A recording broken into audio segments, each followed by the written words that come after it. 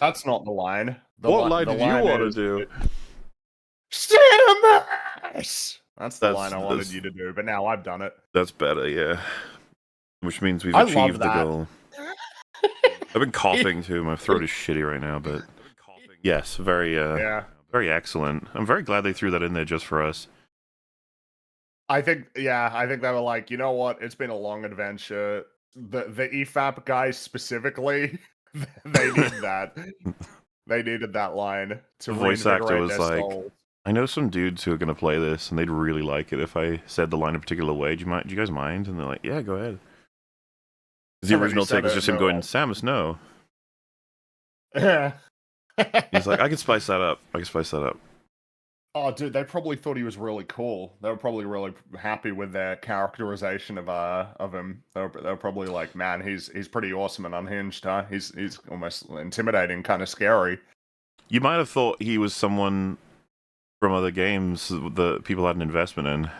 You could have been like, Well, yeah, it's could you imagine waiting 18 years to find out, like, you know, to find out more about Psylocke, and that's what you get? that's so mean. Yeah, it is. 18 years, nearly 2 decades. Why would they do that? Why were they so mean? Why are they so cruel? They thought they did a good job. That's the thing. They thought, like, man, they're gonna be so happy. And unfortunately, some people have claimed to be happy with it. Yes. But whether or not it will reflect in their having any fond memories of this game, in even by now, I was going to say in a month's time, but it's been about a month since the game came out. Even now, it's already been you gotta kind of wonder. in memory hole, doesn't it? Yeah, kind of. I saw the other day. It was like a video on Twitter of something wacky happening in Breath of the Wild, and the quote tweet pointed out, you know, doesn't it say something about this game that it still kind of surprises you like 9 years later? Meanwhile, you know, is there anything to be said about Metroid Prime 4 at all? You know, that's particularly positive, that isn't pretty superficial. Like, oh hey, the music's cool. Not that that is superficial in other Metroid Prime games, but in this one, when there's no positive memories to attach to it, Feels you know? yeah, feels like you're floating Or in like, oh yeah, no, it looks pretty good. It's like, yeah, them graphics are alright for sure. What else? What else is there to be said for it? which prompts me to introduce us, I suppose. Welcome to your next designated government-funded episode of EFAP, government-sponsored. All right, this one we're here to celebrate this new awesome Metroid Prime game. Wow. Oh. Nah, I got nothing. I was gonna go a little further with that, but I ran out.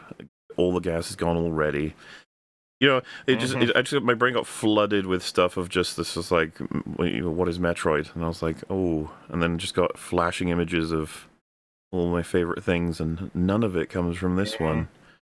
I was like, oh, you start bopping to the music from the old games that's playing in your head. You're just like, man, Fendrana Drifts. That's a real funky song for the depths. You know, it's really cool. Or, you know, like Brinstar, Torvus Bog. It's just like, oh yeah, and you can just see it in your mind. You know, all those places, all the achievement tunes as well. You know, when you unlock a thing, you grab a thing. There's a part in the supercut where they play the upgrade sound after you grab, like he installs your shit, and I was just like, God, so unearned. Here you go. I have done this for you because you need, what was it, like a class 4 Federation technician in order to get any upgrades. Because of course you do. Yeah. Well. Yeah. So yes, we're here. Me and Franny were chatting. We realized we should probably talk about this game because we did play it through completely, and we're pretty big into Metroid just as a general IP. And then we were like, well, you know, I think that earns itself a bit of a, like, we need to express ourselves in a forum that is befitting of such things. Now, we decided it would probably be me and him, but then we discovered, because Rags and Platoon were not as infused with such wondrous adventures as Metroid Prime 4, but we saw that Platoon decided he would go adventuring himself, and he played. How many hours did you subject yourself to? I have no clue. He has Because no the internet clue. told me it was a 15-hour campaign, and I'm sure I've played it for longer than that. It feels like I've played it for longer than that. But I don't know exactly how many hours I've put in. I didn't keep track. I just know that it was a lot, and it was too many. So he can offer a different perspective, right? To give our credentials, I played Prime, I think, round about a few years after it would have come out, because I got the GameCube a bit late, but it was one of the first proper games I played, like fully. You know, I played on Game Boy and stuff before then, but GameCube was like my first console, because I got into gaming a bit late. And I happened to pick up Prime because I thought the cover looked cool. Remember when we used to do that? Used to buy games based on the front cover? No, so it's a cool cover. I like the Metroid Prime 2 box art, probably the most of that. That's a really moody sort of you can cool imagine one. that was an easy buy when I saw that. I was like, they made another one! But yeah, you know, and played that, and then Echoes, and I did a little bit of a look back in the history and played myself some Super Metroid. I did have a go at I think Zero Mission and something. I've like scattered time, but the main ones to consider for me would be Prime 1, Prime 2, Super Metroid, Metroid Prime 4. Like, they're the ones I know pretty well. It's a really cool IP. I love it for many reasons, and so I'm always up for more of it once I can get some time and stuff. But this one, I was like, oh yeah, I'll check this out once Fringy recommends it. And then some other information came out, and I was like, ooh, they wouldn't dare. Well, yeah, because for a while it just it was like, yeah, I guess we don't really know much about this other than, yeah, I guess it on its face looks like, yeah, doing Metroid Prime again, and then the previews, the game journalists, Yeah, and it's like, had to see for myself. I don't know, real quick, if you've got a sort of setup for your history with Metroid, just so people know. I got into Metroid later. I remember there was a point shortly after, like, maybe a couple of years after Metroid Prime Trilogy had been released, and I was like, man, I'd really like to play that, but that was like really hard to get. Metroid Prime Trilogy, the re-release for the Nintendo Wii. But then years later, they actually released it for the Wii U, which was then my first opportunity to start playing Metroid. So, Metroid Prime 1, 2, 3. And of course, when you play Metroid Prime, it's like, dude, this is like one of the best games ever made. Which is like a really good way. And then yes, it's somewhat similar, sort of going back and playing the older ones, not all of them, but Super Metroid, which is just fantastic. Bit of Metroid Fusion, which is super cool. That would be worth me going through it a bit more. And then that sort of led into this what seemed on its face to be kind of like an exciting era of, oh shit, is Metroid like coming back, which was 2017, because that was when Metroid Prime 4 was initially announced. But you might remember that they also released the Metroid 2 remake. Which is it's cool. It's a cool game. But then it led to Metroid Dread, which was like great, and that was very exciting. That was like really exciting. God, the future was looking really bright. It's like, dude, you're telling me like we're actually back to like 2D and 3D Metroid games getting to like coexist and potentially be really awesome. That's exciting. Yep. Then I played Metroid Prime 4. You sure did. And I guess to spice it, so Platoon, I'm assuming you've got little history with Metroid Prime, or Metroid in general, I mean. Very little.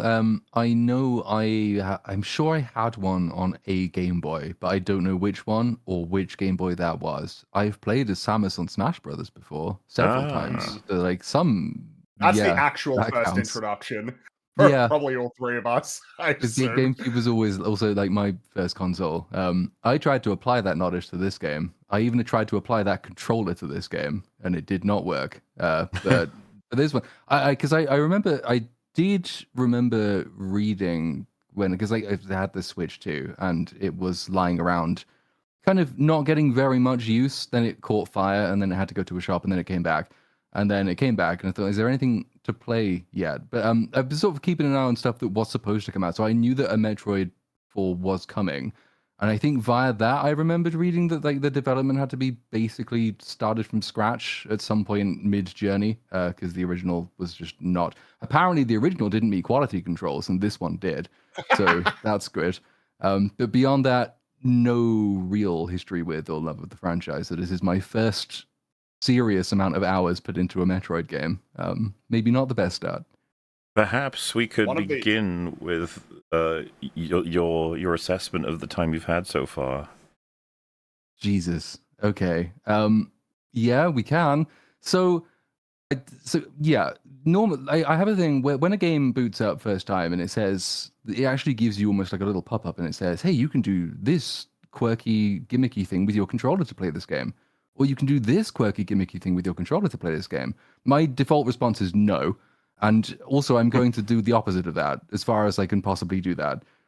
So I had the Switch 2 GameCube controller, and I thought, I'm going to play this on GameCube controller because that controller has spent more time in my hands than my own penis has at this point. So, it's one I know very, very well. So I tried to do that and got into like, okay, this is not optimized for any control system really that is not the one the game really, really wants you to use. Because I mean, I get it, the GameCube controller is not a modern controller, but the Switch 2 one has got some semi-modern upgrades to it, sort of reluctantly. Like they added a left bumper button, except that they didn't make it a button. They made it a little tab thing. They didn't just put another actual button there because why would you do something like that? It would destroy the feel.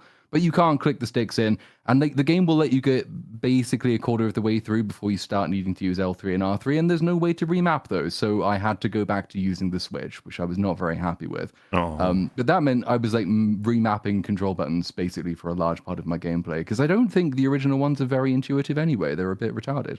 But once I'd got that settled down and actually started playing the game, I realized that actually trying to remap buttons is probably more interesting than most of the gameplay itself.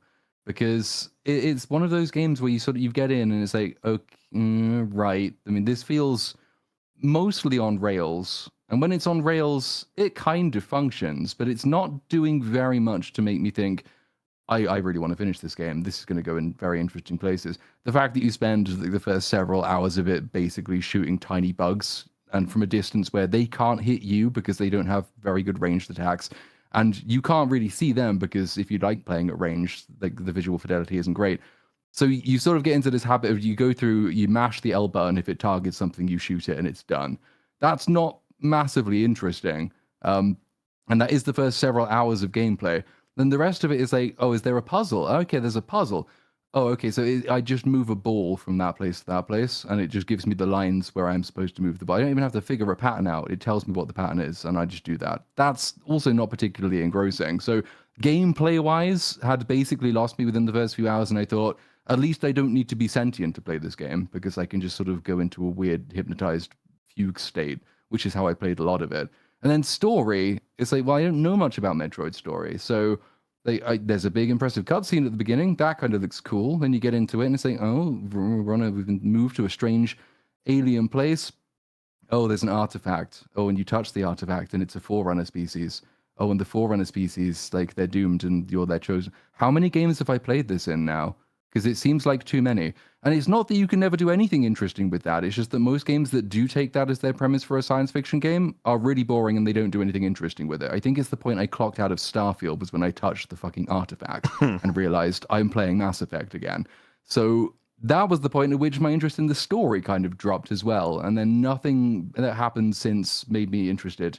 You meet some characters, I use that word advisedly, they're annoying, and they keep talking and telling you what to do and where to go, so you don't even have to figure stuff out. So then I just kind of probably spent 10 hours playing it without really being aware that I was playing it. It was just sort of, I was, meditating in a not very pleasant way, wondering how much longer I had to go. Wow, how's that for a summary of someone who hasn't even got the biases of playing the prior Metroid games? I'd like to believe that it's not just that the gives people a worse experience.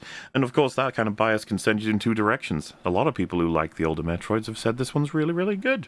Yes, the bias has essentially clouded their judgment. Clouded their judgment and led them to conclude that the people who don't like the game, it's just because it's not like the other Metroid games, which, number one, that would be a valid feeling in and of itself.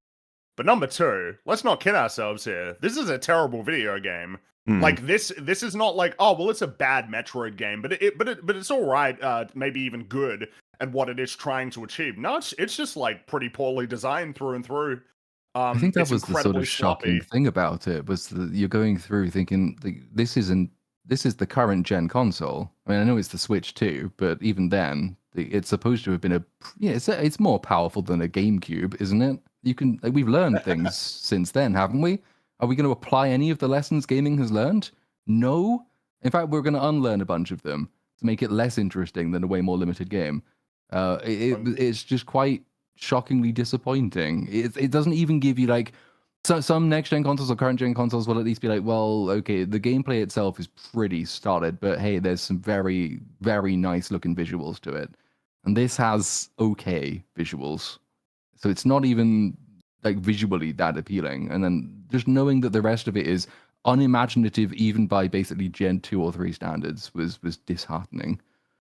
Oh yeah, this is a It's, big rollback. The DNA is present. This is the family member you haven't seen in 2 decades, and they're in hospital, and they're very old, and they're on a bunch of machines that are beeping like crazy, and you're like, oh no, what happened? And it's like lots of stuff, mostly drugs, and lots of things have gone in and out, mostly out, I'd say. Bit of a husk is left. Very sad, very depressing. Suppose we can get into detail about what particular things those might be.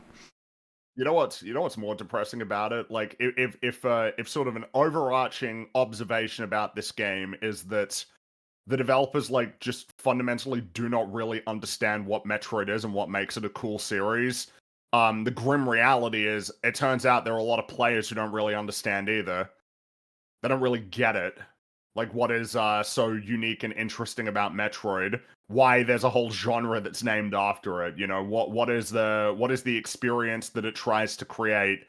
And how is it that the series has managed to so reliably create that experience? Like Metroid it's a remarkably quality series when you look at it overall. The first game being massively innovative in and of itself. Super Metroid, you know, remaining to this day as like one of the best of its genre.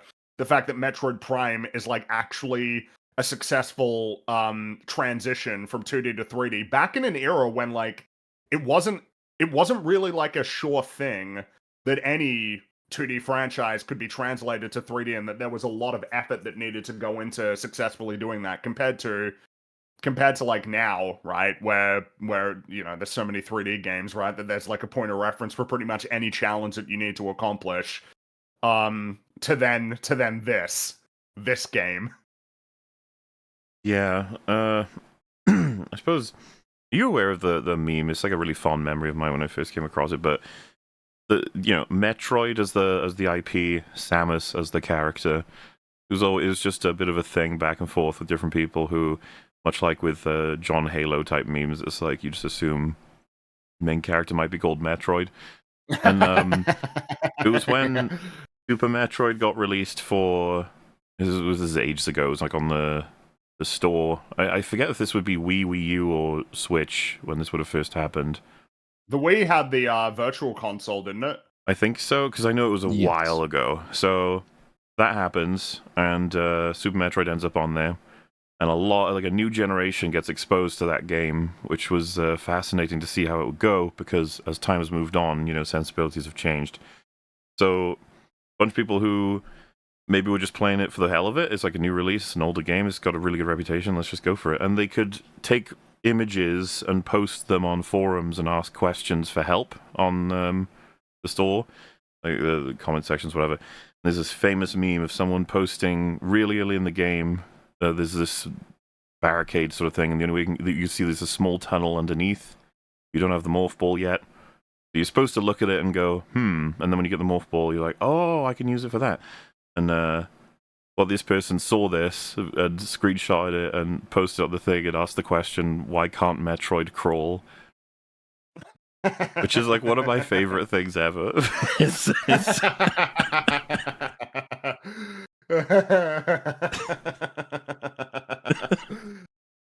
That's pretty funny. Yeah, it's good stuff. It's just a franchise that I'm so easily fond of. So, lots of And positive it's so memories. unique amongst Nintendo games. It's like notably, you could say it's a bit of a mature franchise, bit of cosmic horror, right? Isolation, some even survival horror occasionally sort of creeping in, right? It's Yeah, they like like to it's play around a very, bit.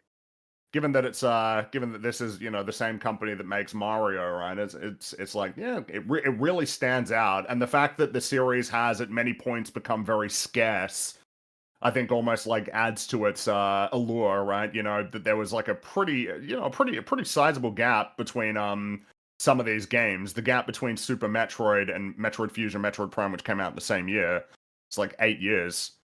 It's like, ooh, damn. And then of course when it disappeared there for like about a decade, it's like, yeah, it's it just sort of disappears, and it's like, come on, man, like this is a really cool series. And now I'm at the point where it's like, no, we could, I could stand to never see another Metroid Prime game again, unfortunately, because I don't really have any expectations that any good lessons will be learned from this.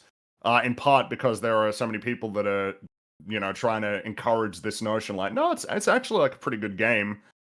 It's like, even if everybody was universally negative, I don't know that they'd understand it. We could probably find out ourselves in the 343 comparison has been brought up a lot for this game because it's sort of known that some 343 developers are a part of our retro studios. Because again, guys, it's been a long time since Metroid Prime. I mean, Metroid Prime 3 came out 18 years ago. Even Donkey Kong Country Tropical Freeze came out over a decade ago. It's not the same team, not the same retro, and yeah, I don't know why there would be any expectation that they will learn any good lessons, whether or not they received a lot of positive feedback or a lot of negative feedback, because 343 received a lot of negative feedback and they never fucking fixed the problems. So, yeah, 3D Metroid's probably dead going forward. Not dead in that they won't keep making them, because they probably will, but dead in that you probably shouldn't expect much of them going forward. Yeah, we are now aware of the sensibilities for design, as well as what they're willing to accept as completed, work, which is a big shame. I suppose we could go somewhat chronological, skip through the game, maybe reference how things used to be once upon a time. Because there's a lot of, again, this was another shock for why this is no good, is that all they have to do, as they often have to do, is copy the basic blueprint, and then they're kind of allowed, because it's been long enough, to make Metroid Prime 4 just Metroid Prime 1 reskinned with maybe a new few abilities and a different world, a different way that you interact with certain things. As long as you do enough of that and a new story, you'll get away with it. People won't mind. We wouldn't have minded at all. No, I mean, obviously, I'll take it over this. Yes. And you could say that was definitely... That's kind of what they have done, but everything is empty and missing and incomplete, and then they've added a bunch of shit. It is pretty funny because, I mean, Platoon's, characterization of the overarching story, it's like, I mean, Metroid Prime 1 is that, like, Samus is sort of prophesized by the Chozo to liberate Talon 4 from like the corruption of Phazon. And that is the story, but obviously it's got a little bit more dynamism to it because you've got the space pirate sort of operation going on as well. So it's kind of funny. It's like, yeah, there is already in some sense that this is like, kind of a sort of pale imitation of Metroid Prime. But the big problem, and sort of the core problem that you could say this game has, is you don't really understand why any of the elements in any of the Metroid games exist. You don't understand the purpose they serve. You just don't really get it. They're here, but they're balked. They're incomplete. They're jumbled. They're incompatible. So must be quite remarkable to be a chosen one for two entirely separate and disconnected species in the same universe. Like, Jane Metroid is a pretty special person. Well, and of course, the Chozo, she has like a connection to a significant connection compared to these fellas, where they basically are just sort of like remixed Chozo, Yeah, but they're all not of it is birds, which makes them a remixed. little bit worse. All of it is remixed except the newest additions. There's maybe one new addition, like with the psychic stuff, that it can be commented on in a more positive way, but everything else is like, oh god, what has happened? What have they done? Um, Once you clear the sort of initial bombastic part, because in retrospect now, because when I was playing it at the time, I had different expectations, but looking back, I'm like, oh, so that was in a cynical way, like, hey, look at what you're in for, even though it was kind of meh, like the whole the sequence. But it Hmm. was still, you think back and you're like, that was more of a highlight when you get to the next part that takes ages before the game will start. And then when it starts, it's still ages before the game really starts. Yeah, I mean, it was something that I was saying when I was playing the game for like maybe 3 hours. Was when do we start? Like, when does the game start properly? And when I say start properly, I think all of you know exactly what I mean. Start properly is when Samus gets out of her ship, right? When she lands on Zebes and then starts exploring. Or, when she Yeah, lands on yeah, Talon 4 and she starts exploring. Or in Metroid Prime 2, you could even say it's like, yeah, after she essentially gets her big mission. She receives the mission, you gotta liberate the planet, and then, you go from there. Not every Metroid game has the same approach when it comes to the introduction. Sometimes they mix it up and they change it up, and sometimes it's shorter and sometimes it's longer. But there's a lot to be said for many of the introductions throughout the series. Metroid Prime is a particularly good one to point to because when you're traveling through the space station, the pirate space station above Talon 4, you're being introduced to so many things that are going to be relevant later on. There are a whole bunch of specimens from the planet that you're going to be encountering throughout the game. You're getting your first hints about Phazon, but you don't really understand what it is. And of course, the fact that the pirates have been there for some time and have been experimenting, the experiments of which, you will encounter throughout the game as you encounter more powerful space pirates that have been infused with Phazon. And then the fact that you get to revisit some portions of that station later on in the game once you get to explore, further sections of the Talon overworld. It's like, as well as just fundamentally introducing you to a lot of the core mechanics, giving you a couple of additional items that you're going to lose, like the Morph Ball, so that as you progress, initially, like, as you're already going through the level, as you're going through Talon, you get to the Chozo Ruins, you've already got expectations of, well, I could morph into a ball, and that granted me access to certain areas, and I can see almost conspicuously shaped, areas that it looks like I could use when I have the morph ball, which I don't have now, but I assume that I'm going to get it later. It's a really elegant introduction. It really is, and it feels like it's worth highlighting that by comparison to this one where, yeah, sort of big action set piece, and then you just get teleported to like a totally different planet, and yeah. everything that was happening there kind of doesn't matter anymore for the rest of the game. And then there's a whole tutorial for their new sort of addition to the game, which for the most part is just a different way of doing stuff we could already do in the other games. It's like a different contextualization of it, right? Like whereas you had scanning, it's now the psychic ability to read certain things, and it's sort of just like, okay, I Well, guess. and that it essentially grants you almost omniscient knowledge about this world that you otherwise, the story itself acknowledges you shouldn't have access to. Which isn't, I mean, this is the thing about Metroid Prime. I didn't have any context. It was like, you could look at it in a couple of different ways, but the way you've just talked about it, right? It's like a big old piece and expression of mechanics in that opening mission, and then they get taken away. Like, oh, I want them back, and it's like, not only are you gonna get them back, you're gonna get like You upgraded get a lot versions of more. all of them, Mm-hmm. and and more. And by the time you're doing all of that, you're also seeing all these new worlds, how they intertwine, defeating bosses, understanding puzzles, and literally every aspect you could ever reference is just lesser in this game or non-existent. Now, that whole sequence, it takes a bit of time to go through, lots of talking, lots of watching and walking, and I was willing to be somewhat forgiving in the sense of, all right, it's a beginning, getting a lot out of the way, we'll see how it goes. But Something that kind of didn't strike me the way that I guess it is was you enter your first of it is 5, right? You need five major zones. you're Yeah, in your 5 first dungeon. It sort of just drops you in. I almost thought I was sort of working through and out of the tower in my brain. I think that's how I contextualized it into presumably the desert, and then I would get my mission for sorting everything out. But it's like, no, you're kind of just doing your first dungeon, and it's extremely simple and very straightforward and easy and everything. But it's almost like about as complicated as the game's going to get, too. Yeah, pretty much. The sort of level design that is present in Fury Green, which, by the way, we'll talk about a bit more. There are some shit names for, like, everything in this game. Instead of Phazon, you have Green Energy. That's what it's called. It's so and imaginative.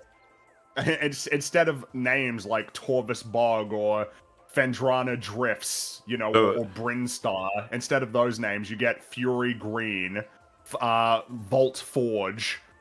Like, the worst thing in the game for this, and I almost couldn't believe it, was when you unlock, I think it's 75% of the crystals, and they reward you with the item, the green crystal, energy crystal finder. I was like, that's the name you gave it? Well, and the fact that every new ability that you get is just Psychic Morph Ball or, like, Psychic Beam, you know, it's all... They're all just psychic and then just a name Psychic from Lasso, the like, previous Psychic, games. yes, yeah. I still think all of that is way more forgivable than it's like you need an item to help you find the green crystal energy stuff. What is it called? The green energy crystal finder. Like, guys, No, I think that once probably you've is the already worst like one. you Scanner, unlock it by radar, finding those things to begin with, detector. and then you get to it, and it's like, well, wait, why are you now giving me the thing I used to find the things that I found in order to get it? I mean, it's not unlike the others, which are just incredibly unimaginative. That one's actively misleading. Like, the others, you have to sort of just write off as like, well, this species that owns this planet was just incredibly literal minded and didn't have much imagination. The energy is green, so it's green energy. The forge is powered by volts, so it's the volt forge. But that one is like green crystal. No, because I've got so many green crystals, and I didn't want to have to pick them up, and I assumed I'd get something more exciting from doing that. But no, green crystal finder. It is a bit Yay. depressing. Somewhat undermines the idea that this is meant to be like a sort of fascinating, almost magical civilization, particularly with the fact that they've got like psychic energy, right? Like, it kind of undermines it a bit when it's all of the names are just like incredibly lame for everything instead of being like kind of wacky. It has a big knock-on impact as well. I mean, the name side is one part of it. It doesn't exactly excite your imagination, but it does tie in with the pretty uninspired level design itself and enemy design and the very limited set of enemies you have. As you go through the Fury Green bit and you find a thing, it's like, oh, I don't have that power yet. This means the game is going to want me to come back here, but it has given me no reason to want to come. I do not care enough about what happens in this place to want to come back, especially after I've discovered what coming back entails. Once you discover that like you can't fast travel from place to place, to get from the back here to go up the psychic things that you need the psychic boots to get thing.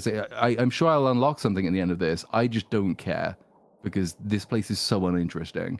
And it's bad, you know, if you're going to bake this into your game design generally, that people are supposed to come back and revisit areas they've already cleared, you have to give them a reason for to think that will be fun. It can't just be, I've got to go and shoot fucking 5,000 bugs to get back there. I don't care. It's not important. I'll just carry on with what I've got. And if you are sort of hamstrung by a lack of imagination, you could at least make the unlock at the end of it really, really useful, because the difficulty spike in later districts will force you to go back. It doesn't even do that either. It's like, you can if you want, but we're not going to incentivize you in either way. None of these places are interesting enough to spend this much time. You've honed in on something that's probably worth talking about when it comes to the level design. This is a clear example of they don't get it. They know that, oh yeah, something that you do in Metroid is you go back to levels that you've already explored, but now that you've got a new ability, it grants you access to new areas. That's something that that's something that's meant to be in Metroid games. But they've designed levels that don't support that and the fact that they've got a massive desert in the middle of it generates different expectations. Certainly when Mackenzie tells you that you can go anywhere you want, which isn't even true. It's not true in the way that it's true in an open world game, because it's not actually an open Oh, no, world game. that pissed It me can't off be. so much. That was so Yeah, annoying. it should. It It's should. like, It's a lie. So you go into the desert. It's like, oh yeah, now I guess it's up to you. You can decide where you go next. Any order you like. So But- I go to the big volcano because volcanoes are fun. And then it's like, oh no, you don't have the ability to go over the lava yet. Oh fuck! Oh, Like, where's that then? Oh no, you have to go to this place. So we go to that place. Oh, you don't have the ability to go there yet. So, oh, really? So what? Okay, go to the other place. But you just told me I could go anywhere.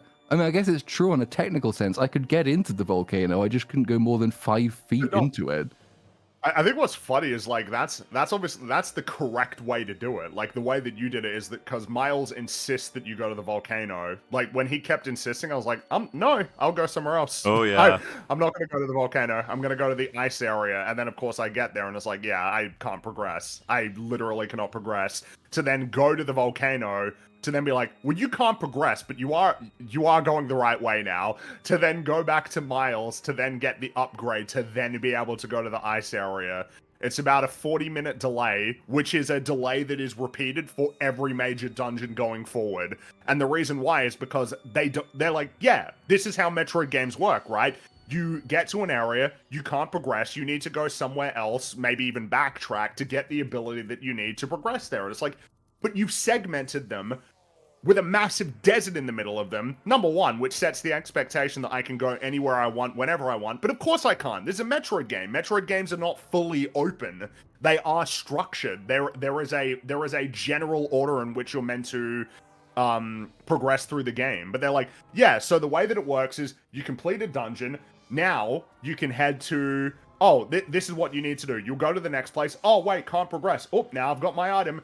From this conspicuous area in a level that you've already been in that you haven't been able to access, because of course it's conspicuous, because these levels are so linear that if there's one set of doors that you weren't able to access before, it's like, okay, so obviously that's where I'm meant to go. Go there, get the chip. You can't get the upgrade immediately. Drive across the desert, go back to Fury Green, talk to Miles, get the upgrade. Now you can progress. And then the developers are looking at you saying, we're doing Metroid, right? With a fucking smile on their face. And sort of on reference to this, right? I assume it's not going to be hard for you to decipher my little image here. What I might be trying to say there, Fringy. So on the left, you might have Metroid Prime. We've got a series of many big rooms, many medium-sized rooms, a few small rooms, and then lots of hallways, and it all wraps around into itself. The Kozo ruins, I guess. Chozo ruins, sorry. And I always read it that way when I was young. So it was really hard for my brain to reset on knowing that that's the correct pronunciation. Yeah, fair enough. On the right, you'd have your average map in, I guess Fury Green would probably be applicable to this. In the new one. I mean, this looks like Fury Green, and it does. The only difference that you will find is that Vault Forge is the same, but it's just go down elevators, so it's all stacked on top of each other, but there's only one path. Yeah. The volcano area is pretty much a straight shot to the end. And the ice level on its face might look a little bit more like a traditional Metroid level, but it's not. It's still incredibly linear. When you start to realize, right, when you're going through Metroid Prime's levels, it'll be like, here's something interesting. Oh, and here's something interesting. Here's what you wanted, but there's like 3 interesting things in this room. Anyway, can't really do anything with them. And you go forward and you're like, oh, this, reach the boss, kill it, get the thing. And as you backtrack through those other rooms to get to where else you go, and you're like, you remember those interesting things? Is there anything you can do with one of 3 of them? You're like, I can actually, because I got this. You're like, oh. And so it doesn't quite work, as perfectly as it refreshes the rooms, but it adds that, like, a change of flavor when you go back, which is a really important element.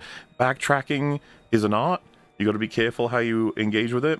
Automatically, when playing this game and going through what I'm displaying on the right there, and if say for example in the 3rd bump in that line had like a morph ball hole, I'm like I'm looking around, guys, and if I cycle through this whole thing and that's the only thing of interest, I don't know if I'm going to come back just for that.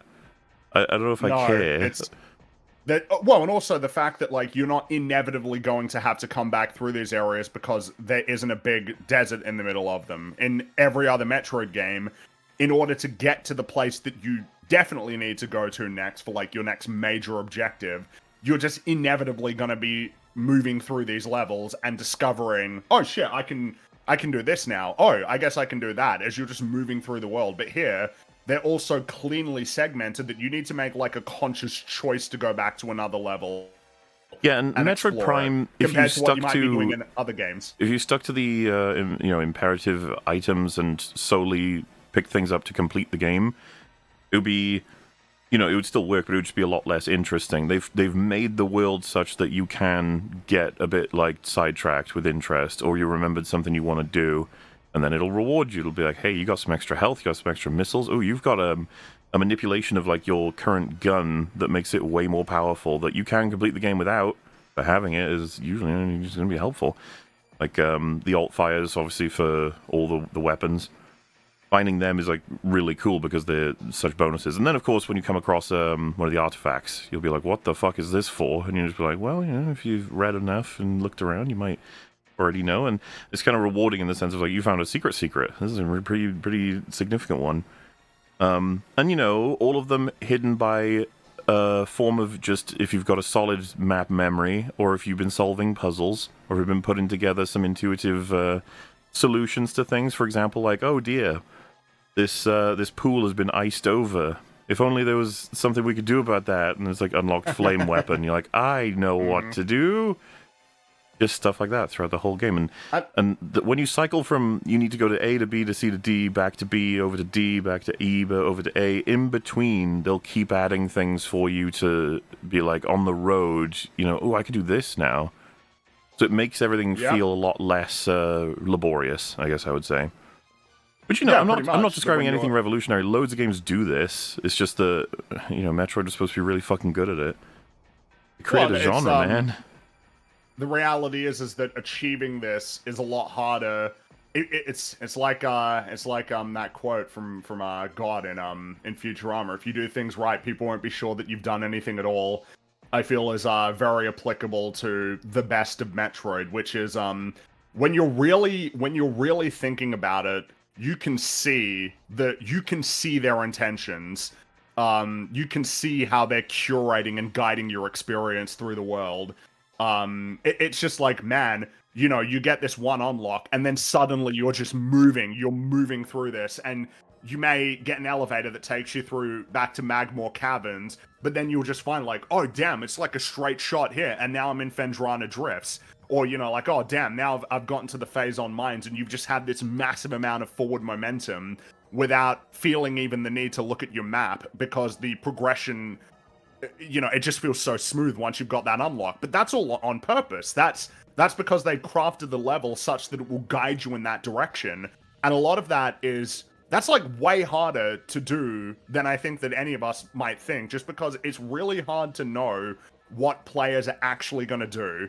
Particularly when you put them in a situation where there is a possibility that they could get lost. And the reality is, in order for Metroid, or really any Metroidvania, to be what it is and be at its best, you have to accept that as a possibility. Players can get lost. Some of them will get lost. That is just... In order to prevent players from getting lost is to lose something fundamental about the experience. Which feels like some weird new era thing that's applying to loads of games now. It seemed like some kind of intuitive notion of, well, that's a bad experience, therefore we must get rid of it. We must stamp it out. We have had gamers that stop playing the games when they no longer know exactly where to go. So we need to get rid of it. And it's like, oh no. Kind of like I think it's the Dorman fallacy. Have you heard of this? You know what? I haven't. So it's I think it's a marketing term actually, and it refers to you have classic doorman on the building that you want to get into, sort of thing, and someone comes along and says, "Man, paying someone full-time job for this when you could just have it be automatic. I'll design it, I'll set it up, and I'll replace him." And there you go. It's we've solved that problem now. It's all good to go. And then many months later, you start to develop problems that you never expected. Like there are people sleeping next to the door now, or there are people messing around with it, or putting graffiti on it, or fiddling with it and breaking it and stuff. And you're like, why is this happening? We never had this problem before. Like, well, because the doorman wasn't just opening and closing the door for people. He was a person standing there meant that people wouldn't do certain things because he was like he had like an aura. He had an AoE of just, you can't be here. You would interact as a person. There's like an unforeseen consequence of solving a problem you thought you being like efficient. So adding a whole bunch of things to make sure that people never get lost again. It's like, well, that could only be good, right? Like, oh no. I think you've actually misunderstood a few things, and also you've now chopped out something you never thought you never thought it was the thing you could lose. But Metroid is another big victim of it, and it is a huge shame. I'm attempting to move us into the, so to speak, world design. I'm just being a full-on artist here, so it's going to take a little bit. But no, it's looking about right there. I see exactly what you're getting at, and remember that these levels on the right that Mole is drawing, they are separated by a massive desert that has fuck all in it.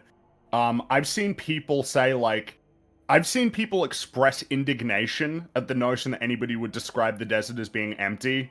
Like, huh, it's clearly not empty. There are things in it. It's like, man, you are being so unbelievably obtuse. I almost couldn't believe it, but yet I can. It is just barren, except for green energy crystals and a handful of what you could say are the equivalent of shrines in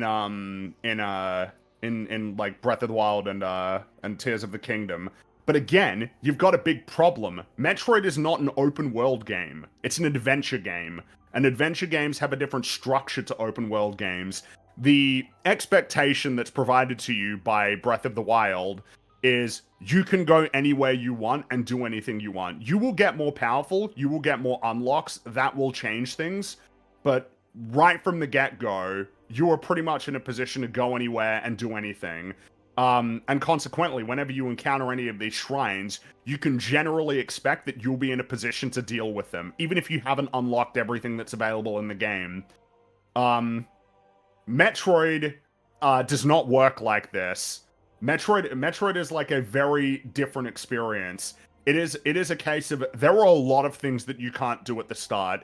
And the more that you progress through the game, the more that it will just almost in a very binary way change from you can't do this to now you can do this. And it will open up more and more and more of the world until by the very end of the game, you're incredibly powerful and able to conquer anything that the game throws at you.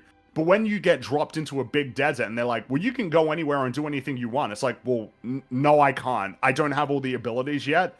So let's be honest. Why am I going to fuck around and try to even go to any of these shrines when I know that inherent to the design of Metroid, which to some extent you do recognize as being the case, is that you can't do anything you want? Why would I even go to these shrines to find out, oh wait, I don't have the ability that I need to do it? Why don't I just wait until the end of the game to do it? It's like, well wait, hang on, it's not really paced that way. It's like, yeah, it's kind of really stupid, guys. Like, I wasn't the only one, right? Like, I'm pretty sure you didn't do basically any of the shrines until the end of the game, right? No, I did some of them as I went. What we both did was not engage with Takabe, which we'll talk about because that's hilarious. Yeah. Well, it's just, and what's crazy is that then once you do it, it's like, oh shit, now I've got like all of these incredibly powerful weapons that I didn't have throughout the entire game. And it's funny, someone would be like, well, you played it wrong. It's like, I feel like I played it in the way that the game incentivized me to play it, which is, why am I going to waste time finding out that I can't do these shrines? Which, by the way, on the minimap, doesn't even display whether you've completed them or not. So that's really helpful. Makes it really easy when you're trying to figure out which ones you've done. Why would I even bother with that? I'll just wait until the end. It is an important thing. So, like, when you're, especially like the opening hour, depending on how long the game is, obviously the number of hours can change. But this is the part where you are training the player on the basic expectations, not just the mechanics of it, not just the controls, but the basic expectations of how things function.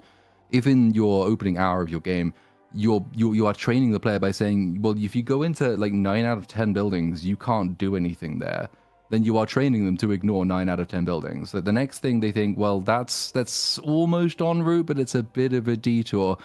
you're telling them the odds of you being able to do anything interesting there are pretty much nil, so they won't go looking for it. And it's one of those things. You can probably do a synthesis of open world and adventure game. You can probably do a synthesis of open world or like Breath of the Wild style exploration and Metroid style hard locks of progression, but you do need to work out exactly which bits go where. Like, what bits are you going to make meld? What are you going to compromise on? And what are you not going to compromise on? And this game doesn't do that. This game just says, well, open world just means world where you can walk in any direction you want. And then Metroid is game where there are hard progression blockers and you have to unlock abilities before you can get to next area. So you stick those things side by side, and what have you got? A world you can walk in any direction and a load of stuff you can't do. It's like, that's sort of the deeper meaning behind describing the desert as empty. Yeah, there's like 5 things in the desert. It's already not enough things, but most of those things you can't engage with anyway, so what's the point? Functionally is emptier than it first appears, which is never what you want when people are exploring your game.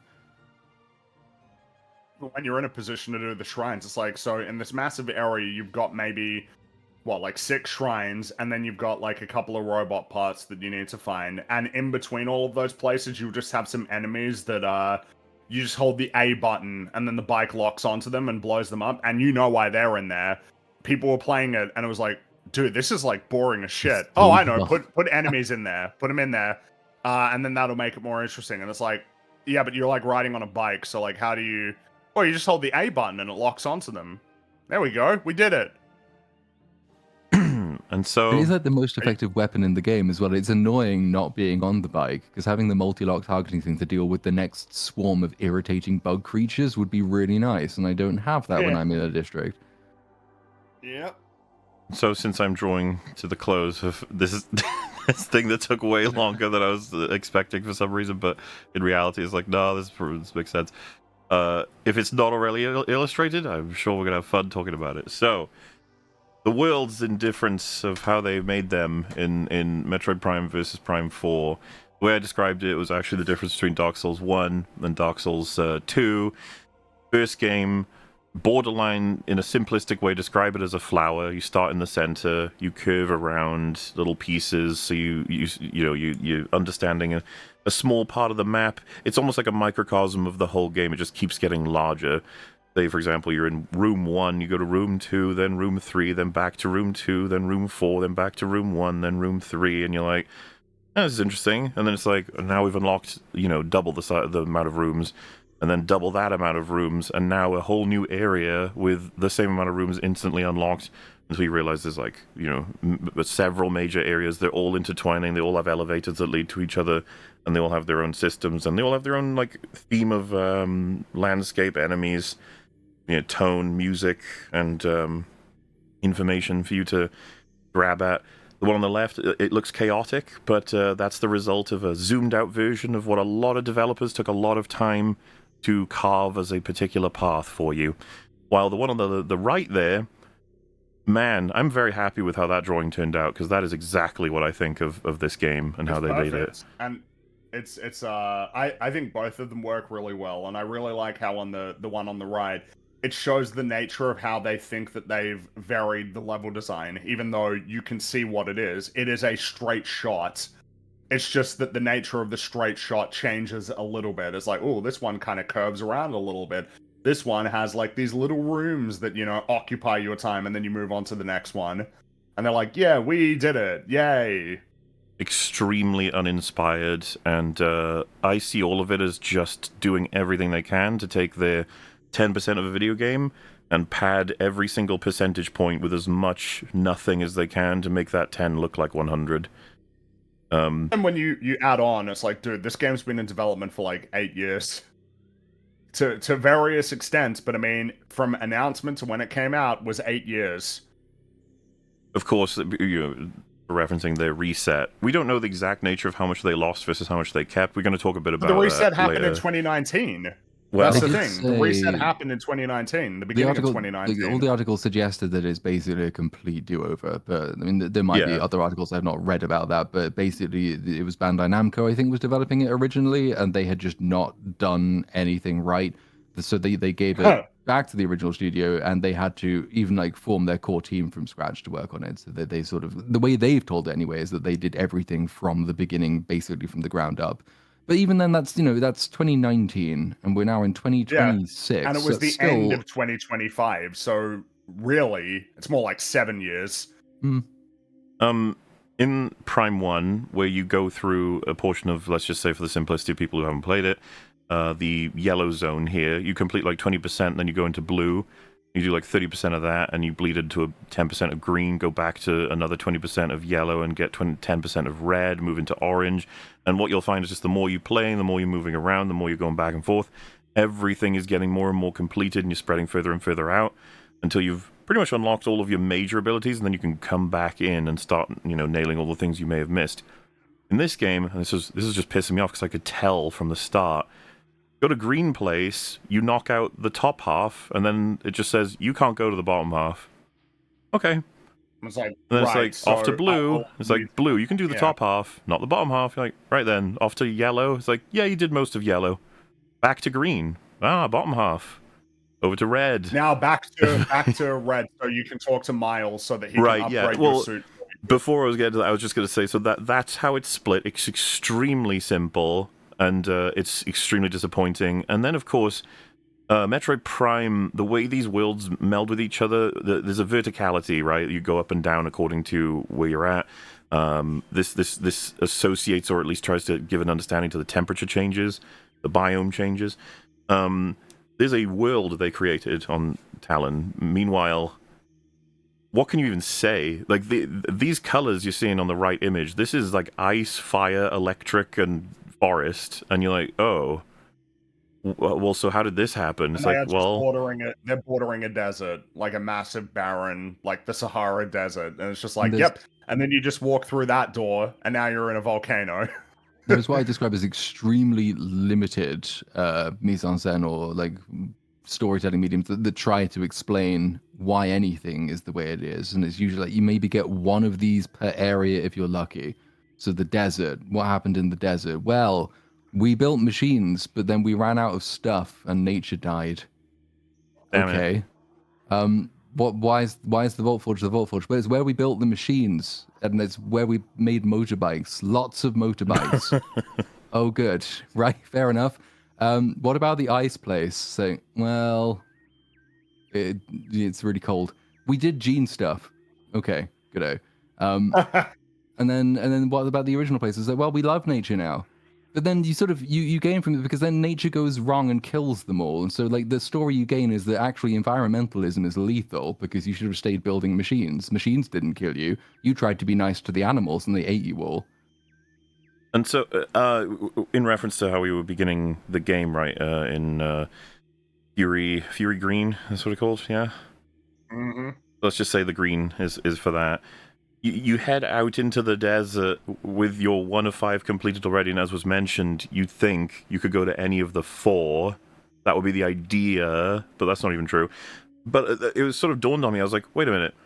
What I just did wasn't the tutorial. It was like a big portion of the game, and I was like, I hope the dungeon design there was like, the tutorial beginnery shit. But like, to my horror, if anything, it just gets worse with each like place you go to. I kept getting disappointed. It does get worse because the final section, like the big underground mine area, is probably the worst. Yeah, that's kind of what the orange is supposed to somewhat represent in my head, where it's just like corridor action arena, corridor action arena, corridor action arena. It's just spawning enemies over and over again. You shoot them. It's just like, thanks, man. I love this. This is my Metroid. This is exactly what I want. I don't know how else to say, like, that this was pathetic, and then someone came in and was like, we got to make it longer. So, in the Metroid games, I would say this boosts the element of feeling alone, that every time you grab something that is for you in some way, it's like you on the spot get it installed, like be it a suit, missiles, health, upgrades of any kind. In this game, bafflingly, you'll leave green land, go to, let's say, yellow land, and it'll be like, you've got something. And then Miles calls you up, and he's like, hey, buddy, you got to come back to me to get that installed. And then once you have it installed, it's like, now you can go to blue place. Like, why wouldn't I just go from yellow to blue? That makes no fucking No, sense. you need to go back and speak to Miles so that he can make these upgrades to your super duper amazing Chozo suit. You know, And like, this, yeah, he'll do it for you. This desert's no joke, man. Like, it takes a while to go from yellow to green to yellow to blue to orange to red. Mm-hmm. And of course, I've got Imagine crosses here replaying for a representation of, I guess, notable things in the desert. This is pathetic. It's like It's beautiful. you got is it 6 temples and then a couple of just other bits and bobs like crashed things. When you say like these 6 notable things, probably worth establishing what the definition of notable is in this case. It's like it's not notable; it's just a thing. It is, and it's notable by being there as opposed to not being there. It's an upgrade, basically. it's a mini your dungeon, and there's usually just one puzzle inside, and we're talking the kind of puzzle that's like, you have 2 balls and 2 cups. What should you do with the balls?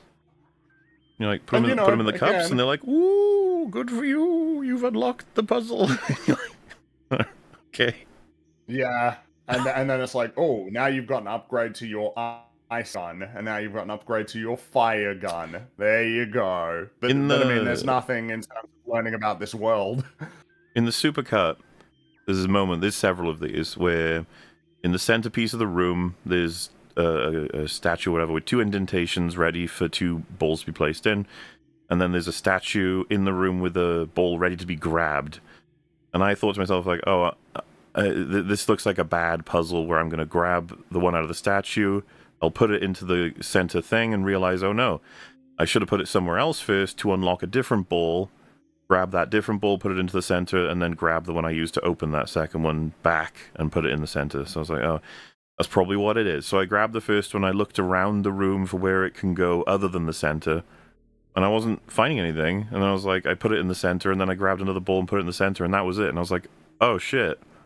Like, I was ready to make fun of you for a basic puzzle, and then it wasn't even really a puzzle at all. It was the 2 balls go into the 2 slots, and I was like, oh shit.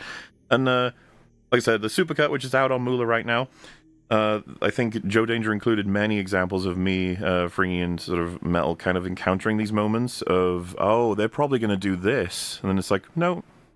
Oh. Yeah, it's like not even that. It's not even like this sort of basic idea that you had in your mind of what it could be. Extremely disappointing and simplistic, and then you sort of just realize it's kind of time wasty. There is a simplicity that you can reach with puzzles where you feel hesitant to say they're puzzles. It doesn't feel right. You wouldn't call eating cereal a puzzle, is usually how I put it. You need to figure out how to grab the spoon and then lower the spoon into the bowl and then manage to put the cornflakes onto the spoon and then move it up to your mouth. It's like, yeah, there you go. It's the level of simplicity where applying any thought to it at all unnecessarily complicates it. And oftentimes what you will be confused by is that you are thinking about it. And if you hadn't done that, the puzzle would be solved. There's a few instances like that. Like coming across there's the psychic lock things in the ice place, I think they're in the ice place. And so there's like 3 balls of energy on a big door lock, basically, and that's what's there originally, and you can move them around. And so you think, well, so like, it's going to be a specific pattern, right? So I have to, maybe I see this pattern somewhere in the world, and I apply it to that. It's not that. It's just that you have to go around and you scan a bunch of shit. And when you scan some shit, you find another energy ball thing. And then once you've got all the energy ball things, they go into the door. And then the door just lights up the line you're supposed to create with them. So you just follow it. And I failed it a couple of times, not because I didn't understand it, but because I was just impatient. So I got to the end of I followed the line, and that seems to be done, so I'm done. And then I exited the puzzle. And it's like, nope, it's just you're too quick for it. And it's drawing another line. And now you have to go and do it again. That probably is one of the more complex puzzles in the game. Once again, another example of like, if you try and imagine any kind of puzzle, it's more of a puzzle than this, and your imagination has led you astray. I know exactly what you're talking about, and this is probably going to be a bad example, but I'm doing my best. Okay, so take if you saw these, that's another expectation. So if you see these cubes, I don't know if you've got the stream open, but I'll show you, and you start here with like a star or whatever. I thought, oh, I've got to move the ball such that I cover all of the slots without doubling back. That's probably the challenge. And I was like, so I've got to figure this out ahead of time. Like, how would I do it? And I think I've drawn one that's actually impossible, so ignore me. But like you can devise a lot of these. There's challenges to make out of that with shapes and stuff. That's really fun. And I played with it for a little bit doing that, and then I realized like, oh, that's not it. Oh, what is it then? I did the exact same thing. And it's like, no, you just gotta find more balls that it unlocks. You're like, oh. Yeah, and it's like go into the rooms and then scan some stuff, and oh, there you go. Yep, there you go. You got 1 ball, then you got 2 ball, then you got 3 ball, and now you can progress. And then in the next room, could you believe it? You got to find 4 balls. Whoa! And then you Yeah. got 1 ball, On the then edge 2. of a cliff. It's getting Then more 3. difficult. This is how you scale with puzzles. But it's another example of very, very poor training data for the player, because your first experience of scanning stuff provides you with what I describe as punishingly dull information. You don't need any of it. Like some of it, it's really just like you scan a box on the floor and it says, this is a box. And then you scan a door and it says, this is a door. And so you're sort of trained to think, this scanning thing's not, I'm not going to bother. So by the time you get to a place where you do actually need to scan something, you're kind of deeply frustrated, and you lose time because you've been trained not to scan things. You can scan virtually everything, and maybe 2 things in any given level are worth scanning, but there's no real indication as to which those are. So you are punished for scanning everything, but then you're punished for not scanning everything. There's no visual. You should probably be able to separate those 2 things out, just the different mechanic. And then the fact that the scanning generally is almost a built-in break, because every time you scan something, you have to stop for maybe 20 seconds. And this is the same if you're scanning a useful item, one of the 5 that there are, or scanning a useless item, one of the 15,000 billion that there are. You stop. If someone's talking to you, the dialogue stops. The entire game goes on pause while you're scanning things. So you're further disincentivized for doing it because it's just such a time sink. Why do I... This is so... There must be a better way of doing this. You can't just keep shutting the game down every time I scan a random pointless box, because I'm not going to scan those anymore if you do that. What's funny is Metroid Prime, like orange and red tags, just so that red was like imperative to the mission, orange was usually lore. So or like non-important. It would have red ones for like big logs, for massive logs. But I mean, that is a good way of doing it. But then, this is yet another example of, Metroid Prime has like a scanner. We should have that. And what's it for? Oh, it's like you get information. So we'll just attach information to just a whole bunch of objects in the world. There, we did it, right? And in doing so, they really make it. I think Metal told me like he just gave up on scanning stuff really quickly because he was getting nothing from it. Meanwhile, obviously, Metroid Prime, the whole point is, some of it is going to be important gameplay information, information you need to know about the enemy that you're fighting, or a particular interactable sort of if a scan was going to unlock a door, it would be red. If it's recording to logbook, right, is what the little voice says. Like the important that one is also red, but then yes, most other ones will just be yellow for like, here's a bit of information for you. Which again, the scanner is like one of Metroid Prime's great achievements. It's a really awesome feature of that game in terms of making it to where the story is kind of there for you to discover. You can play Metroid Prime and and more or less like ignore the story if you want to. I think you're kind of missing out, obviously, if you do that, but that's available for you because like the story and a lot of the information about the story, about Talon 4, what happened to the Chozo, the Meteor, the Phazon, what the space pirates have discovered about it, and the experiments they're running with it. It's all pretty much optional. You don't have to engage with any of it, but it's there. And even if you don't engage with it, you're going to be gleaming a lot of it because the environments and the way that they're designed tell a lot of the story. Mm-hmm. Like, as soon as when you're in Fendrana and then you get into the pirate base, even if you're not paying any attention, you understand, like, oh, this is like not meant to be here. This is almost like a scar that's being left on this planet, right? In stark contrast to how the Chozo seem to be very integrated into the world. Like, their architecture is very, they're living in harmony with the planet. And then when you scan it, it's like, oh shit, that's what they were trying to do, right? It's like, this is really cool. The environmental storytelling goes beyond simply the fact that you're scanning it. Like, you can glean it just from looking at it, but the scans are there and it's giving you a lot of cool information. Whereas here, a lot of the time, the information is like very plain. It's just like, it just describes it as you can see it. Yeah. And it's like, oh, cool. Like, It's this a is box you not. can blow up. It's a box you can't blow up. It's a thing Yeah, you can open with exactly. fire. It's a thing you can open with electric. There's one example, only one example I can remember in this game, which sounds like the way they used to do it, which would be in the ice place again. And I'm not even holding this up as a really excellent example. It's just like what you would basically expect from this feature is that there is a bit of mise-en-scène environmental storytelling going on. You see all of these pods, like these revival pods, gene editing and shit. You can scan them and it gives you information about what these things are doing. And that does form part of the, I guess what you call it, like the B plot of that district, is that when you can sort of pick up that they've been doing experimental treatments on the creatures in this pod. And so when those creatures in the pod wake up as you activate the facility again, then it's like, oh shit. So like, I can follow that. Like scanning some of that information, it told me kind of what to expect, and it's not a huge dramatic twist because you can see it coming 15,000 miles away, but it's still something that makes the scanner narratively useful as opposed to a complete waste of time. I mean, this area and this scanning to figure out this story. That's as good as it's gonna get in this game, and it's not very good. You know, this is the best that they could do.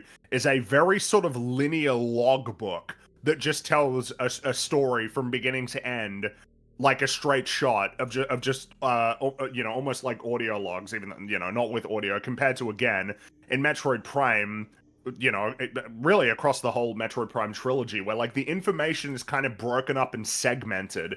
It's not presented.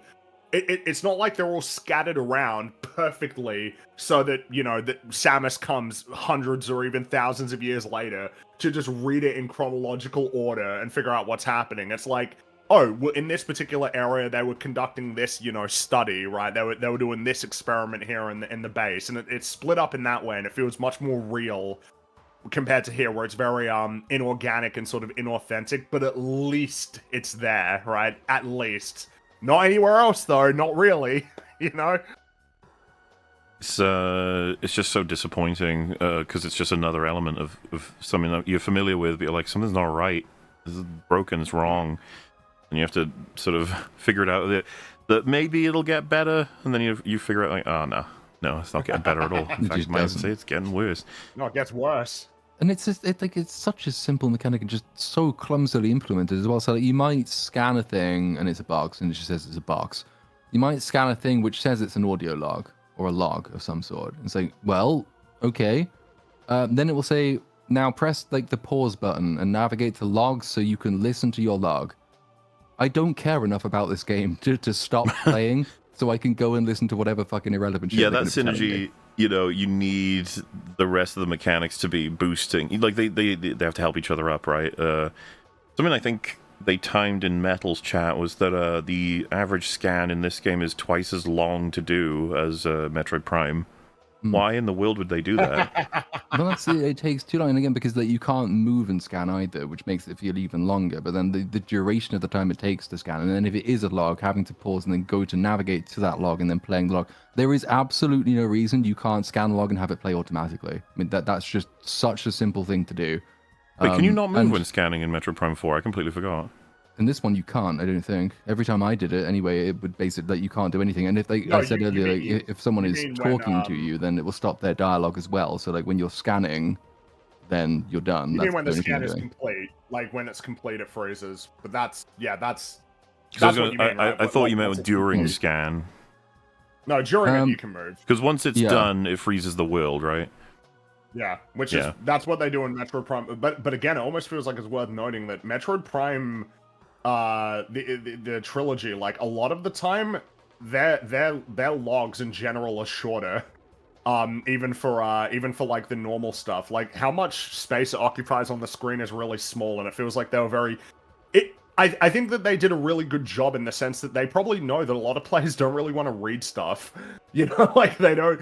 But it's kind of the challenge, right? Is getting people invested enough in this world that they want to read pretty lengthy audio logs about like space pirate, you know, research. Like I think it's quite an accomplishment that certainly in my case I feel incentivized to read all of this and learn more about this story. It's a high hurdle, and you have to do a really good job with it. But like, if the game has done a really good job to make this world really interesting, then you don't mind reading. But even then, it's a problem. You can sort of circumvent, you can move text logs to audio quite easily. That there's no particular reason why you shouldn't be able to, certainly for the things that are actually audio logs, just to have those play automatically. You could probably even find a way of doing it for general logs for any like random box, for example, that you scan, that you could even move that to audio, or you could have it that you scan, or like you just pass your like the view frustum over it, and it will just bring the text up automatically as you move past, and it gives you the option to read or not read without stopping the game in order that you can read.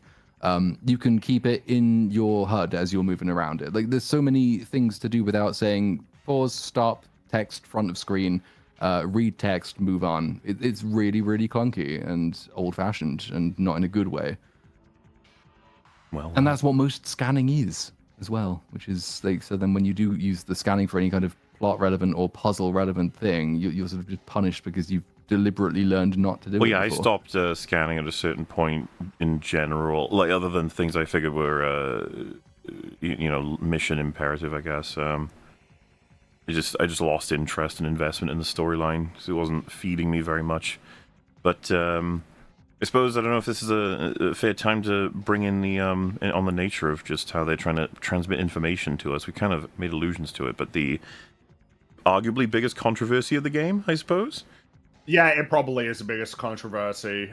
It probably is, and it probably deserves to be, which is the characters that join you on your quest. Oh boy. Like Miles McKenzie. So clips of him got around, as well as assessments of early reviews of what he was, and then a lot of people had takes of like, I actually think this is probably fine, or, oh come on, they've said he's in like the first 10 minutes, or I've actually played it myself, and yeah, it's not that bad at all, and it's kind of like it's treated properly, as in the way that he behaves is properly contextualized and reacted to by other characters. Now, I had a feeling that maybe it wasn't going to be as bad as all that, the way it had been spread around in terms of memes. It can go that way sometimes, but just meeting Miles first was pretty bad. Like it was his dialogue is horrifically useless. He's absolutely Quirk Chungus archetype, just completely at odds with everything tonally that I think is appropriate for Metroid, and rough to listen to. And he also happens to be a companion that if he falls ill during battle and dies, that costs you your mission. So he's a constant escort if he is with you. He's not particularly threatening to enemies, too, so it's not like he pulls his weight, so to speak, and that applies. Well, before I get to that half, when you finally see him say, I'm going to stay here, you go ahead, you're like, oh, thank God. And I had this moment where I was explaining, I was reviewing it as though it was over, because that's what I'd heard from reviews. I was like, so, what damage did that do to the experience, having him for like half an hour or whatever? And just going through what he said, how useless it was, or him expressing things that don't tell me much at all about the character, other than he's just like a Weasley loser. There's nothing more in depth than that. And then, of course, I can't interact with him, even though I know Samus can talk, and I know Samus would talk to a person who's asking questions or needs help with certain things.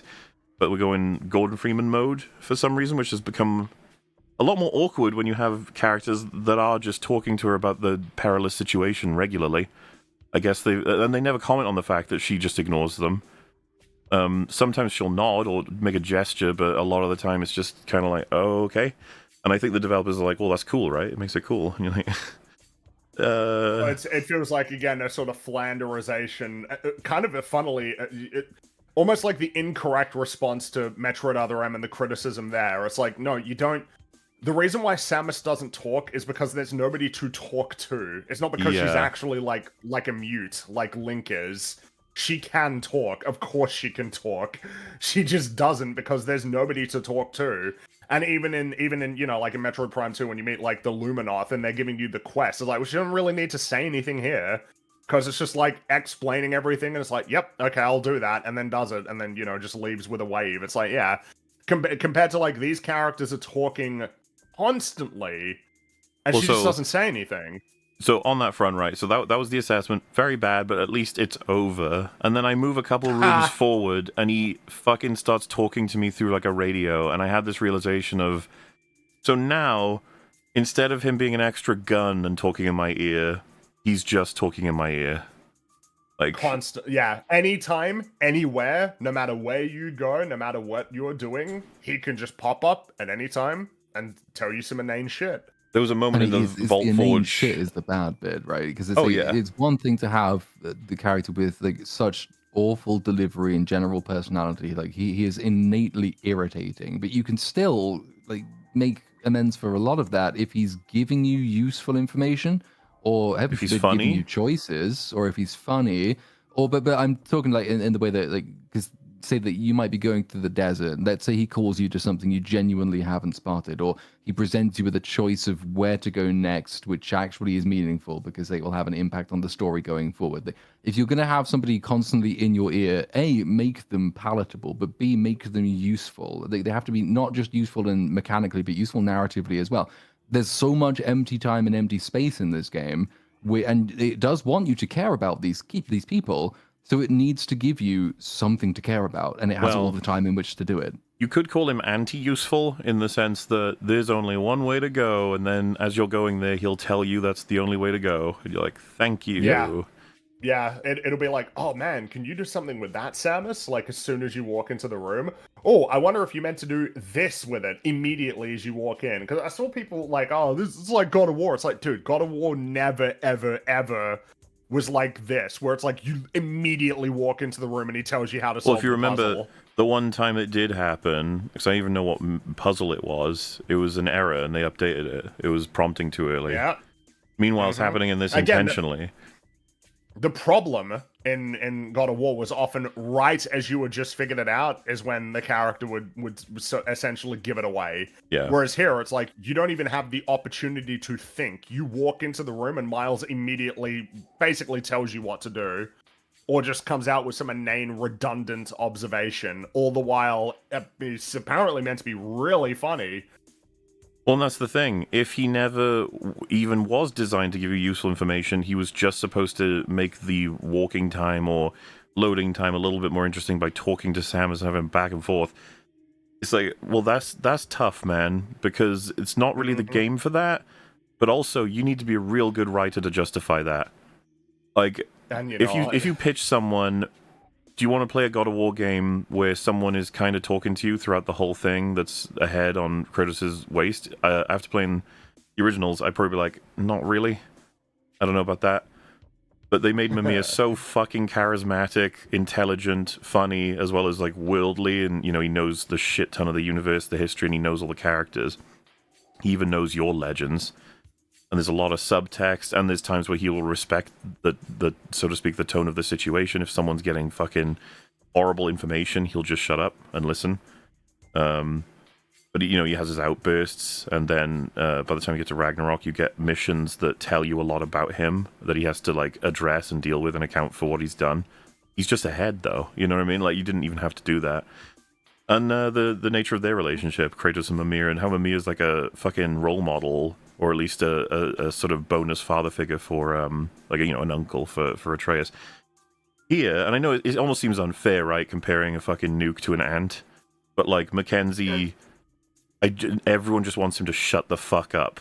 He'll repeat most of his dialogue. It's most useless dialogue. It tells you stuff you already know. He's extremely unfunny. He's pathetic. He's always whining. None of it's good. But here's the problem, though. The big problem is someone would be like, yeah, but then you meet other characters and they're not like Miles. It's like, but they are. They are. They have all of the characters that you meet in the game have the same problem. It's just that they have different permutations of the same sort of manner of speaking. Every character that you meet will narrate everything that's going on, point things out to you before you've even had a chance to like, absorb anything in the room. Just completely redundant dialogue. It's just that they're different. Miles is like, oh golly gee, and then the sergeant guy is like, huh, that's like him. And then yeah, that sums him up. Takabe is sort of like he'll just sort of he's more smooth, speak in a soliloquy. Yeah, it's a little bit, but it's the same thing. And then girl, I can't remember her name. Armstrong. Will just sort of, yeah, she'll basically do the same thing, but like, oh. It's like, that's her. That's them. That's basically the characterization for all of them. The one they all have in common. When you haven't, the one you missed out, I guess, is the one that you probably missed out because there's nothing to Oh, the him. robot, yeah. But there's also he's my favorite because he's the least frustrating. He's the best. Yeah, he's the best. The robot will be like, a "A path has been cleared," and you're like, "Okay, thanks." Like, okay, yeah. At least you're just saying it matter of fact without any annoying affectations. I'll take that. And so when people said, you meet Mackenzie, sure, he can be a bit much, but yeah, I think he's contextualized well. It's like, wrong. It's like, well, he only lasts like 10, 15 minutes. It's like, wrong. He's in the whole fucking game. That's just a lie. And you're like, and he's the only one. The other characters are awesome. It's like, wrong. They're all the same. They all have the exact same dialogue. You've just, as Fringy mentioned, instead of have Weasley Nerd Man, you'll have, I'm cool Sniper Man. It's like, I'm Sergeant Man. And it's like, I'm annoying trainee girl man. You know what I mean? Like, yeah, and that's it. And, Moeller had mentioned before, like, it doesn't feel like it quite fits in a Metroid game. This kills the atmosphere. This kills it completely. I know it's almost a meme to say it, but the reality is it's just true. One of the big experiences that Metroid facilitates is an isolated atmosphere, that you are alone in a strange and dangerous world, gradually uncovering its secrets, gradually getting stronger and stronger and stronger, until by the end of the game you've essentially conquered the world. That's the experience that Metroid games broadly are trying to facilitate. And when you have characters who join you on the adventure even briefly, that's already pretty dire. But the fact that they can contact you at any time, regardless of where you are and regardless of what you're doing, to remind you that they are there to help you, not only that they're there to help you, but that you actually need them in order to get your unlocks, completely obliterates that atmosphere. It's gone. It's dead. I mean, you could partially mitigate it if they showed any awareness that that was the situation they were in. Like if they also felt isolated, or if they were terrified of the planet they're on, if they were treating the world as seriously as this, and not just saying like, "Oh, golly gee, they're after me now." It's like, that's gonna ruin it for me now, because I'm supposed to believe on the one hand that I am here dealing with this really serious shit with some horror elements, but you on the other hand seem to be involved in a very, very different game. It is funny you say that, because you get a full game's worth of them all being golly gee, golly wow, and then you get to the mine where, and Platoon, you haven't gotten to this part yet, but you'll be infinitely amused by it if you happen to indulge your delusion of playing more of it. Watch the Supercard. That would be a good idea. So you go there, the whole team are there, and basically the more you progress, the more they just arbitrarily have these moments of, there's too many, everyone go, I'll stay behind. And they're like, no, that guy. And then you move on. Then the next room, there's too many, everyone go, I'll stay behind. You're like, no, that guy too. Until all of them have a moment like that and you're left alone. And then at the end of it, they all come back. You're like, they're all just alive. They all survived. They all made it. And they even mock the notion that you thought that they would have died when they obviously played it like that. You even hear Armstrong scream, like, after she gets sealed off in the other room. And it's like, no, it's all good. It's all chill. It's like, what are we doing? In every instance of, like, Samus, you go on without me, I'll die, I'll perish so you can complete your mission, is such a moment of, well, no. Oh yeah, this is character assassination. The idea that Samus would just sort of accept it. The way that you're meant to do it is that it's impossible for the protagonist to get to them, right? You do you seal. I can't believe it, but Metroid Other M did that with oh my god, what's his name? Because I know you're talking about as well. What's his name? They do that, but it's like the closed door. Isn't that crazy? Other M does it. Adam, that's right, yeah. Other M does that, but they do it a little bit more effectively than in this game. Isn't that crazy? Like, because in this case, Samus could help. She just doesn't. She chooses not to, which, that's just not the person she is.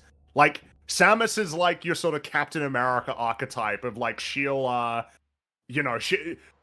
she's not going to do the calculus of, I am like more important than you guys, so it's probably a good idea that you guys sacrifice yourself so that I can continue to go on and do this adventure. That's not the kind of person she is.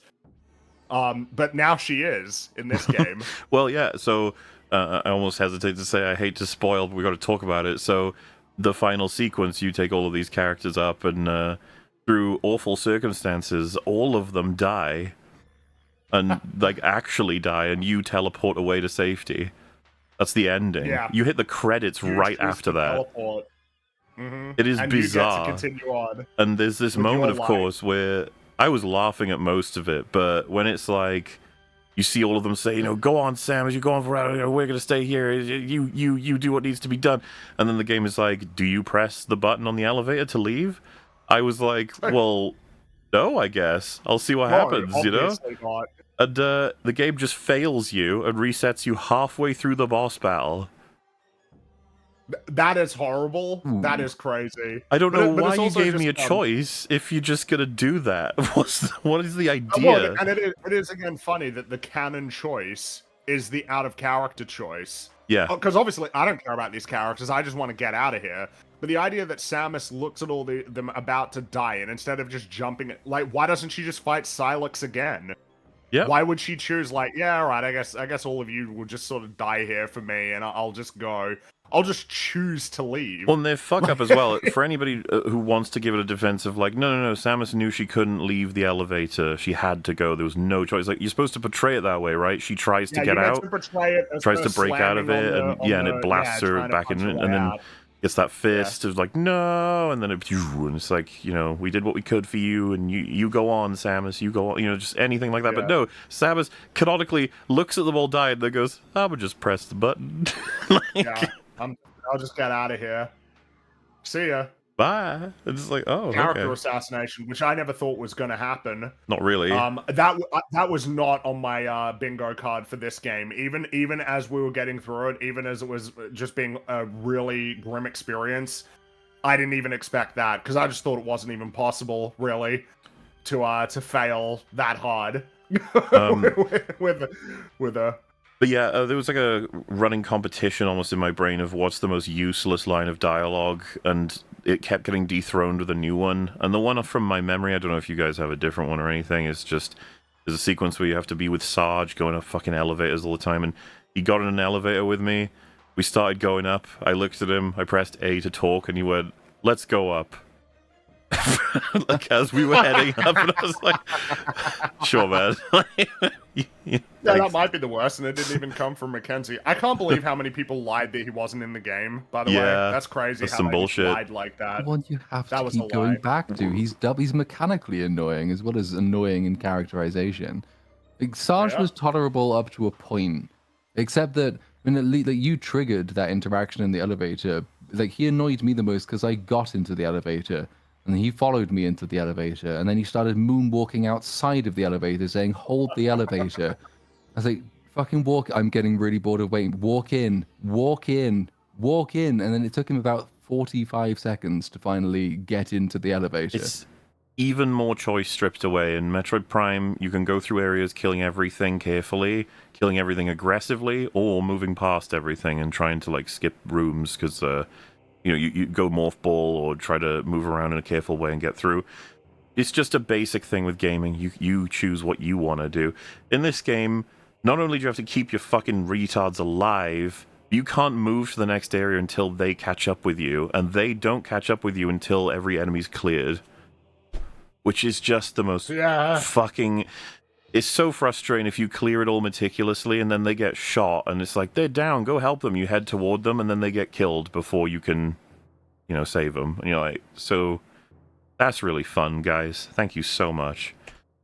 Now, I want to highlight as well, this might be the most iconically stupid thing that happens in terms of fluff for this game, right? But I'm trying to use this background to sort of illustrate it, but this isn't entirely accurate. I think we just need this block here, but... Like, you leave this area, and you're heading to wherever you want, let's say, until Miles says, no, you have to go over to here. You have no choice. You're like, okay. And you enter this place, and let's just draw a map here to be as thing as possible. It's like, you're clearing everything, and you head to the star, and it's just dead ends everywhere. There's nothing you could do. And you're like, you sent me here when I didn't even want to go here, and now it's all dead ends, so I guess I'm just going to go home. I don't know what the fuck I'm supposed to do. You go halfway back, and a cutscene just starts, and this area's opened up now. Like, oh, that doesn't feel very satisfying. It was just I had to go over there to go back over here to unlock this. And it's like, you've got a chip. Okay, what does it do? It's like, you gotta go to Mackenzie. You're like, wow, so did everything you wanted, went to a place I couldn't do anything until it arbitrarily activates the thing, and then you go all the way back to him, and he installs the thing and says, okay, now you have the ability to do things in a different area. And so you go all the way back through the desert, all the way over to somewhere else, and you have this realization eventually of like, did I just spend 40 minutes doing nothing?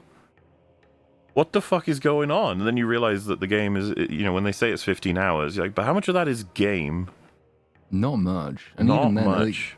like, they're kind of, I hesitate to say kind to you, but district exit tends to be, oh, there's a morph ball hole that's open now. So you go down it, and it basically takes you to the entrance of the district again. So like they somehow still do make you retraverse a huge like amount of the district every time, but nowhere near the majority of the district, which is another massive missed opportunity. Like, you could open more stuff up behind me. You could do more. You could put more narrative in it. You could make district retraversal and district exit rewarding to the player. It kind of is an acknowledgement, I think, of failure if you have to put these little shortcut exits out because no one in their right mind would want to replay what they've just done to get here. So it's both kind to you and unkind to you. It speeds you up a little bit, but it also reveals how slow it was to get there in the first place. It's very cheap and lazy, all in all, and that's if you're lucky enough not to die en route and then get reset to a checkpoint where they insist on replaying all the character dialogue that occurs before that checkpoint, which is some instances, and it's the one with Sarge in when you have to go up and through the big tower and you get attacked by the dumb laser robots, and he dies a lot. And if you don't save him in time, then you get spawned right at the bottom of the tower again. And every time you do, it's a bit like Gollum, like, we can talk candidly now, and he says, we're going up now, again and again and again. Because I resent having to save his life, so I would try and refuse to do that as much as is possible. But then he died, and I had to do it like 5 times. And then you get that long. I think the bit I finally stopped on just before this stream started was when we got to, it was another Gollum-like experience, actually, when you get to the bit where he says, right, if we go, here's a huge fucking map. If we go to this bit and we press this button, and then we go to the opposite side of this bit and we press this button, we can set this thing into maintenance mode. And once this thing is in maintenance mode, we can go to this place and we can press this button. It's like, I know if I die, you're going to tell me all of this again, and I'm not. Fuck it. No, not doing it. It's like being made to look up those huge crawling sections in Gollum. I'm done. I quit. Yeah. If only we were able to. I was just, there's different pieces that obviously I'm seeing on the screen that are prompting different things in my head, but I was going to say boss battles might be the best thing in the game. Yes, if we're talking about actual gameplay, yeah, the Psylocke, not the first phase of that boss battle, but like the Psylocke battles with the robots that are pretending to be Psylocke, and then like the last portion of it. Why did they make them robots instead right. of meeting him and being able to talk directly to him, or him just... It's crazy. They're stupid. They like, no, you don't need to. We don't need to be seeing anything about what he's up to in the game until at the very end. But yeah, the Psylocke ones, they're okay. Some of the other ones are not as good. I mean, I don't know that I'd say any of them are like good. Remember the wolves? Necessarily, but that one's horrible. The wolves one was wacky. It was just like, what the fuck are we doing here? Just infinitely shooting random wolves? Is like, yep. Okay. For the first, like, 10 seconds, it was probably my favorite until I realized that that's what it was going to be all the way through. Because at least some of the other boss battles have this problem where, though the creature design is nominally different, the movesets aren't. So, like, they all have laser beam attack, spread laser attack, sweeping attack. And then they all have like one hit point. There's the one that you have to shoot it repeatedly up the arse, which is quite funny. But once you sort of figure out the basic moveset, the moveset, in my experience, just doesn't vary that much between them. The level design might change a bit, the creature design might change a bit, but the fundamental challenge of beating them, the first time you do it, it's like, well, that's a break from standard combat, which is welcome because standard combat is pretty bad. But then by the second one of those bosses, is the non-Silax bosses, it's like, okay, it's interesting-ish. but we're not developing this as much as I would like to see. Like these are not qualitatively distinct; they are just minor variations. The wolves come along, and it's like, well, that's different. It's kind of like mob defense kind of thing. That's okay, and then it keeps going, and it yeah. keeps going, and it keeps going, and there's no obvious end in sight, and then it just ends with a cutscene. Yep. It sounds to me like maybe they had the beginnings of a boss, and then they ran out of time, or they were taking too long, and they were like, okay, we'll just leave it there. Just maybe there was some other idea they were going to run with, or unfortunately, if this was the fully realized boss, I don't know what they were thinking in terms of like a good idea. Bit of a shame, but one of the worst ones, but not the worst one. The first phase of the final boss is joint, I guess, in a way for me, because there's two kinds of really bad boss. We can talk about that one first. Platoon, you have yet to enjoy such a creature as the first phase of Silux's final fight. They give you all of your companions. All of them can take damage. Silux has several AoE attacks, and they can all go down, and they can all die, and any of them dying causes the end of the mission. Yeah, it's I had an instance where he did the big lightning attack and it took down 3 of them, and I managed to get 2 of them back up, but I couldn't get to Mackenzie, and then he got struck again and it failed me and I had to do it again. I was really unhappy with that. So when you're in the game design room doing your game design with all the gamers, and someone suggests this, you ask them to leave. You say you need to sit outside for a little bit and just listen to everyone else talk. That was a very bad thing that you just said. And you're not allowed to speak anymore. The boss itself, he's just a real big sponge, man. Some of the moves are intuitively like interesting in the sense of like, oh, he's doing a thing, you got to jump over it. Oh, he's doing this, you got to roll away, blah blah blah. But nothing that's going to blow your mind, and you'll never be able to appreciate it because your mind is constantly on the fact that you have to heal your teammates. Yeah. In the absence of those teammates, maybe I'd feel better about it, but they're a part of it. I assume they can't heal each other because Nope. I've played a couple of games like this. See, that would make it. I mean, it sounds like slightly better. The problem with this game, from what I'm watching here and what I saw on the Supercut already, is that though it gives you them, they don't behave like the player does. They don't have the player's weapons, abilities, or intelligence. They don't heal. They don't have strategy. They just run around waiting to be a burden. I've played a couple of games. None of them names come to mind annoyingly, where it works because they give the NPCs player level abilities, player level intelligence, and the ability to revive both you and themselves. So they are actually collaborating with you. Halo 5. there are other Spartans that are your AI companions, and they can revive you. Gears of War to an extent. I'm not going to super praise it, but it achieves a couple of things you were talking about there. They will do what they can to get you back up. It feels weird when you're down and you see a bot like chainsaw the shit out of an enemy and rush to you, roll and pick you up. You're like, thanks, buddy. Like you really came through for me there. But no, these are basic as hell. And the fact is, like, I was about to say they deal very little damage, but I'm not even sure they deal damage to this boss. There's so little gone in that you can barely notice. They can deal damage, but yeah, I don't know that they're actually in any way effective against no the way, boss, it doesn't justify their existence in any way, shape, or form. No, they're not a meaningful help. You have to do everything on your own while looking after them, and they're really stupid. I mean, it's just a horrible... Like it's just showed on screen. Like, 2 of them get taken out, and it's like, man, that's crazy. And if you can't reach them, it's like, yep, nah, game over. Well, start again. I'm maybe overestimating here, but it would fucking kill me if I heard the devs be like, well, this is thematically tied to the game. It's all about, like, Samus learning that, being part of a team in order to create like a circumstance in which you can overcome greater odds that's bound in the gameplay, that you need to care for each other as well as attack your enemies or whatever. Number 1, it's like, shut up. And number 2, that doesn't even make sense because this game takes place before Fusion, right? Like, it's set right before Fusion, as I understand it. It's like, dude, she goes on a lot of solo adventures after this game, canonically. Like, but you see, that's why the trauma of this mission. But, another counter would just be, she's so obviously better than every teammate put together in every way.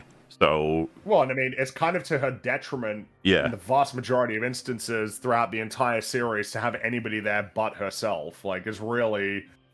It's not even... It would be a really stupid message to have in a Metroid game. Teamwork makes the dream work. It's like, that's It's really No, not it doesn't. Metroid. It's not. No, it's the opposite of that.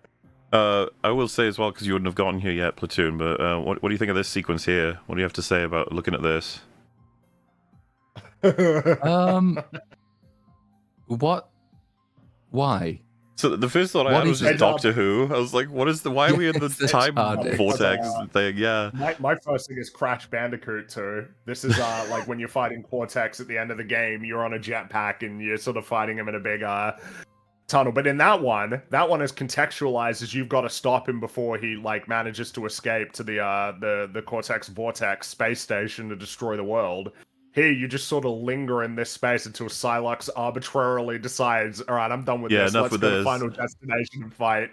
What is I mean, is it ever explained or even hinted at? Like, what is Psylocke doing? What is he trying to achieve No, with this it's- sequence? Where's He he hates going? you.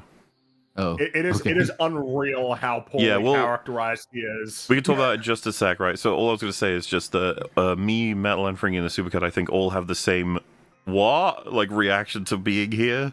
It's such a bizarre sort of just like, what is happening? Why are we here mechanically, and just why would anyone choose to do that? Why did you, like, from the dev's perspective, from the in-universe perspective, and then of course you're like, what am I capable of? Like, I'm dodging projectiles, but I'm falling through space. It feels really fucking strange. And like I think I said when I was playing, it's like this just feels awful, like, to play. But you know, Yeah. you get through it, and whatever. You've got really poor feedback about how you're moving because it's really hard. Like you can tell that you're moving out of the way of the things that are being fired, but it's really hard to grasp or feel it. It's not very tactile. So yeah, then you're the Final It's like, Destination. oh, it's a cool reference to, like, you know, SNES games used to do weird shit like this when you'd go into time vortex places and have to dodge. I think it's just an old timey game reference. It's like, yeah, but no. We have learned a few things since then. That's important to stress, but also they just seem to mechanically, there's more feedback, that you have more sense of movement. They were way more limited by technology, so trippy sort of vortex visuals were a very effective way. Like the Lilac Wars or the old Star Fox on the N64, and I think the SNES version of Star Fox have like similar-ish, slightly trippy sequences. And you go into a weird sort of mind vortex and you fight Andros, who's a giant monkey head who launches random polygons at you. And it's like, it's surreal, but it's still, it was better delivered than that looks to have been. Dude, you bringing up that, man, there is more potency in Star Fox when James saves Fox and then leads him out into the back into space, and then you see Fox looking out the window of his R-Wing, looking to see if his dad is actually there, like if he's real or if it was in his mind. There's like more potency in that little moment of storytelling than in anything in this entire game. What do you mean? What about when Miles gets shot, dude? Oh yeah, no, it's tragic. It was so funny, and the Samus yell is just brilliant. It's so good. It might make the whole, no, it doesn't make it all worthwhile, but holy shit. Which, yeah, I guess it's because, again, Psylocke is sort of teased at the end of Metroid Prime 3 as like, oh, we're gonna have a showdown with Samus. 18 years later, what you get for him is that he's like an asshole who just kind of hates Samus because she saved his life. Yeah, so to be specific for Platoon, you need to 100% the game, which, by the way, none of us three here would ever consider doing that in our lives. What an incredibly boring and frustrating fucking thing to do in a game like this. What I'm trying to say is it's difficult, and by difficult I mean extremely laborious, borderline torture. But if you do it, if you collect absolutely everything, scan everything, you get the ending that tells you Silux's motivation, which I think is insane to lock that behind at 100%. You're supposed to get something cool and fun and bonusy, not, like, integral to understanding the fucking story. That's weird. But of course it's like, okay, why don't you give us what you got? In Metroid Prime, the secret ending is, oh shit, Metroid Prime is still alive. Oh, and it's got the Phazon suit. What does that mean? That's kind of spooky. It's like a little teaser for the next game, not, let's give you the motivation for the main villain. Which was, so, you know, you're in a position where you didn't learn much about him at all in the whole game, and yet he's the villain of the game. So you're like, so what have you got for me, video games? Like, the battlefield, he's fighting, and he's told by his superior officer, hey, you gotta come back, you can't don't go out there. We're sending in Samus and her team and everything, and they're going to take care of the situation. And he's like, nah, I don't care about my orders. I'm going to go and get that big artillery gun. I'm going to do that with my team. Gun fires, wipes out everyone, basically, on the battlefield. Silex survives. And then he wakes up to see Samus has arrived and shoots the gun and destroys it. And then offers to lift him up. Like, offers a hand to get him off the floor. And he's like, nah, fuck you. And that is his villain origin story. Yeah, that's it. That is why Silex is doing what he's doing. And it's like, what is he doing in the game? I don't know. I don't really understand what he's doing throughout the game. Like, the best interpretation is he really wanted that gun and Samus blew it up. You know, and so he hates her now. Yeah. The same gun that killed everyone there, destroying was just a net good, and he hates Samus. I've seen more than a few people in chat say it. You didn't save my life. You ruined my death. That's what you did. that's what this is. And yeah, people waiting near 2 decades for that. Thanks. Yeah, that's not enough. Because I didn't know that Silex was even a villain in earlier games. That's not enough. But the villain in this game, it's absolutely not enough for a villain who is that old and storied in the franchise. You destroyed the gun he wanted, and now he hates you. What? It's just pretty crazy. And it's you've got an opportunity, right? Because he is essentially meant to be like a sort of rival antagonist sort of deal, right? Like almost like Virgil. So like he's kind of like your equal.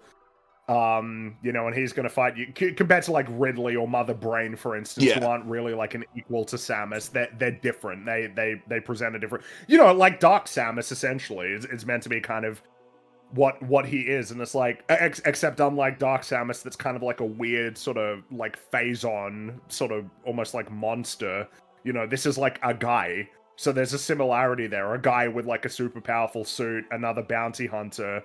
And all you have is he's big mad that she destroyed the weapon that he had no chance of obtaining. And now he just wants to fuck around, I guess. And now he's dead. That's it for him. Bye. Just awful. And it's so funny to be like, I don't care about 100% editing. It's like, no. You gotta see it. You gotta go look at it on YouTube. You have to. Which I guess covers the characters and the story for the most part. There's not much else we're probably going to say on that. Well, yeah, I mean, what's to be except at the end she plants the tree. What is that meant to like? Oh, there's the tree. Yeah, the memories of the alien race. Like she was the prophesied one. She had to get their memories off the planet, so it was totally worth leaving all of her new friends to die, so that their memories can live on a tree somewhere else. It's the backstory for Pandora. He put the necklace on the tree too, which is really funny in the sense that he was probably like, no, I wanted you to keep that.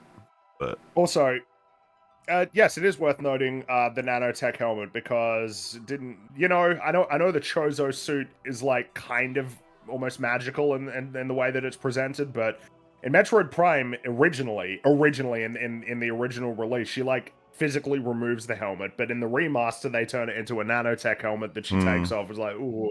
And now, there it is. We're doing the nanotech thing, which again, it is kind of like a magical suit with those sorts of qualities of phasing stuff in and out of it and all. But it is. I do like having it be more like tangible, because obviously that you kind of have like different interpretations of how the suit works, of how like the suit. Kind of like how she moves in it, because obviously in Metroid Prime it's much more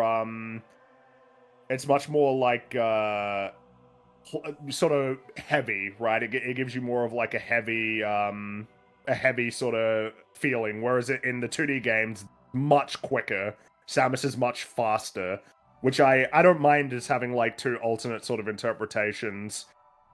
But I mean, I don't know. It's just, and it is kind of like it phases, and you see that even in the, in like Metroid Prime 2 and stuff. Is like, but like get her to take the helmet off physically.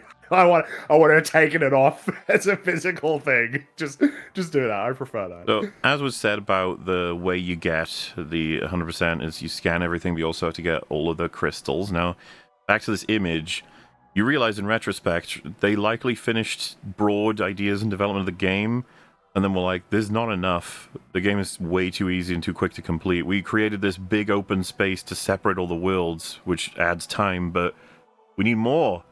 What can we do? And it's like, well, you've got to force the players to get, I guess, I was about to say 100%, but it does go further than that. So I mean, practically 100%. A fucking lot of crystals, and they're scattered all over the place. And the most positive interpretation is, no, you'll grab them on the way while you're doing things. You're like, nah. If you don't focus on getting the crystals, you're not going to get anywhere near enough.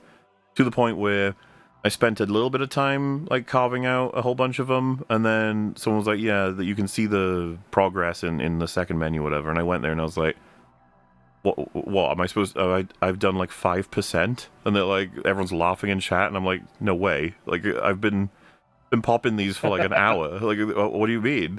And of course, part of that is due to the fact that later in the game you'll pop bigger ones that are worth a lot more. But at the same time, you still need to collect a shit ton of small ones. And they're so, I don't know, they're just so arbitrary. You could remove them from the game. It wouldn't matter. They are only here to make the desert feel a little bit more populated and to take you more time to complete the game. Or do you think that they thought it's like, yeah, this is like the artifacts or like the scavenger hunt that you do at the end bullshit. At the end of 2, right? Like, we're doing that. We're doing what those games did. You're meant to have the ending sort of you gotta have like a scavenger hunt before you can complete. That's a Metroid thing that you do in Metroid Prime. You know, the artifacts in Metroid Prime 1, excusing maybe 2 or 3 or whatever, a lot of them were behind some complex, interesting puzzles or, you know, grand areas. Oh, and yeah. when you know that they are one of 12 keys that are going to unlock the main, like, you know, secret door vault thing, it's like, oh shit, I'm getting closer to that. With this, you know where they are, and you even get a green crystal energy tracker eventually. They're just dropped on the floor. That's also worth noting because you're going to find the Chozo artifact like temple. You know, that's relatively early in the game that you'll get access to it. It's pretty plainly important. You can just tell when you look at it that this is an important place that you're going to need to go back to. You know, it really does convey, like, this matters. What you need to do here, like, it matters. Compared to, there's just sort of a room that has, like, this thing in it where you got to deposit the crystals. Oh, by the way, you need to get a lot of these if you want to finish the game.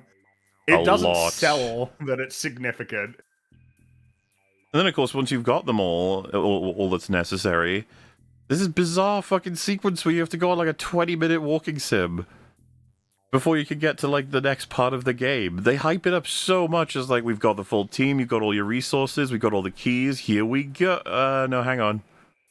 Walk, walk, walk, walk, walk, walk, walk, walk, walk, scan, scan, scan, scan, scan, scan, scan, walk, walk, walk, walk, walk, walk, elevator, scan, scan, walk, walk, scan, scan, random shitty dialogue from random people. You're just like, oh. And then you get your amazing Silex boss, which again, just formatting, man. What a rough game to play. Very, very difficult on the old patience. Oh, which, you know, is probably carving out a whole bunch of... The thing is, I wasn't too worried about talking about the whole game because there's not a lot of game in this game. You cover the broad elements, you sort of realize, it's like, wow, we've hit on a lot of the major issues. It's, I guess, in its favor, there wasn't that many bugs, though there's still cut corners. Like, so for what exists, it exists well, I suppose. But, yeah, but I mean, one of the more notable things, there's 2 to go over. One that you definitely hit along with me, Metal didn't, is that... Oh, yes, yes. As you traverse this world, every once in a while, you'll spot a little smoke, a bit of smoke from a campsite. And you're like, oh, and if you go inspect it, you'll find Takabe is sitting there with his iconic harmonica, and he's singing himself a tune, and you can talk to him. You'll be like, hey, you know, my dad always told me that to hunt an animal is to become one with the soil, and to just says a bunch of random shit, and you're like, okay. And he says, hey, have this. And it's like an incredibly important quest item. You just okay. And he will do this, I think, 4 or 5 times total. You just have to keep finding him and respawning him. You have to reload the area in order for him to change spawns. Now, I never either spotted the smoke or cared to inspect the smoke. So this meant I didn't have any of his quest items at all. And by the time I reached the part of the game where you're supposed to use his... He gives you something that teleports mech parts so that they can build a mech. I was coming across the mech parts. They were clearly important to the story, but I was like, well, I can't do anything with it. And then and this exact thing happened to Fringy. You go to Fury Green where everyone is, and you're wondering, it's like, I've done everything. Now what? And then Miles will be like, hey, maybe you should talk to Takabe. And you're like, okay. And he's in the room. And then you talk to him and he doesn't say it. He just says like one of the generic sort of lines. How you doing? Yeah, he's like, much. I'm confused. And then it's like, yeah, if you go out into the desert, you might find Takabe. You're like, what are you saying, Miles? And it's like, would you be? How about you just go and talk to him out in the desert, maybe? You're like, what the fuck's going on?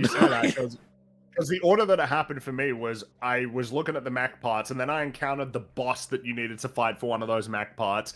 And after I killed it, like Mackenzie just says, "Oh, you should, maybe you should go visit Takabe for the thing that you need for this." And I was like, I was like confused when he said it. I was like, Same. What are you telling me? Like, what? This information doesn't make sense to me.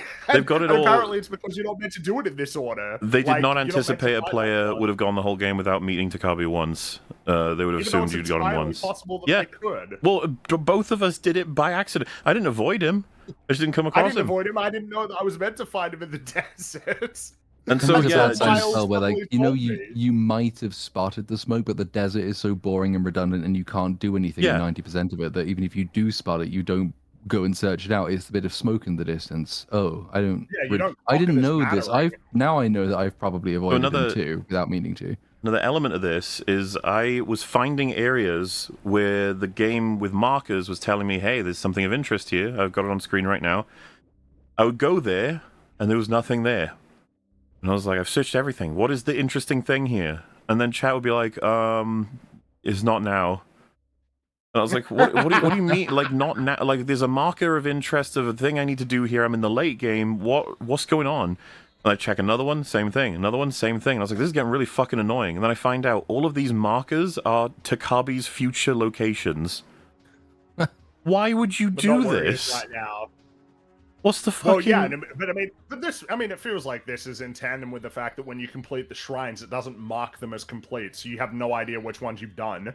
Just some basic UI fails. This is more important than UI, presumably. I mean, this is just a fundamental misunderstanding of how open world games and any attendant choice in an open world intersect with your main story. If you need to see this thing, because you need to encounter this character for this cutscene to progress something which needs to be progressed, you can't have that as an optional beat in an open world. You have to actively spawn that in it has to be on the critical path down any district or toward the next place you're going to.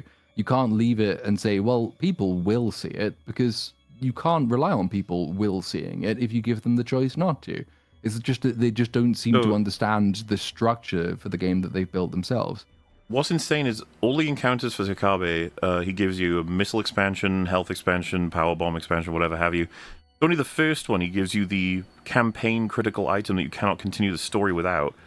So why not just trade it out? Put it somewhere else that you end up going to. Or even give it to fucking Miles. What difference does it make? Like, just have him give it to me. Because all the AI, they're so confused, the poor buggers. Miles wants to tell you, like, you have to go to this place at this time to do this, to get this, to come back to me. They haven't installed him with the information, so he's just like, talk to Takabe. And you're like, but I can, he's right there. And you're like, no, not like that. And you're like, what's going on, bro? Because, of course, if this were a real world, right, if it was immersive in any way, Miles would be like, hey, Takabe, do you have the mech teleporting device? And you'd be like, yeah. And it's like, yeah, Samus needs it. And it's like, pass it over. Cool, throws it, grab it. If that were what's happened, it's like, no, it can't work that way. And so, yeah, this is what I meant about the other boss fight that's possibly the worst, is the big snake creature thing. It's like a big worm blob slug. Yeah. I activated it as well without still having done the Takabe stuff. I killed it. The thing dropped. Metal was the only one out of the three of us who had gotten the stuff so he could teleport it instantly, but he still got the Bork dialogue where Mackenzie told him, hey, that creature... It swallowed up, like, what I think is like a mech part. This was after he'd teleported the part to Mackenzie. And Metal's like, okay. But for us, it's, I think, arguably even more awkward, because we do it, it drops, we can't do anything with it in the campaign yet. We haven't gotten the item. So Mackenzie's like, wow, that's Like it's that's the big monster. He ate the thing, and that's of interest. You're just like, uh-huh. What am I supposed to do? It's just like, I don't know. Like you got to do something eventually, I guess. It's very simple, but they just didn't mop this up. But I guess they didn't anticipate this. A lot of players didn't come across it or whatever in testing, or they did and they just didn't. They were like, whatever. Pretty embarrassing. Yeah. But It's a lot of awkward moments. It's hard to imagine they didn't encounter it in testing unless they just didn't do testing or they didn't listen to the testers that they had coming back. I mean, there's a potential that this, because it's late game, we're talking like, it's the last hour plus, that they were like, it's whatever. Either players have dropped off by now or they've committed. Or fuck it. Of all the things to solve, this is lower on the list. Except that it's mission critical. Yes. So you would think not very low on the list. Well, then on the note of the shrines, as Fringy said, right, there's, I want to say 6 total on the map. 6, I think. Yeah. If you're like me and you were just cycling around collecting green crystals, and you're like, ooh, a shrine, jump in, get the thing. Ooh, a shrine, jump in. Oh, you can't do this one yet. Jump in. Oh, another one. And then I look, I'm running around on the map and I'm like, oh, fuck. Which ones have I done? Which ones have I not done? It's just like, buddy, I have no idea. And so I decided I'll wait until I've unlocked most of everything and then I'll do all the shrines again at the end. Can't lose doing that. Unfortunately, then, that meant I didn't get upgrades as they were becoming available to me like I would in any other Metroid. As in, oh, you remember that wall that was built of ice and you got the fire gun? You can go get whatever was behind it now. In this, it's more so, I don't know what's in these shrines. I know what's in one of them that was preventing me. They kept saying, like, the charge weapon is needed, but, when I get it, I'm not going to search all the shrines to get back to the one that it was in, and I'll just carry on. Fuck it. And, like, that happened to be an extremely useful weapon for several bosses, potentially, that, ended up being a bit laborious as well. It's kind of annoying when you discover that afterward, like, oh, cool. Damn Which it. bosses would they? Because, that makes me think the game itself wasn't difficult enough, because... There's one in the mine that it's, apparently chat was saying is really good for. Okay. But hey, you'll get there, right? Because you'll complete this. Oh. That's not going to happen. But it's one of the ways that you should be able to motivate players to go back and do their exploration and make sure they are getting all the unlocks. A, not presenting them with stuff they can't do all the time, but B, making it very clear that, most open world games will do this. Breath of the Wild will do this. Like, you can technically complete the game, like, from the very first minute you spawn in, like, off the training island, but it's almost impossible to do, and so you're very clearly aware that, like, you need to gain this power level, you need to gain this set of items, you need to get much better armor, and one of the quickest and cleanest ways of doing that is just to make the bosses very clearly impossible or almost impossible to beat without one very specific item. If you can go through the game as I did, killing them, very rarely dying even. I think the bosses I died once, maybe twice. Then you're not actually encouraging people to go and make sure they've got all of this stuff, because the game is not hard enough for them to realize they need it in the first place. Mackenzie is so incessant with telling you where to go and what to do next that it is worrying as to the whole, like, the future of gaming is just not even gaming anymore. Like, people... this would be the equivalent of, like, second screen gaming, in a sense, that you're just not really paying attention to how things are progressing or why you would go to a particular place or landmarks or anything. You're just like, where am I going? And then you have a little character that's like, just that way. Like, okay, and then what? It's like, blow that up. And then what? It's like, that cutscene. And it's like, then what? It's like, okay, come back to me. And you're like, cool, I'm gaming. And you do get to a point where it's like, why do you even want to play games? Like, why don't you just watch a movie or a TV show or go to sleep? I don't know. It just seems like the interaction level is kind of pointless. And unfortunately, then it has the double back thing of anybody who's looking to play a game is mind blown by... He tells you to go to a place. You're like, yes, okay, fuck off. You're heading there. And then he tells you to go there again before you even made it. Definitely immersion breaking. And all three of us are having a lot of trouble with that. Good old Mr. Miles. Something that's worth mentioning, too, is that the desert has ambient... background music, I guess, unless you purchase the amiibo, and then you unlock music in the desert. That's insane. And that's just rough, man. That's it's rude. As an expanse of nothingness. you'll get people who are trying to defend it. It's like, oh, it's just really good for like the feeling of isolation in Metroid. You're alone in this death. And you're like, shut up, shut up, shut up. This is nothing.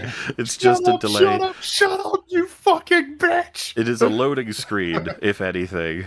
It's and it takes a long time because they keep bobbing you back and forth between each of the edges of the map.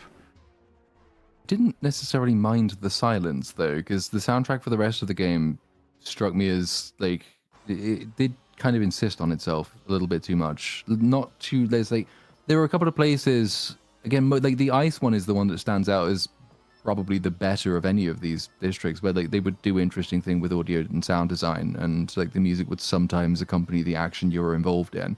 But for most of them, it's like there's too much generic choir. Choir should be reserved for certain things, and walking through Tree World is not one of them. And it sort of it makes the entire thing seem more emotionally flat than it otherwise would have been, because the music isn't really reacting too much to what you're doing and to what the actual stakes of any given part of the game happen to be. Like, am I in combat? And I guess the music's a bit more insistent, but it's always insistent, so I can't really tell the difference. So going into the desert, and it's like, well, the desert's really fucking boring, but at least it sounds a bit different. I didn't actually mind the absence of music. I mind very much that they thought, we should have music here, but you should have to pay extra for it. That sucks. Yeah. Well, so for me, I said it kind of works out in the sense the desert will just be when I read messages and I can talk easily, because we can talk candidly now in the desert. There's not going to be any problem. On the music thing, I think I mentioned it before, but the problem that this game is going to have is just that a lot of the the music in the old games is great in and of itself. But like the memories associated with and sort of the imagery of those locations is like tethered to that music. So when I think of like the Talon Overworld Depths track, which is probably my favorite song in like any Metroid game, I am like thinking about the experience of going through it, like discovering it for the first time, hearing the music, and then just listening to it as I'm covering new areas of this world. Or like the Chozo Artifact Temple, like I associate it definitely with the Vista, because Talon 4's Overworld probably is also my favorite environment from an art direction standpoint. I kind of adore it. The sort of overcast, the rain in this sort of very lush jungle, but it's kind of dark and oppressive. I kind of adore it. But then Fendrana Drifts has got great music as well, and the Depths really funky, and I again associated with, when I uncover that area, I get this new portion of Fendrana that I get to explore. It's just like, the positive memories with these locations is partially responsible for making the song stick. Yeah. So even if there are like the main menu, where you get the main theme for this one, it's like, it's all right. I kind of like it, but compared to Metroid Prime 2, where it's like, but you got the moody fucking intro as well, right? Like with all of the showing like the ing and all of that on the screen, and like the pulsating dark. So it's like, but that's there and tethered to that, it's like, it's just like, unfortunately, this game is kind of so lame that like the music is let down when it is, working and it's cool. Yeah, I would say as much as I prefer the music in the other games, and as much as that could be tied to other things, I feel that the music worked a bit harder in this than mostly all the other elements. And it wasn't like it was running really fast in the relay race, and it's like you got to wait your team on. Well, no, it's doing like a 3-legged race, and the other one's limp. He's just like you got to drag him along. I don't know. The bike being added in general was already a red flag. Seeing it was like, in my Metroid Prime, like, why do I have a bike? Like, and just driving around in a big desert feels bizarre. But what did you think of the trading area for the bike? I thought that was really funny in retrospect now. I thought it was terrible. It's kind of unreal. It's just like you enter into a different dimension to do like an assessment to prove that you deserve the bike. Like from the. It's like, you have to get your license. What are you talking about? I'm the fucking chosen one. I can't be the chosen one without your bike. Give me the bike. No, get your license. No. I didn't want it. Do you have a license for that bike? And I thought, okay, so that was the first of probably 3 major areas where I have to do challenges on the bike, because why would they make this whole circuit, all these mechanics and then never use them again. And I honestly assume they may have planned to, but they ran out of time or something. Because I was like, what? All I'm doing is driving around a big old track, and it's like, yeah, boost into the big thing. Boost into the big thing. It's like, do you want to create maybe a race? You've got all the mechanics for it. Do you want to create more difficult obstacles? Do you want to create a thing where there's multiple challenges and I can unlock, missile upgrades if I can do a whole loop without hitting a single target, like avoiding all the obstacles? And I was like, no, we don't do any of that. You're like, okay, you've got the mechanics. You've got it right here. I'm not even sure how long it would take, like an hour of coding to just move things around for some guy. It reminds me of the Morph Ball puzzles. The most they ever get is just like, oh, go through tunnel, blast up, go through tunnel, blast up, go through tunnel. Do you remember the Metroid Prime fringies? Some of the hardest ball puzzles in that are just really fucking engaging in terms of timing, reaction time, dropping yourself off certain areas to then re-spider ball, and a bunch of enemies that can grab you and knock you off. You've got to be careful. Sometimes having to jump, use the bomb. Yeah, it's cool. It's fun stuff. And like, this game it's a blueprint, man. It's all there. And again, much like that light puzzle we were talking about, it's like, you can't tell me this is a dev time situation. It's like, you've got the mechanics. They're right here. You just got to move a couple of things around. That's it. Mm-hmm. It is kind of crazy because again, Metroid Prime is very innovative in a lot of ways, but you can see how like Metroid Prime uses Super Metroid as a template for I mean there are even the fact that you're going through the wrecked space station, right? Like the wrecked ship in Super Metroid, and the fact that that's the area where they'll introduce you to underwater sections before you get the gravity suit, right? Like there's a lot of it's just like, come on, guys. Like, you have a whole... These guys have more games to reference. Yeah, the most games out of anybody previously. At that point. And one of them was, had only just come out, was in development at the same time. They had barely anything to reference by comparison, as I was saying, at least. They have the safest job as well, because it's been so long since a Prime game that you could mostly clone any one of the favored ones, the Metroid games, I mean, and you get away with it. You could have cloned Prime 1, just switched all the names up, and people would have liked it. Prime 1, however, had to create a 3D version of a beloved series of games, and it had to do it without pissing everyone off. Combat system as well. Well, it's just first person. Changing to 3D means, like, everything changes. You know, how you contextualize everything. So it's just a really fucking hard thing to do. And it ends up being considered one of the greatest games ever made, so... All you had to do was make a sequel. Well, of course, what I'm saying is cynical, because I'm like, just fucking copy it. But of course, what I would have preferred is you take it and you're like, what can we improve or add to that doesn't destroy it? Kind of do a Metroid Prime 2, right? Metroid Prime 2 was kind of like with the Dark World. But that's the thing. It's like, yeah, you look at Metroid Prime 2, it's like, man, that's like a risky sequel you did there. You kind of made the game like inherently harder. You potentially stand to alienate people. You've gone for like a pretty dark tone, even though you could say that all of Metroid is a little bit more like serious. And it's like, yeah, you go. It's like, I respect it and appreciate it, compared to here where they're like, oh yeah, we did that too, didn't we? I'm sure they think they did. I'm sure they think they took risks. They swung for the fences, I wonder if they even think that, because everything about this, and it's certainly like compared to how I'm hearing the old games being, it almost seems that they were directed to take none at all. Like the motorbike thing being a pretty good example, because you're introduced and they say you must complete all 3 challenges in order to get your motorbike license. And of course, all the 3 challenges therefore have to be the easiest thing in the world, because we can't possibly take the risk of presenting somebody with a progression blocker, which is based on difficulty.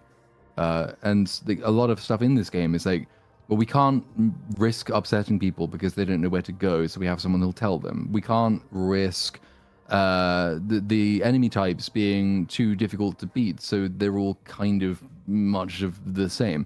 The bosses are maybe the only exception to this rule, and like the reviving the companions is an exception to the rule, but everything else just strikes as like, we have to aim exclusively at the lowest common denominator. If even a retard can complete this game, then anyone can complete this game, and that's what we are told we want, because difficulty puts people off. It won't be as popular if some people can't play it and enjoy it. And it's not the only game that's like that. That's probably true, because we talked about it before, but this game really almost refuses to let you get lost, which is kind of antithetical to the best of what this genre has to offer. Like, in order to get a level design on the level of Super Metroid or Metroid Prime, like, it's kind of necessary that people can get lost.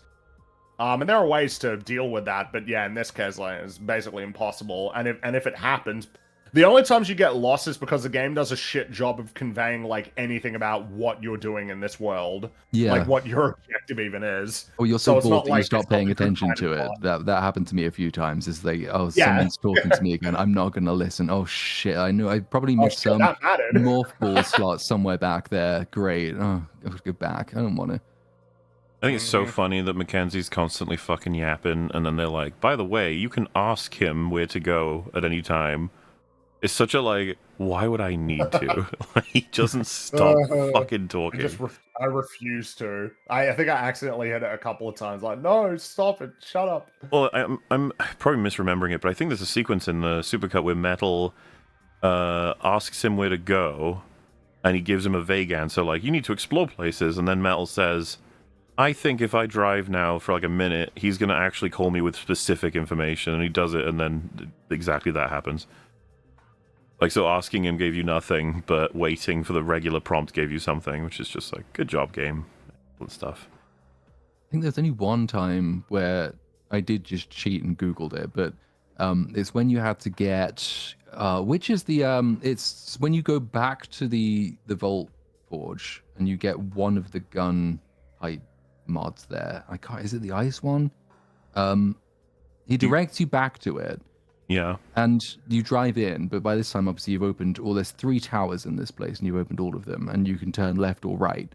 And if I turned the wrong direction, I did not want to have to be going through 2 completely unnecessary towers. Fuck that. No. So I just Googled it and it said it's in Tower 3, so I just turned left and found it. But I now wonder whether if I hadn't done that, he would have just at some point told me, oh no, by the way, it's in Tower 3. Like, if I had gone the wrong direction, would he have told me to go back? I'm curious how much they have, like, installed within him throughout the whole game, just every single thing you need to do. I wonder how far they went. And, you know, never contextualizing it with anything witty or interesting or layered or anything that tells you about his character. It's like, no. Pragmatic every time. Okay. If that's what you want to do. It's up to you. Yeah, anything else off the top of your fellas' minds before we move on to something else? I feel like there was something that, Well, it's never too late, of course. Actually, yes, it's, I've reminded. Wasn't it cool how in the Metroid Prime trilogy you would get different kinds of beams on top of, like, your missiles? They were, like, different beams that you would use regularly, that you didn't have to worry about whether or not you had enough ammo. It didn't matter, right? With the wave beam, or like, the plasma beam, the power beam and all that. That was really cool. I like how in this one, all it is, the ice shot, the lava shot, the electricity shot, and it's just an alternate kind of missile, but they all share one, you know, one collective ammo set. So really, you don't actually have different beams. You have, like, way less beams, way less weapons than you typically have in a Metroid Prime game. Isn't that crazy? Just not that many opportunities to make use of multiple of them as well. And unless this was just me finding the rest of the game too easy that I didn't bother. The only, because you think, well, you've got multiple element types. So a very simple way of adding gameplay variety is that you can do combos with element types. So if you freeze something and then burn something, does it do extra damage? Does it do something else? Does it explode? If you freeze it and then use a rocket on it, does it do something else? That was the only one, in fact, I found ever did do something else. If you freeze a robot and shoot a rocket at a robot, it tends to kill it. If not in one, it does a way disproportionate amount of damage at least. But that was kind of it.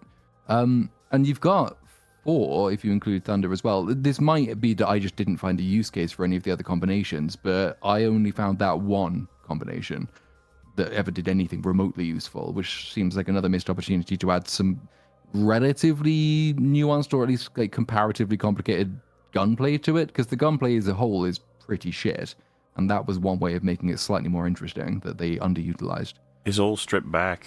Everything, every element that's you know from previous shit is just like, it's still here, but now it's thinner and just less, and there's less ways to use it. All a big shame. Well. No X-ray visor, no thermal, none of that either. Never mind. So there's just a bit of coverage I'm going to read out as to the creation of the game, right? So some of this you guys have heard, and some of this would be kind of covered, but I'm just going to read it as is, and obviously just let me know whenever you want to talk about any of this. So, based on a new interview, it sounds like Retro Studios had to make the best of a bad situation. They were given a vision to work with that really wasn't their own, and yet they still made one of the best-looking games on Switch or Switch 2. That is a damning indictment of the Switch and the Switch 2, if that is the case. A little bit, but you know, it's I'm fine if the mechanics can more than make up for less graphical fidelity than its brothers in this generation, if you will. At the start of the project, perhaps due to the influence of The Legend of Zelda Breath of the Wild, we saw a lot of comments on the internet saying, "We want to play an open-world Metroid." However, Metroid's core element of increasing the amount of explorable areas by unlocking powers is not very compatible with the freedom to go anywhere from the beginning of open worlds.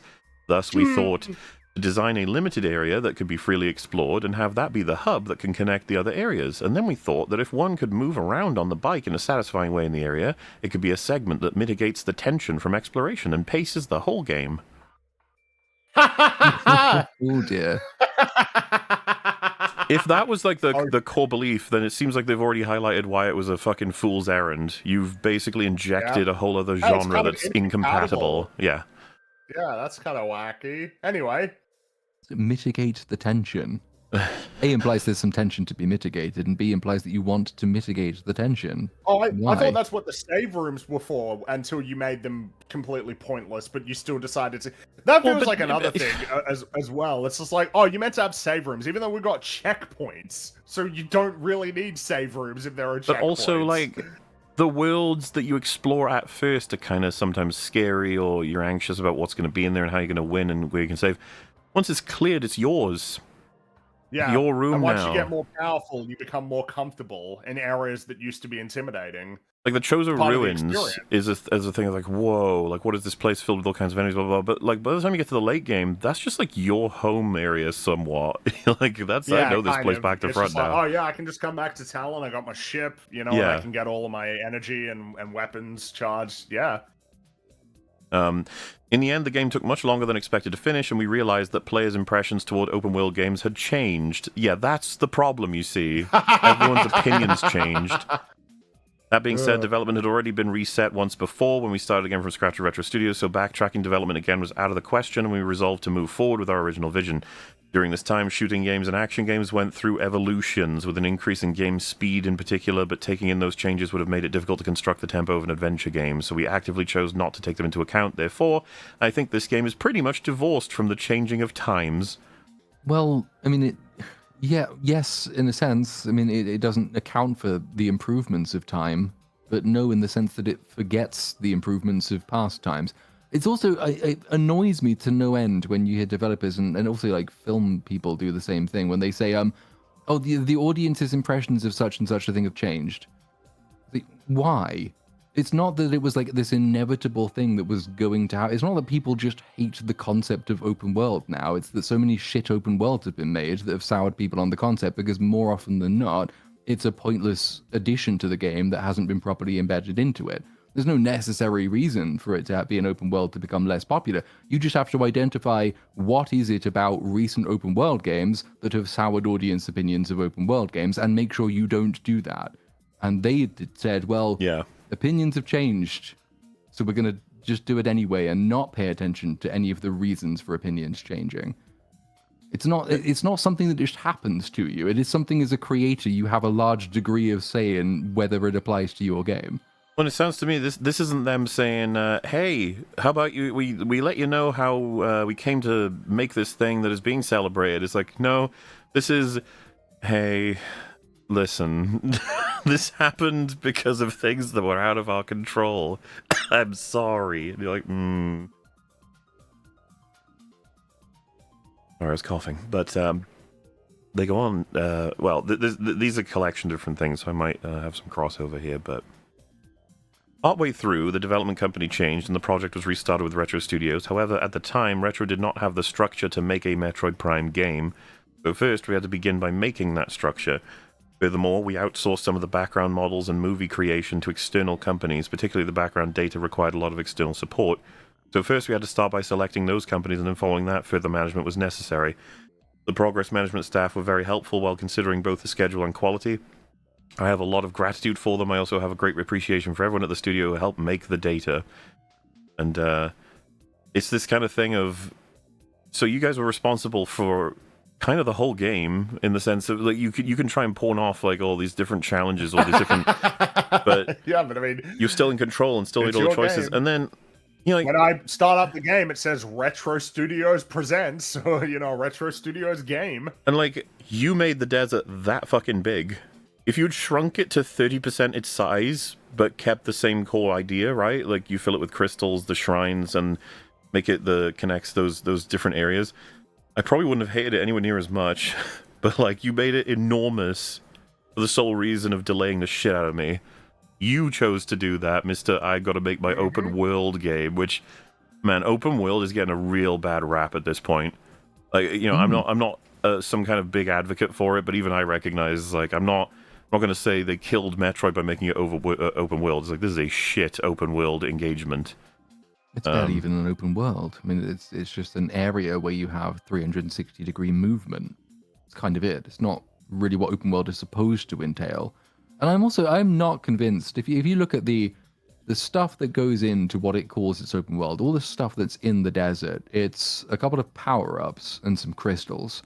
I genuinely don't think it would have been breaking the budget or even breaking time budget to say, we're just going to move that stuff into the districts we've already built and get rid of the desert and the bike because we don't really need it. Like, you'd have to, I mean, the only... From what I can say, like, the big development and, like, art asset cost anyway would be recontextualizing the Vault Forge, because it's all about building the bike. But there's nothing in that desert that can't just be moved to a different place. And all you've done then is actually saved yourself the time of adding more shit to it and trying to make enemies spawn out of the ground for no particular reason. It just seems like a weird excuse to say, oh yeah, like, we were stuck with it and we couldn't change it because that would have been too expensive. You might even have saved yourself some money if you'd changed it. Or made some more when more people liked the game more. Yeah. Retro never truly got to make a Prime 4 from scratch. They had to follow an original template from Bandai Namco version to a certain extent because Nintendo had already burned too much money 2 years in, and Retro was tasked with executing on what was a flawed concept from the start.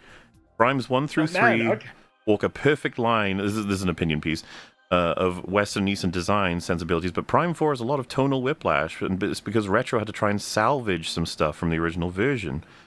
Like, that's a lot of excuses getting made for a lot of choices they got to make. I'm not sure I like this. It's like, you need to take some responsibility here and be like, yeah, I mean, who wrote the dialogue, guys? Yeah, whose fault is that? It reminds me of when people like, EA with BioWare. It's like, oh, did EA tell BioWare to write the shit dialogue in those games? Was that EA's like we said, decision? they had the material for puzzles. They chose not to make them.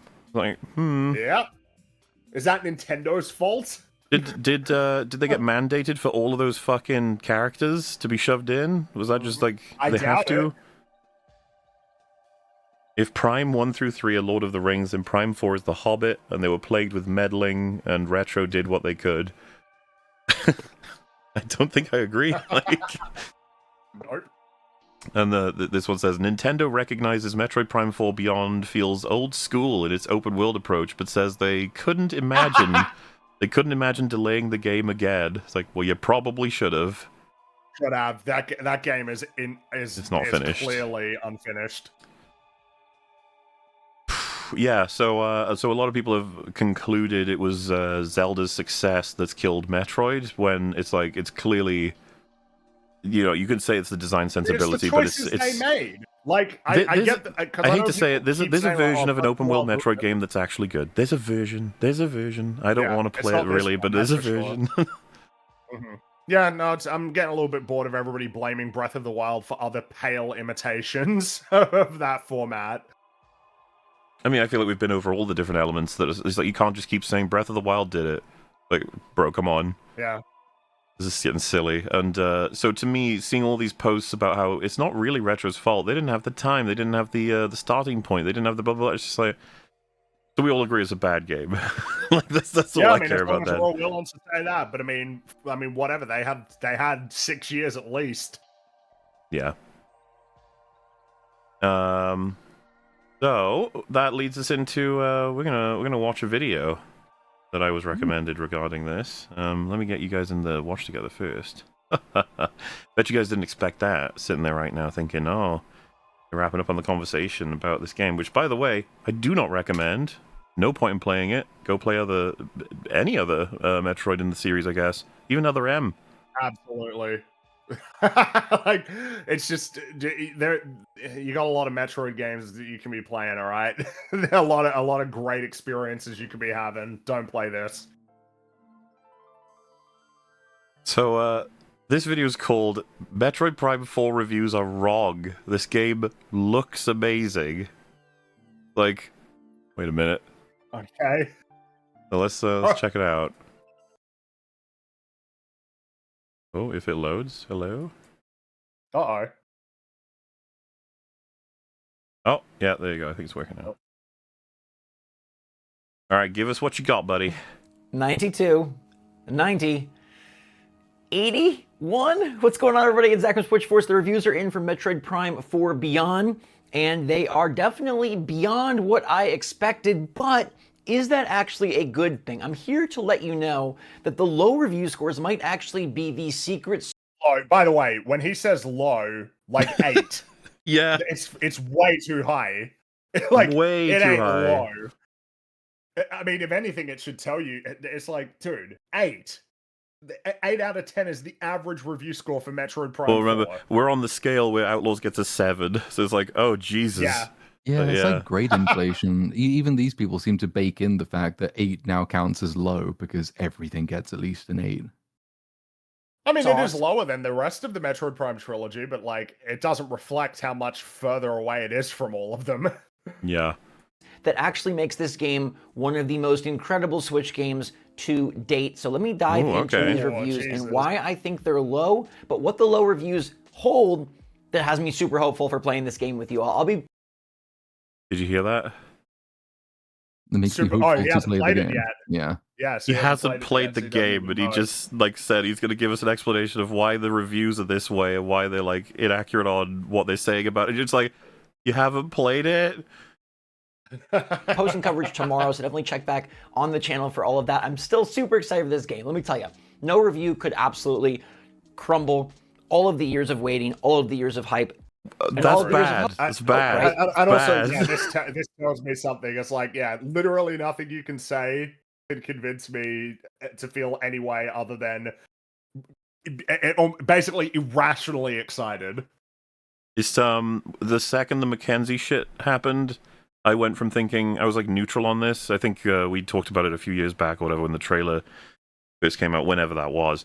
And I remember saying to you, I was like, I'm fine with this. There's nothing that's, magnetizing me to it. We'll see when it comes out. But once the Miles stuff happened, I was like, oh god, is this about to be a catastrophe? It's like, oh shit, is this going to be a bad video game? I was not prepared for that. I was not prepared for Metroid Prime 4 being bad. No. So it's saying like, oh, I've waited forever, so you can't put me off it. Is like, that's not good, man. Like, it sounds like you're sounds like you're a conformity gator, maybe. We know that this game, Metroid Prime 4, started as a title card. It started as a logo, nothing more, and then it... Like everything, a lot of the time, well, right? It's just because the trailer was nothing. It was just, hey, Metroid Prime 4 exists and it's in development. Yeah. Which, in retrospect, was a mistake. But, like, that's not even that crazy. That's happened with plenty of games. No, I mean, plenty it's of not projects. that unusual. Yeah. Had an apology video. The only game I've ever seen to have an apology video where Nintendo said, we're sorry, we're rebooting it. And it does seem like... They owe me another apology. Yeah. They owe a few, actually. The fractured development has come together as a bit of a fractured game. Now, while many reviews are saying this sort of bums them out, I find this to be pretty exciting. The game is fractured as a result of being reset. This is exciting. It's fractured because of turbulent development. It's rare to consider this good news, but you know what? He's a dreamer. Because the one thread that kind of weaves its way through the more negative reviews, and let's be clear, negative reviews here means like a 3 out of 5 or an 8 out of 10. There's nothing too terribly low. Negative review is an 8 out of 10. Yeah. By the way, for reference, guys, this game is like a 3. Do bad games even exist? I don't know. I don't think so. I guess everything's like good or No. great. That's the only options. Well, yeah, I mean, it's a sufficient budget. That's what what's-her-name said. It is sufficiently complicated to at least be a 6 or more. It's like the saddest legacy for that comment in that video is that she's catastrophically incorrect, but also explaining how they think, if you know what I mean. She's correct in how they think. She is unwittingly providing insight into the mind of a games journalist. Yes. I mean, there's some 7s and whatnot. I guess the 3 out of 5 would be a 6. Well done. I mean, Yes, I guess it would be. works. I guess it would be a 6 I out guess of 10. because the laws of the universe decree that would actually equal a number that I didn't account for. Shit. There's very few, if any, 10s, and there's some 9s. But okay, what they say is that this feels more like a pre-Breath of the Wild 3D Zelda game than it does a Metroidvania. And I don't know, but I'm smiling. I don't know. That sounds really great to me. So this to me, how do you explain this? It's like, hey man, we're putting out, fucking Judge Dredd. Feels a little bit like romantic comedy. You're like, I'm sorry, I what? I like that. That's kind of exciting to me. That's, and that's the thing. Really a problem, but like then the other question is, in what do you imagine feels like a Zelda game to mean? Because I didn't get the feeling of this, that this was like a pre-Breath of the Wild Zelda game, because those were good and this was not. So like what, are we talking about vague aesthetics? Are we talking map layout? or is What it just in like, what sense? there's a Hyrule field in the middle, and then you go to like the mountain and the other place and all that. That's how this is a pre Breath of the Wild Zelda. Hey guys, you want to play the new chess game? You're like, yeah, it's open world. You're like, what? And the funny thing Do is, you want to play the new Solitaire? It's a first-person shooter. you're like, that's someone could be like, oh, there's ways for that to work or whatever. A crazy, wacky, abstract chess game, and you're like, yeah, but it's not chess anymore. That's a different game, but that's okay. You can make a different Why are game. we fucking around and doing this sort of shit? You know? This is Metroid Prime 4. What are we doing? What do you mean it's Zelda? That's not the same thing. What do you mean? Like, this to me is not reassuring information. I'd be like, uh-oh, they're losing their identity. I've been longing for a Zelda that does dungeons and puzzles and that type of more linear storytelling since Breath of the Wild became the biggest thing since sliced bread. Don't get me wrong, I enjoy those games. I think that they are very cool for what they do. And we talk about franchises from Nintendo getting Breath of the Wild style evolutions. Sounds like Metroid Prime 4 kind of tries to do that, doesn't get all the way there, and in some ways by trying to go... Do you like this speculation? Like defending a game based on pieces of information he's And found? the speculation isn't even true. This is Breath of the Wild inspired. It's got the shrines in the middle. Like, it is Breath of the Wild inspired to some extent. Oh yeah, the zombie husky corpse of a Breath of the Wild with injections of blood and DNA of a past Metroid that no longer exists. It's just this horrible Frankenstein monster. But no, how do I put this? It's just like, oh man, if you loved Lord of the Rings, but you wanted it to be more of a comedy, and you really like Hot Fuzz's action and editing, then but that's going to be in Lord of the Rings 4. You're like, what's happened to your brain? Why are we fucking around doing this shit? Why can't we just have it be what it is? Stop. Forward, it goes backwards, and they're saying that this game feels a lot like a 3D Zelda because the environments are more linear, the environments are incredibly gorgeous, the environments are incredibly well designed, and the gameplay is super incredibly well designed and super spot on. All wrong, but I guess the one he's read about is super linear. Like, oh, that's good news. Yeah, super linear it is. Oh well. Doesn't sound like the lowest reviewed Metroid of all time to me, does it? Doesn't sound like Metroid to me. I don't care. I don't care what the reviews are across this series. I don't even know why, when you are going through the Metroid games, like a dramatic change in the design philosophy doesn't sound like a bad game to me. Like, well, doesn't sound like it's a good or bad game. It sounds like it's not Metroid. Yeah, neutral. Does it to you? I mean, they're saying that the reasons this game are not as great as past Metroid Primes is because it isn't as cohesive of a unit, right? It starts off with this bombastic Halo-type scene, Silex is introduced, Some reviews say Silux is a great foe. Some reviews say that Silux is barely there and doesn't even factor in. So one of them is lying, man. One of Some them are lied lying to you. and some of them are telling the truth. So it seems like Silux may or may not be your cup of tea, but it's the fact that the game goes bouncing different directions, right? It feels like, many reviews say, this was put together by Bro, you haven't, just don't even make this video. You No. haven't played the game. You have nothing to work with. It's such a, because that's the thing. When I was someone had made mention of this, I was just like, well, I don't really care. It's like, no, you have to see it. It's him defending the game against all of the reviews when he hasn't played it. It's like, I just couldn't believe it. I was like, how is he going to do that? It's just like speculating that the game is good at what they're complaining it does. teams in different eras and then trying to like Frankenstein it into one thing at release. And by all accounts, everybody says the game came together nicely. Like the gameplay is great. Dude, this dude has like 400,000 subscribers. How? What Well, the hell? you heard him. Nothing was going to put him off this game, which to me is like, so I'm just going to not listen to your video then? Like, what would be the point? You're not going to be able to tell me anything. As I was listening to this, it's like this sounds like a 5,000 subs sort of Yeah. new kind of one of those flop channels that, you know, and that's like, oh no, this is just like an established, like, okay, sure, all right. Well, see, now I'm just annoyed because when you said April 18, do you want to come on the channel that we can do the Metroid stream? And it's like, yeah, but that means I'll need to play the game first. Now I know I didn't need to do that. I could have just turned up. Yeah, a lot of The people get review away said with it, you know? It's kind of shit, and that makes me excited.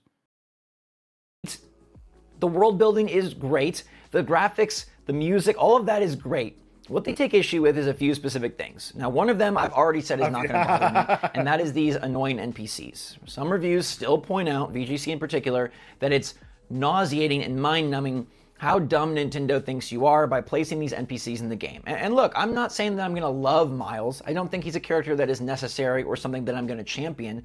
But I do appreciate Nintendo trying to do voice acting, trying to do a bigger story, trying to do voice acting as though they've never done it before.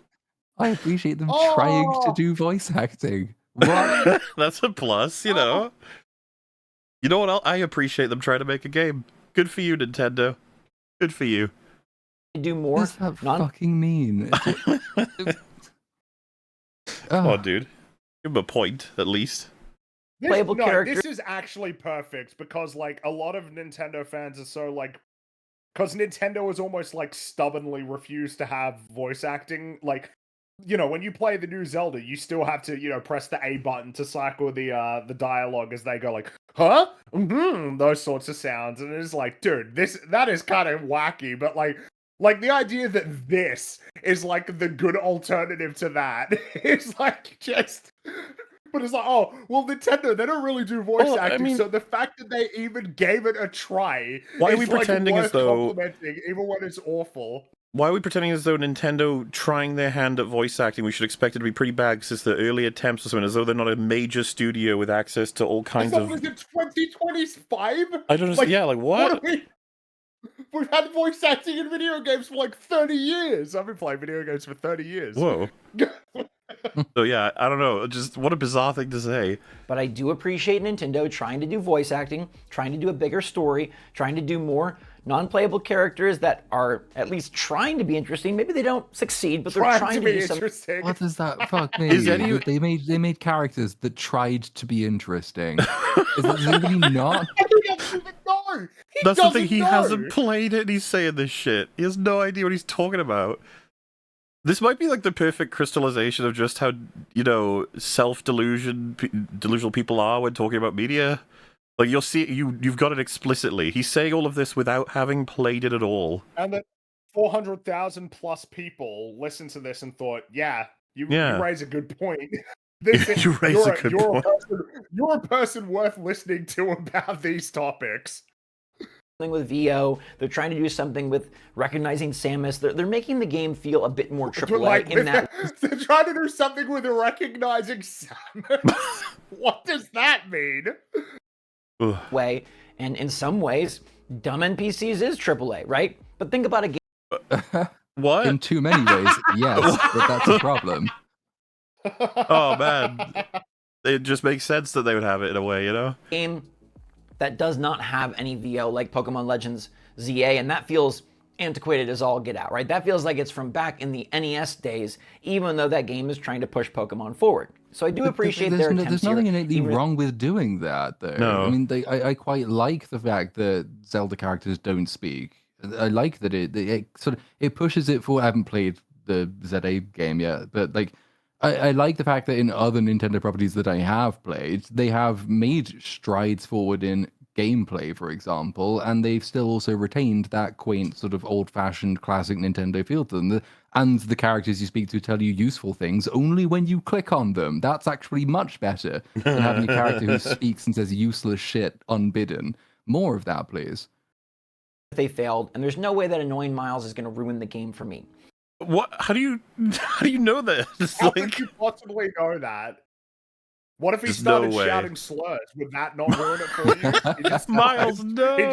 He just became a racist all of a sudden. You'd just be like, well, there's no amount of that can upset me. Now, I do see the complaints that, hey, this isn't as much of a Metroid game as it used to be, and that the sort of semi-open world created with Viola the motorcycle rolling across the Soul Desert isn't as open as we wanted. But then I saw the comparisons where they say it feels like Hyrule Field replacing Epona with Viola. Dude, you have me sold again. Stop trying to tell me that this game is not good because it's like a 3D Zelda. If You literally have no idea what it is, and then you're like, no, it's cool because what if Samus got a horsey that she could ride on, but it's a motorcycle? Oh wow! What if Amazing Hyrule game. Field was just an empty desert? Yeah. Bit of an insult to Hyrule Field. we're getting to the absurdity of like to get from place to place in Metroid, you have to play Tetris. You like Tetris? That's how you get from place to place now. You play Tetris. Tetris Tell is me good. this game isn't good. Yeah, Tetris is amazing. Don't tell me this game isn't great. He's just, like, you kind of have to feel sorry for him in the sense of like, oh, you're just. There's nothing they could say. They could be like, the game doesn't work, and he's like, but And that could be to its you know what's favor. unfortunate about that, my man? I see there in the background your poster. What that means to you is very diminished by you saying these things. Yeah. Because when you say that you like Metroid, it doesn't mean the same thing to me. Now that I know this, essentially, you know, that you kind of almost view like all of its characteristics, all of its amazing defining characteristics as arbitrary, and that they could easily be done with, we could do without them at any moment. It's like, oh, you bought that poster? Do you even like this series really and truly? Or could it be literally anything and it wouldn't matter to you? Sounds like it's the latter. When that makes it sound like everything I want. A 3D Zelda with amazing dungeons and great puzzles and upgrades that are Amazing meaningful. dungeons and great puzzles. I like what do you? He's just like, you can't help this man. Within said dungeons, and a world that connects them more like a field than an open world that I have to navigate for 15 minutes and do a bunch of boring side quests. This sounds amazing. And it does do that for some sites and some individuals. Nintendo Life gave it a 9, basically saying, They gave it a 9? Are you serious? I mean, maybe the scale for them goes from 8 to 9 to 10, and that's it. You know, it's it happens that way. I think the score's kind of baked in by the fact it's called Nintendo Life. Like I would pay attention if they had given it a 1 or a 2 because that's evidence against interest. But the idea that a Nintendo Life place gives it a 9 is not a surprise. all of this comes together amazingly, and that's kind of where I fall. I think this sounds fantastic. Yes, is it missing out on a bit of that mood from Metroid Prime 1? Sure. It does have mood. How would you even know?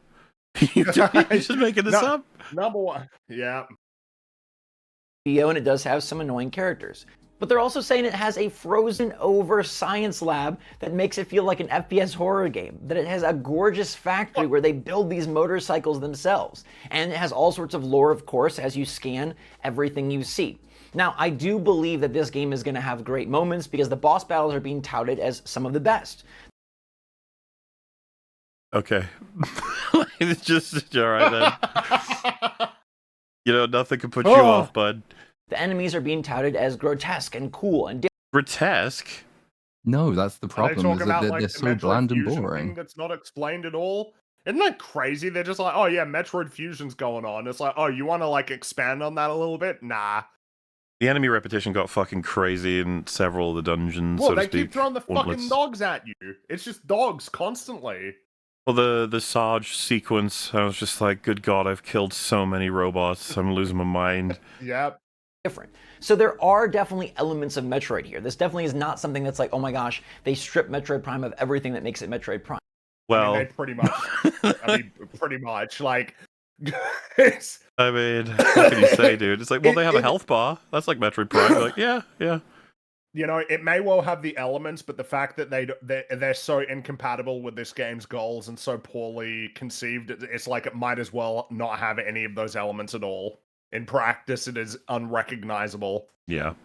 I think it's really for people that are giving it a lower score, the addition rather than the subtraction that is bothering them, right? They're adding these things that maybe they don't feel are part of the Metroid formula. No. But to me, So you're saying it's just as good as Metroid Prime, but there's even more things in it, and that people don't like change, and they're wrong for disliking it, and it's going to be amazing. Do you still feel that way after playing the game? I'm sure. It's going to be that thing where still feel like he completes it, loves it, and then a year later he's like, it's the weakest one. You know? Like, that's probably going to be what happens. Why does everybody keep doing this? They're trying to take the friend. Why do you keep doing that? I guess that's just how you consume media, typically. That's like the average experience. You know, and besides, people want to be happy with this shit, and I get it. It's just that we need to call this shit out faster. Otherwise, you know, like, imagine this sells extremely well, and then like, cool, we'll make another one just like it. You're like, oh. Yeah. And then by the time it rolls out, people are like, you know, I didn't really like Metroid Prime 4 that much, but Metroid Prime 5 is so much better, and it's the exact same thing. Actually listen to the feedback. Yeah, this is great now. Franchise to a new place, trying to deliver something different after all these years, 18 years, and 8 years of development, trying to give us something cool. And the fact that maybe it does settle into more of a Zelda dungeon type game as opposed to a Metroidvania, yeah, that's not maybe the intent of Metroid Prime, but I think that could be a super sick result. Now, the one complaint I see that bugs me is that the psychic abilities don't really feel all that psychic or cool. There's one that does, and the rest just feel like typical Samus abilities turned purple. I think that's a bit of a bummer and something Nintendo could have definitely done better. I wish that they would have found a way to, hey, have Retro Studios make these upgrades truly unique to this planet and truly unique to the game. Obviously, I honestly didn't expect that from him. Like, I would have thought he would just be like, they're probably wrong, and they probably don't understand how amazing it is. You know, he's like, oh yeah, that sounds disappointing. It's like, oh my god. Okay, bud. Yeah. Why is he taking them at their word for this one? I don't know. With other ones, it's almost like he doesn't believe that they're correct or telling the truth. Play it myself to see if I really feel like it's just typical old Prime gone purple. But if that is the case, that is something that definitely bums me out. But nobody's complaining about gameplay. Nobody's complaining about combat. Nobody's complaining about visuals. Nobody's complaining about bugs or loads. The only thing they're complaining about is that this game isn't what they expected. But after all this time, what did you expect? I expected something different. I expected something new. I expected something. Oh my god, I'm so bored of it. It's new. That makes it good. It's in the big old selection of arguments. But Like, it's meant like, for kids, or like it's a different tone, different genre. genre. How does he do that though? Different era. We wanted something new. I love that it's like a pre-Breath of the Wild Zelda game. Isn't that a contradiction? Oh, but it's new for Metroid, so it's all good. Yeah, that makes it new. Yeah, cool. Broken That's is new. A good video game. Something fresh. And while maybe it's not going to reach the legendary status of being one of the all-time greats, I don't think that these, quote, low review scores should scare you away. First of all, an 81 is nothing to be embarrassed about. That's still a pretty solid score. Many games... I mean, it's a fucking great score. In a sane world, an 8 out of 10 should be like, oh shit, yeah. That's like a really good thing you've made there. But now here it's like, oh, an 8. Oh, might as well be like a 4 at that point. You fucked up if you're an 8 out of 10. Many games and companies would applaud the heck out of their developers for reaching that threshold. Now for Metroid Prime, where it's had insane scores, like I mentioned, 97, 92, 90, it feels a little bit low. Also see how the franchise has trended in that direction. I think there was something insanely novel about Metroid Prime 1 being this 3D version of a Metroid game, and as they've tried to modify the franchise, maybe make it a bit more accessible, adding in story elements, lore, adding in NPCs. I'm starting to really despise the word accessible. It's like, yeah, Yeah. kind of been ruined, isn't it? there's this bit, there's like a meme that goes around. I know Theo has encountered it and engaged with it many a time, but it's like the worst thing that can happen for your favorite IP is for it to become popular. It'll True. just get fucking destroyed because there's so much melting into the big old sphere of gumbo glue that is like all media that you need to appeal to in order for it to be a thing. We kind of talked about this with so many different movie IPs. You could absolutely say this about Predator and Alien. They've been fucked, like, by, and some of it you could say is an appeal to like making them more. Well, what else do you just Predator Badlands? What was that? Like, yeah, we need companions that are goofy. We need some fun. We need some adventures. We need. You're just like, what are you doing? It's like, well, we gotta make money. You're like, do you ever think that maybe you've picked the wrong IP to do this to? The reason it was successful, it kind of reminds me of Mad Max or different things where it's just like lower budget, niche focus, niche audience, pay for it, and then you get to make another one. It doesn't have to be this major multi-million crazy blah blah blah. But yeah, him saying is like, see, Metroid Prime 1 had the benefit of being novel, and since then they've tried to appeal to a wider audience and make it more accessible, as though Metroid Prime 1 wasn't extremely fucking successful with many people. I mean, it was the best-selling Metroid game for a long time. It sold like 2.5 million copies on the GameCube, you know? And voice acting and adding in now a semi-open world and adding in different things that try to make it more Halo, that try to make it more Zelda. Oh, I hate it so much. It's so horrible to hear. To hear this as like a reasonable line of thought. You know, Metroid needs to be more Halo-y, more Zelda-y. Like, what are you talking about? Stop it.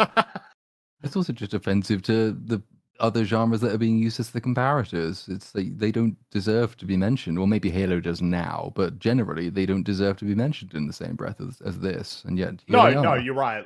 The idea, like, oh yeah, Halo 3, Metroid Prime 4, peas in a pod. It's like, dude, just get me out of here. Get me out of this place. I can't take it. You know, Blackjack needs to be more pokery. Like, what are you... These are different things, man. What are you doing? You're ruining both of them and melting it all together. Maybe it has lost a bit of its Metroid Prime core. But at the end of the day, one thing that we've definitely said Nintendo has done so well in the Switch era is evolved its franchises, evolved its games beyond... Well, this is a major blight on that record, isn't it? Mm-hmm. For sure, yeah. what we expect. And in this case, if that means taking Metroid and moving it from Metroidvania more towards 3D Zelda. Okay, so why did we get this far into Metroid's IP until we decided this should be like Zelda? Do you know how long Zelda's been around? Yeah, why didn't they do that? Why didn't they make Metroid, the first Metroid, like Zelda when it, Yeah, those released like a year fools. later? Yeah, why didn't they just make it exactly the same? It also just you should probably check yourself anyway if you start by saying if this game should stop being the thing that is so iconic that it has its own category of game, then it will be better. So not many other games like Metroidvania, Castlevania, like not many games have that association, and it usually tells you something about how good the core components of it are, and those are really the things you probably should iterate on as opposed to remove. If you want another 3D Zelda game, wait till they release another 3D Zelda game, but don't make everything else a 3D Zelda game. Certainly not if it's, so unique as this franchise is supposed to be. I wonder if is he a defender of Star Fox Adventures, or does he just toe the line on that one? Well, this argument should be a defense of Banjo-Kazooie Nuts and Bolts, right? It's like they made it, It should be a defense of a lot of controversial games. Does he defend Other M by this criteria as well? Presumably, More I have no story, idea. more NPCs, a different mode, like making it more of like an action game. Does he toe the line on that one? Man, like the main thing they need to do in the next Pac-Man, make it more like Space Invaders. Like, why? The only reason I bring up Star Fox Adventures is not to speak to like whether or not it's a good or bad game, but simply to address the fact that it is radically different than Star Fox games. Well, and the reason Nuts and Bolts, I liked it, but it ain't Banjo-Kazooie. I don't know what it's doing in that franchise. And with something like Star Fox, I mean, you could say that its original genre, it's kind of a skin on a genre that would exist without it. Like it didn't define that genre. It's an attempt to make a Nintendo game with a Nintendo property in a very well established genre. And it's Star Fox was that, but that is not Star Fox. I don't think the same is quite true of Metroid. You can't have Metroidvania without Metroid. Exactly. So some of these properties lend themselves well to adaptation in ways that other ones don't, and also like some of these properties lend themselves to side stories or side adaptations whilst keeping the core thing intact. I mean, there's a bunch of those. There's the hack and slash versions of Zelda and Fire Emblem, I think, is it Fire Emblem? Yeah, Heroes? Hyrule Warriors. Hyrule Warriors, that's the one. And it's like if that's what Fire Emblem was now, I would hate it and never play one. And to be fair, I don't like the recent core games either. But the point being, like, if that's all it was now, it wouldn't be what makes it good and great. The fact is, you can take an established IP and you can try new things without obviating what made that IP unique and distinctive to begin with. Hyrule Warriors is another good example of that. Like, you wouldn't want Hyrule Warriors to replace your next mainline Zelda entry. It's not like either you can innovate or you can stay the same. You can have both at the same time. But what they've tried to do in this game is to make the mainline entry the adaptation, and it's not worked. But it's not worked for a number of reasons besides the creative intent. It's also just a shit game. Let's not forget too, a lot of the examples we've been bringing up are executions that aren't even that bad. They're just like incongruent with their IP. But in this case, as much as you can call influences from Halo or Zelda, as much as I don't know how offensive it is to those games at this point to say that Metroid Prime 4 is doing them, but it's doing them really badly. Like, nobody would disagree with that at this point, I'm sure, because it's just so thin and pathetic. To the point where it doesn't even matter, right? It's like, oh, we're just trying a bit of a Zelda flavor. It's like, yeah, but if you don't execute it well, and it's just garbage no matter what. There's a risk, right, with your audience that are interested in a particular experience, and then you make it bad on top of that. Nice. I'm intrigued as all heck. That makes me more excited to play the game, and I do think that the fact nobody is complaining about the gameplay, nobody is complaining about the level design or the world building, nobody is complaining about the graphics should tell you this game is great. Isn't that just so damning? If none of these mainstream reviews were shitting on the level design, it's like, right, so you guys just have no clue, no idea what you're talking about. Well, and the combat's incredibly repetitive. They don't really have many layers to it. It's the same thing every time. The bosses offer the most change, but it's temporary and, rare. There's just going to be some here or there, how you feel, depending on you like the decisions that they made to evolve this franchise, to take it a step forward or take it a step backwards, how you end up weighing those scales, right? Figuring out for yourself, do you like Metroid when it is more Zelda? Do you like Metroid when it's more Metroid? Do you like Metroid when it has more bells and whistles and tries... I'm sorry, do you like Metroid when it's more Metroid or Zelda? You're like... The fact that that's a question that you're asking. What's wrong with you? Like, why would you say this to me?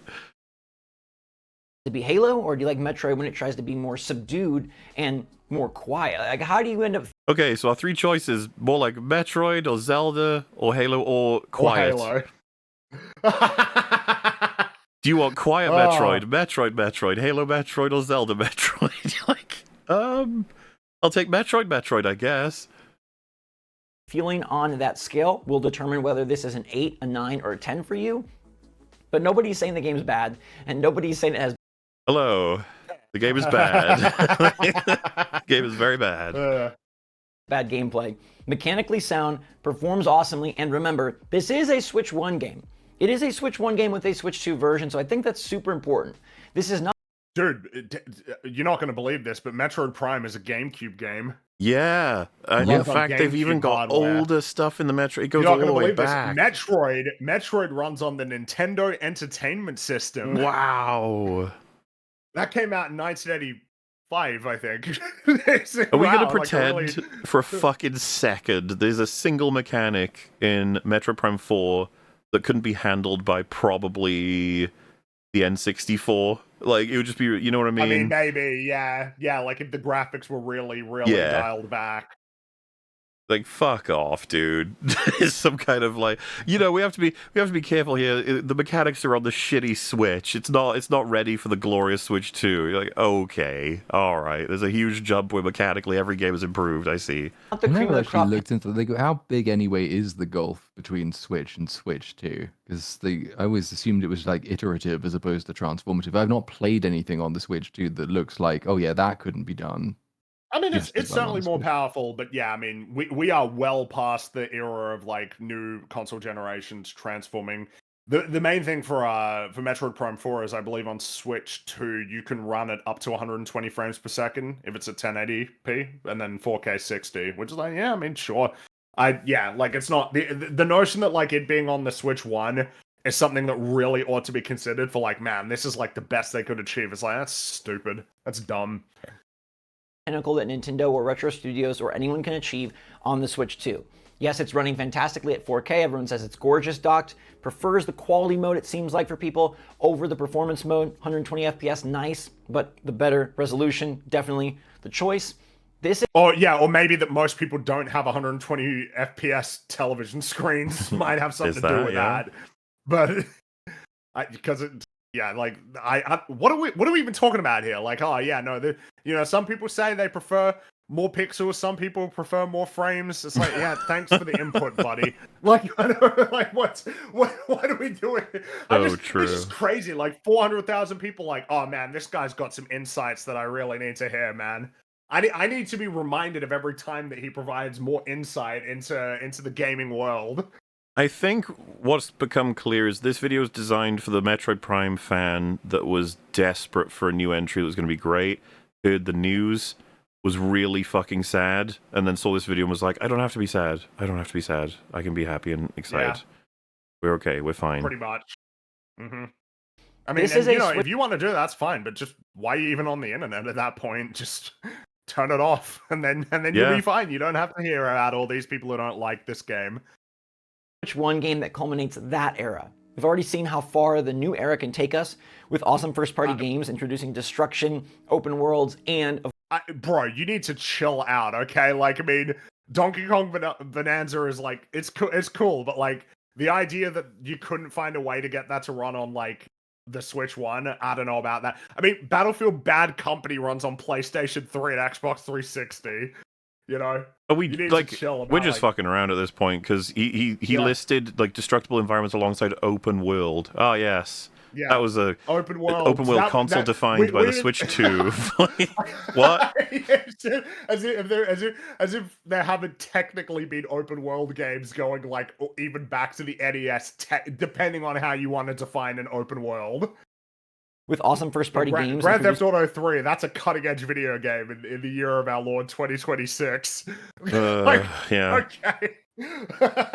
Destruction, open worlds, and, of course, third-party prowess. But for Switch 1, this is the bow on the package. This is the seal on the envelope. This is that final... What a shitty end. I don't think that's true. I think that's a really this is the last first party. No, it's the last first party game for the Nintendo Switch. But they're done with it. But saying it's like the package implies it's good. The fond farewell, to that era. It's like goodbye with a kiss. Like Nintendo yay. Switch with Metroid Prime 4. It's like damn.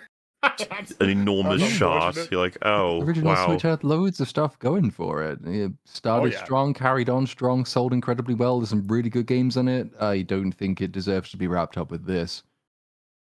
Hurrah! One more massive game for a massively magical system. One that redefines... It is a massive, massive game. What a massive game. I agree. Man, the entire he bought all three of these amiibos. Look, I got the Samus one, which he's doing the Samus screen pose. Mel was like, "Why did you buy that fucking amiibo?" I was like, first of all, I wanted to see if it was true, if the rumors were true, what else it does. But secondly, I was like, it's kind of a really good looking Samus statue. I've got it next to me. It's cool. It is, but the fact that it's associated with this game means I don't want it. I get that, but it doesn't have to be in my head. You know, she looks. You know, that's her look. It's all good. No, I agree. It's cool, but yeah, no thanks. Yeah. And it did save me at one time. I nearly died and lost a whole bunch of progress, but I scanned the amiibo and I got it. Does that, by the way. It gives you a full health restock if you scan it. Oh, okay. Gaming. Wow. Gaming. Industry with handheld hybrid play, and it seems like it's quite great. People have different griefs with the game depending on where they come from, how long they've played Metroid, and what they want out of it. I like the blank expression of the Mario up there, just sort of sitting there, staring up at the ceiling. You can't believe what's become of all of this, you know? It's rough, man. Poor guy. And what Just they have to sit want there out of listening it. to this But for guy. me, the fact that this is Metroid mixed with Zelda sounds absolutely perfect. So we'll check it out on the channel tomorrow. Let me know your take in the comments down below. What if we mix in Call of Duty? Wouldn't that sound awesome? Yeah. How about some Dark Souls? Hell yeah. Yeah. I think maybe it's some point and click Wow. if we get that in there. How about some Intergalactic the Heretic Prophet? What if we put a bit of that in there? We almost nailed it. A few more games, I think, should fix up Pong. Should we get some Pong? Oh yeah. But yeah, we pretty much nailed it. I don't see it. Probably just maybe just some Metroid on top, you know, in the Metroid game. Or maybe no, actually no. That's a bit silly. Actually, sorry. Yeah, we'll rethink that. Maybe some Lord of Ring Golem to finish it off. That'd be better. Does this sound like something you're going to love, or does it sound like something you're going to hate? Are you appreciative of the direction, the change, the decisions that they made? Comment down below. I read every comment, I swear. You notice that it's been kind of a Frankenstein development with a complete redo back in the beginning, and they've made something that still manages to be mechanically awesome, graphically great, and level design lovely? Or do you feel like they should have just kept it strictly Metroid Prime 1? Let me know your take in the comments down below. Until next time, everybody. Yes! You gotta comment Down below. below. I hate it. It's always below. It's never not been below. You don't need to tell people that the comment section is below. Everybody Comment knows. down below. Thanks so much for watching. That's how you make an 81 feel terrible. But for me, that 81 feels pretty great. So thanks again, everybody. Stay safe, stay healthy, stay happy, stay positive out there. Dude. Love you all lots. Switch Force. Like, come on, man. Out. Like, what do you... Like, oh, man. Like, oh, yeah, an 81, it makes you feel bad, but I'm going to make it feel really good. I need that. He like, needs it, yeah. I guess, like, you know, he's managed it. He's come through. He's feeling good about it. Oh, I've I'm got another guessing- video in my recommended from his channel called Metroid Prime 4 is insane, the best Switch game ever. Jesus. I don't know if that's a follow-up after he played the game, but it might be. I mean, Come there's on, no way man. he thinks it is. There's no way. So that's just some nice, good old getting them views. Yeah, because you got Metroid Prime 4 in trouble. People are so wrong about Metroid Prime 4, and then 1 month ago, Prime 4 is insane, best Switch game ever, question mark. I wonder if he's played it yet. Who knows? Well, did he talk The about description it much afterwards? says, Or- Prime 4 Beyond is finally here, and wow, after spending hours with it, I can confidently say this might be one of the greatest Nintendo Switch plus Switch 2 games ever made. No way. No Hours. way. No way. Hours. No way. My God, No way man. he seriously believes that. I don't buy that. I don't know if I Almost can tolerate intrigued. watching that. I assume you guys vote no as No well. way. No. Nah. No. I've had my fill. Well, we got a different video to check out anyway, and I feel like chat will be more interested in this, honestly. I know that they were going to be like, yeah, watch the video. Okay, we got a different one. Ranking every Metroid game, including Prime 4. All right? Ooh. Yeah. I finally played Metroid Prime 4, so I decided to make a new ranking including it, as well as a couple other changes to my previous ranking. So let's start at number 15 with Metroid Prime Federation Force. So this You've made a mistake already, sir. The Prime 4 should be at the bottom. I have to assume I've not played Federation. No, neither Force, have I. but there's no way. There's no way it's worse. I just don't believe it. No, like it's got, No, but it's no all way. right. Fine, Prime was Fine. released at a Fine. really bad time. Fans were desperate for the next real Metroid game, especially anything connected to Prime, and instead we got a co-op shooter on the 3DS where you play as Chibi Federation troopers. Oh yeah, and we got Blast Ball 2, which is like a discount Rocket League, even though I think this actually came out around the same time as Rocket League. Even if you try to judge it on its own terms instead of just judging it based on the reactions, it just really is not very good. That's a weird thing to say. Judge it on its own terms rather than reactions. Wouldn't you always I want to guess judge it on its the own fact terms? that the reaction to it was negative at the time because people were just not. They were not in the mood for this as being a It does game that look exists. quite but- shit, to be fair. Well, but yeah, but I'm sure. This is I'm only sure a it bit of it. sucks, but it's just that Prime 4 assassinates Samus's character. Like, you know, I don't among know being a that this is shitty gonna be game, good. like, you know, Yeah. multi-layered. The art style strips away any atmosphere. What should be industrial mech suits and cold alien environments end up looking like plastic toys walking through empty sets. Worlds don't feel lived in or mysterious. It's like it's just built for objectives. And mission design relies like heavily on Metroid having a 4. full squad.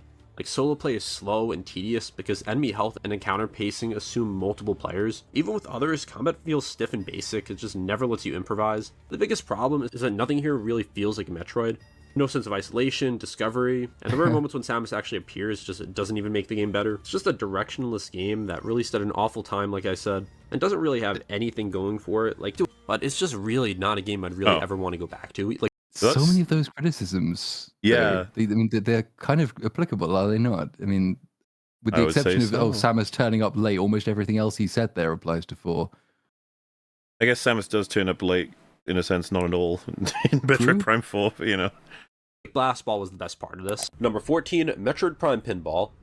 Okay. I don't know why this is really in the list, but at the same time, I'm sure it's better because it's a pinball game. I mean, if it is a functional pinball game, it's better than Metroid Prime 4. Yeah, this isn't really fair. If you had Metroid Tetris, Metroid Chess, or whatever, and you're like, well, it's not as good as Metroid Prime, you're like, but it's what it is. It's pinball. Like, I don't know. It's not really fair. So when I first made this list, I actually had pinball last, but thought about it more and I decided I think I actually get more enjoyment from this than Federation Force. Like, yeah, it's a simpler game, but it's a fun experience for what it is. Oh, are we doing the Alana Pierce thing? It's a simpler game, said as if it would justify it being worse than Federation Force.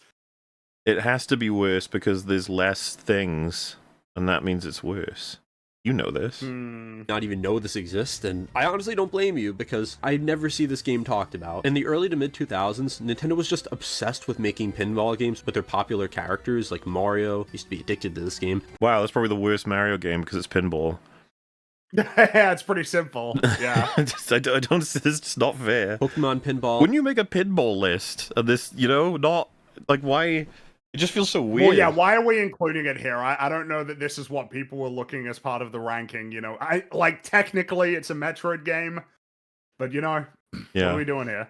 And of course, Metroid Prime Pinball. It is literally exactly what it sounds like. You just use a morph ball as a pinball on Metroid Prime themed stages, and it's fun if you like pinball and has a lot of The pinball game is pinball, and you use the ball from the morph ball as the ball for the pinball, and it's good if you like pinball. Man, thank you so much for including it on the list. fan service and fun ideas, but novelty only carries a game so far. Well, the tables are... Well, it's pinball. Not fucking novelty. Novelty of pinball. Lovingly built, the experience is inherently limited just by the genre. Like this, I hate this so much, dude. Pinball experience is limited by pinball. The pinball experience can't go much further than pinball. Nick will cry if he heard all this. Yeah, has Nick got a review of Metroid Prime Pinball? He should, if he's a true pinballer. Yeah. One more open world in my pinball. this is a series known Can we have a bit of Zelda in our pinball, please? for grand adventures, and then you just have this. Oh, come on!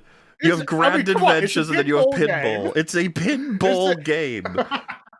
You know, when I went to the arcade and played pinball, I was kind of annoyed. He didn't get much beyond pinball. And I think that's why Prime Pinball sits at the bottom for me. Like, it's enjoyable, it's not a bad game, but it's just a simple time waster. I'm glad it exists, it's kind of funny that it exists. This is one of the few games in the series that doesn't take itself seriously. What is the point of this? This is so mean to the pinball game. Like, it didn't deserve this. But when we talk about the games that define this franchise, like, it gets really hard. When we talk about the games that define the franchise, we don't talk about the pinball spin-off game. How did you write this? How did you record this? Come on. Did you guys know that Metroid Pinball wasn't as big of an impact on Metroid compared to Prime and Super Metroid? Isn't that crazy? To rank this any higher. Okay. Number 13, Metroid 2, Return of Samus. Man, you need to Still not hit Prime 4. Yeah.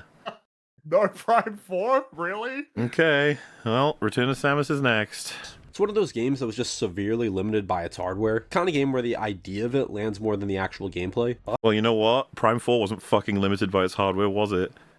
and it was dog shit. Makes you wonder. On modern hardware with save states and backlights, you can appreciate the structure even if it obviously was very basic, but on original Game Boy hardware, this was like spelunking with a dying flashlight. The most distinct thing about The Return of Samus is how it feels, but that doesn't automatically make it fun. The loneliness, the descent, the sense that SR388 is actively rejecting you, like that part works perfectly in the game, but the problem is the Game Boy just and isn't couldn't that crazy that they were able to achieve Yeah. that on a Game Boy, an original Game Boy? His footage it's not alone really should worth tell anything. everybody of what they're seeing. It's like, good God, did you make this on a calculator? Like, that's incredible. You got all of the this out answer of is it. basically yes. Yeah. support the idea very well. The environments blur together, not because it's clever or atmospheric, but because everything looks the same. Like there's only Okay. Oh well, I'm sorry that they couldn't make it look more varied on a calculator. You know? so much they could do on the Game Boy. The evolving Metroid forms are really cool, especially in concept, and it is one thing that the game does really great. But even there, the fights are just repetitive. Like it feels like you're fighting. Man, imagine playing a game with this repetitive fights. That would be nuts. I'd hate that. Nah, no such thing. Oh, that's something I meant to mention. The fucking random encounters in the desert with the enemies. They're on a spawn timer of like 1 minute, and they just send it to you because the devs are like, "Are you bored? Here, have this." And every time Yeah. I'm like, "Leave me alone. I don't care about your stupid random enemies that respawn all the time." You know, I know the devs sitting next to me being like, "Whew, that was close. He was looking bored. We saved that. Thank goodness." The same enemy again and again, just with slight tweaks each time. As an actual play experience, time has not done this any favors. There's no map, no visual landmarks, and the pacing is just a grind. Again, I've seen people say that an interesting aspect of Metroid 2 is that you might want to create a map on paper in order to I think all I want is a greater acknowledgement of what this game is as an accomplishment given when it came out and the hardware that it was on. He's talking about it almost like it's just like, it's kind of like, like it's fine to not rank it super duper high, but it's like, dude, come on, like, can you show a little bit more respect? The grind. Navigation isn't. Oh, sorry, grind. You know what we'd reference, right? It's like, oh boy, the very deliberate grind. No, I hate grinds. Not like the time when I have to go find all these crystals in a massive desert. Oh man! In order to progress.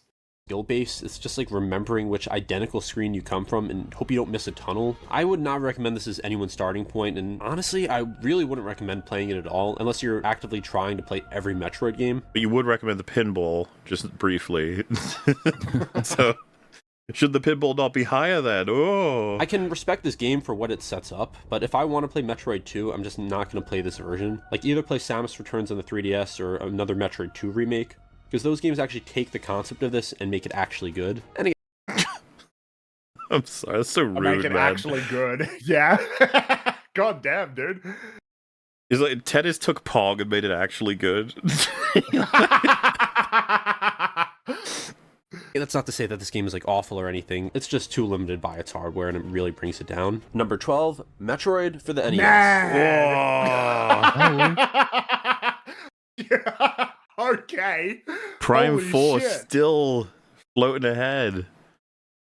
Holy shit. 1987, right? You gotta bear that in mind when seeing this shit. A lot of the criticisms I have with Metroid 2 I still have here, but this is better hardware than the Game Boy. It still isn't saying much. That's though. so unfair. Like, a game automatically gets a higher score if it's just on more advanced hardware. That's so fucking unfair. Yeah. Mm-hmm. Replaying it today requires a special kind of patience that just does not come naturally for most people. The repeated room tiles are confusing. It's like the game is just trying to get you lost. I played this after I got into It's the trying to get you lost. Bro. Come on, man. series through Prime. And Well, yeah, Samus- and also, obviously we're focused on Metroid Prime 4, but I mean, it's what Other M has not appeared yet as part of this ranking. Oh my either. shit, yeah. Other M isn't even in here. You're right.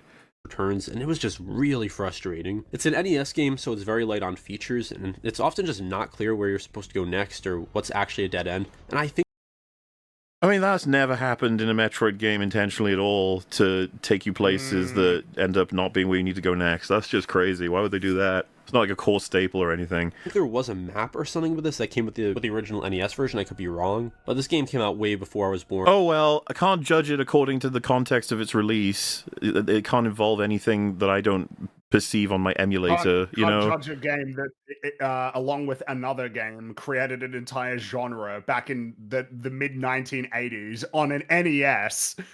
Like, nah, it was kind of frustrating. Like, all the areas look kind of the same. It's just kind of, when they're like talking about it as if it isn't what it is. And I played this on modern hardware. Dying and respawning with almost no energy left is cruel, mission management is clumsy, and combat feels like wrestling underwater compared to how fluid Samus eventually becomes in later games. But even with all that, the one thing I can say about the original Metroid is that its tone was really amazing for the time and still not bad by today's standards at all. You really do feel isolated, and that's kind of what Metroid is supposed to be. I just really can't put this game any higher because I wasn't a big fan of it personally. Maybe things would be different if I was around when it came out, but I just think that the Metroid series has progressed so far past this point. I think the Metroid true by series is definition. the first game in the series that came out 30 years ago. You know what? Well, I think you might technology be improves on over point. time. It's just lack of engagement. Why even make a video if you're not even prepared to engage with the substance of your video? Try and put yourself in the mind of someone who was experiencing this for the first time in 1987 or whenever the fuck it was. It's a really interesting experience because then you see how much like imagination fills in the gaps left by technology, and like how much promise there was in its early vision that made this thing popular to begin with and made video games like the biggest industry of all entertainment industries. There's so much fun you can have by trying to imagine yourself at the time this comes out. You can't just say, "Oh, well, I wasn't alive, so I don't like it." Well, yeah, and Okay. to say if I'd grown up with it, I might have like I can rank it better. It's like, so your ranking isn't based on like what the game is. It's just if it came out at the right time and if it was on the right technology. But disappointing. Yeah, sorry, 40 years ago, Metroid Star. I forgot. Yeah, 40, not 30. 40 years ago. One of them new nearly games. Half a century, much closer to half a century than not. 11, Metroid Other M. All right, there it is. I mean, the conversation obviously was like, was it better or worse than this? I'm just amused by how high Prime 4 has gotten. I know Yeah, it's probably going to already stir up by a lot of default. controversy in the comments with Other M. It's a game that feels like it almost works, but it doesn't really work. The core combat system, the dodge into auto-aim counter shot, like actually feels decent. When a fight is flowing properly, Samus moves quickly and responsively, enemies telegraph attacks in ways that reward timing, and landing those dodge shots actually feels satisfying. If the whole game leaned into the style of fast, aggressive, close-range combat, it could have been a pretty good game. The problem is that the game just constantly interrupts itself. The force switch into first-person aiming isn't smooth. It stops the fight dead while you stand in place like a turret. This feels more substantive than all the other ones. Because he was Yeah, alive when it came out, so he has opinions. That's probably it, yeah. He has opinions. Hoping you don't get hit. It's like the game wants to be a third-person action game and a Prime-style game at the same time, and neither system supports the other. It just feels really repetitive after a while. And then there's the level design. The environments are technically varied, like there's a desert, jungle sector, but they just feel flat. Dude, so many times where if you just take the visual away and replace it with Prime 4, and it's just one-to-one, exactly. Yep. Rooms often feel like they exist for the encounter design and not as spaces that would actually exist in the universe. There's no real atmospheric buildup or any sense of discovery. Bosses are a mixed bag. Some are great, like the Queen Metroid fight, but others just rely on gimmicks and just waiting. Also, we got to talk about the story a little bit because it's just... I mean, I would appreciate some lines about like why, but you just said Queen Metroid fight as though... That boss not very good. Yeah, Anyway, it's like, moving on. okay, thanks for the image, I guess. That was useful. It's really weird here. Like, there's the authorization system, which just pretty much destroyed Samus's character in this game. Well, Like, hey, hang on. You can't. Are you gonna mention that then with Miles and the chip? Because that is similar. We'll see. We'll see. He did say it's in here. absolutely no sense. Other M has ideas, some of them good, some of them not good, but the execution is just so messy, repetitive, and just way too stop and go to ever feel smooth. In recent years, I've seen a lot of people come to support this game. And listen, if you like this game, I'm not here to argue with you and tell you the game sucks. Like, this is just how I personally feel about it. I didn't think it was that good. Boring. Yeah, own it. Own it. Just say it sucks. I also haven't played it in a very long time, so maybe if I go back to it, I'll change my mind. But I hope you can understand why I have it low on this list. Number 10, Metroid Prime. Ooh. Okay. Now, I played the demo for Hunters, and I thought it was pretty fun. I know a lot of people that love this It was game. kinda cool. Yeah, I've heard good things about it. Ouch. Sorry, chat. I know there's going to be plenty of you in here who love this game, probably. Odds are, so... Well, and I'm sure it's better than Prime 4. There's no chance Prime 4 beats this. No chance. Hunters tries to be a full shooter on handheld, and in some ways it actually pulls that off. The stylus aiming is bizarre at first, but once you adjust, it's fairly snappy and accurate. In terms of pure aiming precision, it might actually control better than dual-stick shooters from the same era. Movement is quick, and swapping weapons works well, but the campaign suffers because the level design just isn't built like a Metroid game. Every area feels like an arena or a hallway leading to an arena. Like, it feels like there's no sense of mystery or exploring a planet. There's no distinct landmarks, texture, or environmental storytelling. I mean, that is the reality of the game's production, though, right? That's the... Yeah, that's what as I understand it, it was essentially built for its multiplayer, and then the single player was kind of built around it, like comprised of its component pieces. Kind of feels like multiplayer maps converted into missions. Enemy encounters don't But, really I mean, evolve. again, this feels like another instance of you need to appreciate that this is like an early 3D game on a handheld. This is 2006. When Well, did yeah, the PlayStation Portable come out? 2005, 2006? Like, I can't remember. you know, this is early. This Yeah. is like early for 3D on a handheld. Well, and just with those limitations, how did they manage to create a game that, you know, like what problems did they overcome, sort of thing, instead of just sort of saying, like, it doesn't achieve the things that I like the most about other Metroid games. Like, okay, what does it achieve, though? Most enemies either rush you or just stand still and shoot. You figure out how to handle them early, and the game doesn't build any meaningful variations. And then the bosses repeat a lot. So instead of adapting to new patterns, you just end up grinding the same handful of encounter types over and over again. Now, the bounty hunter rivals are the most interesting part. Each rival is basically a different playstyle and weapon gimmick, and learning how to counter them is the closest the game gets to strategy. But without online play, those encounters don't have the mind game aspect that made them special. They're just kind of mid-tier bosses in rooms. Well, so if a game has online that's really entertaining and engaging, but no way to play the online, then that means the game's bad, I guess. Not really fair. Are we going to talk about the online? That look like every other room. I never actually got to play the online mode, and this was an early DS game, so that's not fair. Yeah, and if the online is no longer playable, then you kind of there should just be a big asterisk for this entirely. It's like you kind of literally cannot like judge it. There's a lot of games that support ends, and as much as that sucks, it's like, but that's just not. You can't then, all the coding effort and all the creative ideas is like they're out the window now because you can't. I mean, it would be like if the only way you could play a game is pirating it, and so you're like, well, it's a bad game. Like, what? Why would that mean that? Could have only been so good anyway. I don't hate the concept, and I think it could have only been so good anyway. Oh, all right. That's a bit lame, but alright. The online Metroid game, but this game was just trying to do too much on just very limited hardware. Number 9, Metroid Samus Returns. Man, really? Another one. Put Metroid Prime 4 above Metroid Samus Return. Oh, man. Well. And from this point on, I think all these games are great. I think the top 8 are... Oh, God. So Metroid Prime 4 is great. Great? Jesus Christ. Fantastic games. So this is really where it became difficult to rank these. I even think if I replay some of these games, things might even change. But for now, I have Samus Returns at 8. Yeah, man. Replay Prime 4 a year from now. Do it. Yeah, please. Hurts to do so because this is the first 2D Metroid I really got into. The movement is tighter and far more deliberate than the older games. The aiming is full 360 control instead of fixed angles. You need to chill, all right? You need to chill out. They like... The older games were designed around the movement systems that they had. Well, yeah, it's the comparison in a way of Resident Evil has this conversation a lot, where it's like, take Resident Evil 4, for example, the tank controls, it's like, oh, that needs to be fixed. It's like, but the game's difficulty and engagement environments are built around the fact that you are controlling via tank, so it's like... Just like the old Metroid games are built around the fact that you do not have a 360 free aim. You have a, diagonal aim. Like an 8-directional aim. They're built around that. They're designed around that. The enemies are designed around that. That is how the game works. It is different. You can argue that you like it more. There's obviously strengths to having 360 aim.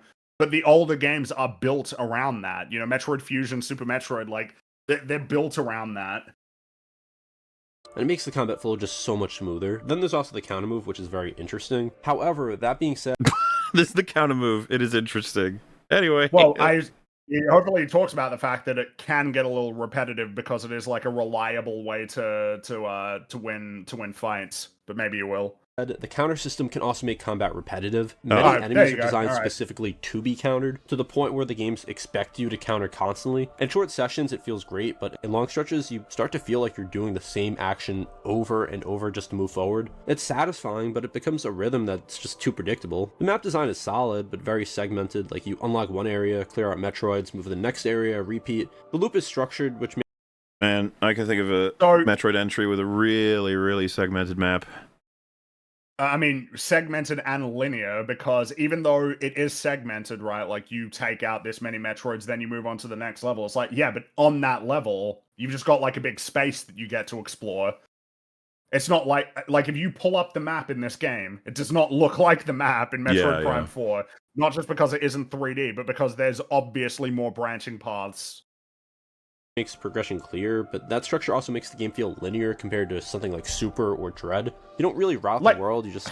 Yeah, like, just okay. I don't see how we could possibly be saying these things about this one and then ranking Metroid Prime 4 above it when it is considerably more linear. Follow it. The Aeon abilities are mixed. Scan Pulse is extremely helpful for learning how 2D Metroid maps are built, especially if this is your first time really playing this type of game, but it also removes a lot of discovery because it instantly highlights breakable walls and hidden paths. If a Miles got on the radio Yeah. against your will and started telling you stuff rather than a feature that you could just choose not to use, which, you know, you can talk about that. You can. It's just that I'm almost like not willing to take any of this seriously until we see where Metroid Prime 4 ranks, you know? Well, I'm what he's Like, going to I say don't know, about I it, feel like obviously.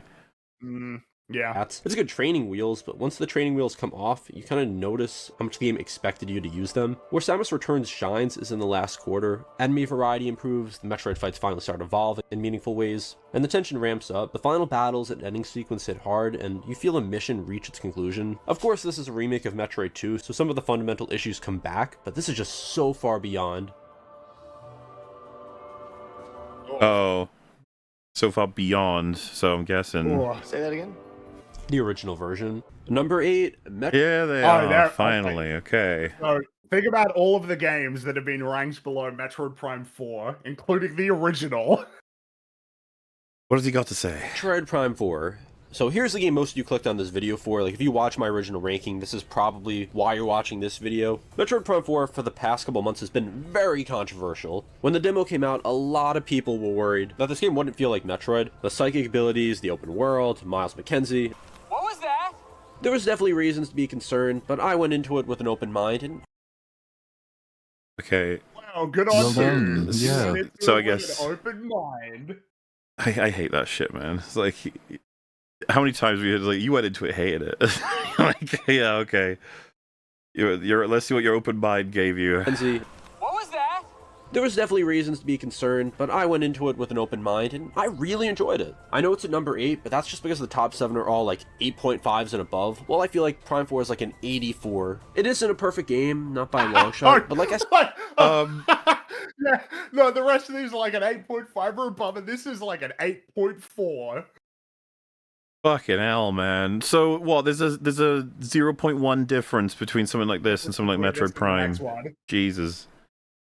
I had a see. lot of fun with it. The combat feels really good, the visuals look nice, even though I know a lot of people don't like them, and I actually really like the designs of the areas, which You want to expand on that? Elaborate. I think What's they the look point of nice. saying that? Everybody else doesn't like them. So what? Who's right? Are you or them? Oh, Yeah, it's just my opinion. Give us anything more? It's like, nope. feels sort of like Zelda dungeons. It's not a traditional Metroid game if that's what you're looking for, but that also doesn't make it bad. I feel like Okay, but tell us Oh! if it is good or Oh my- bad and why.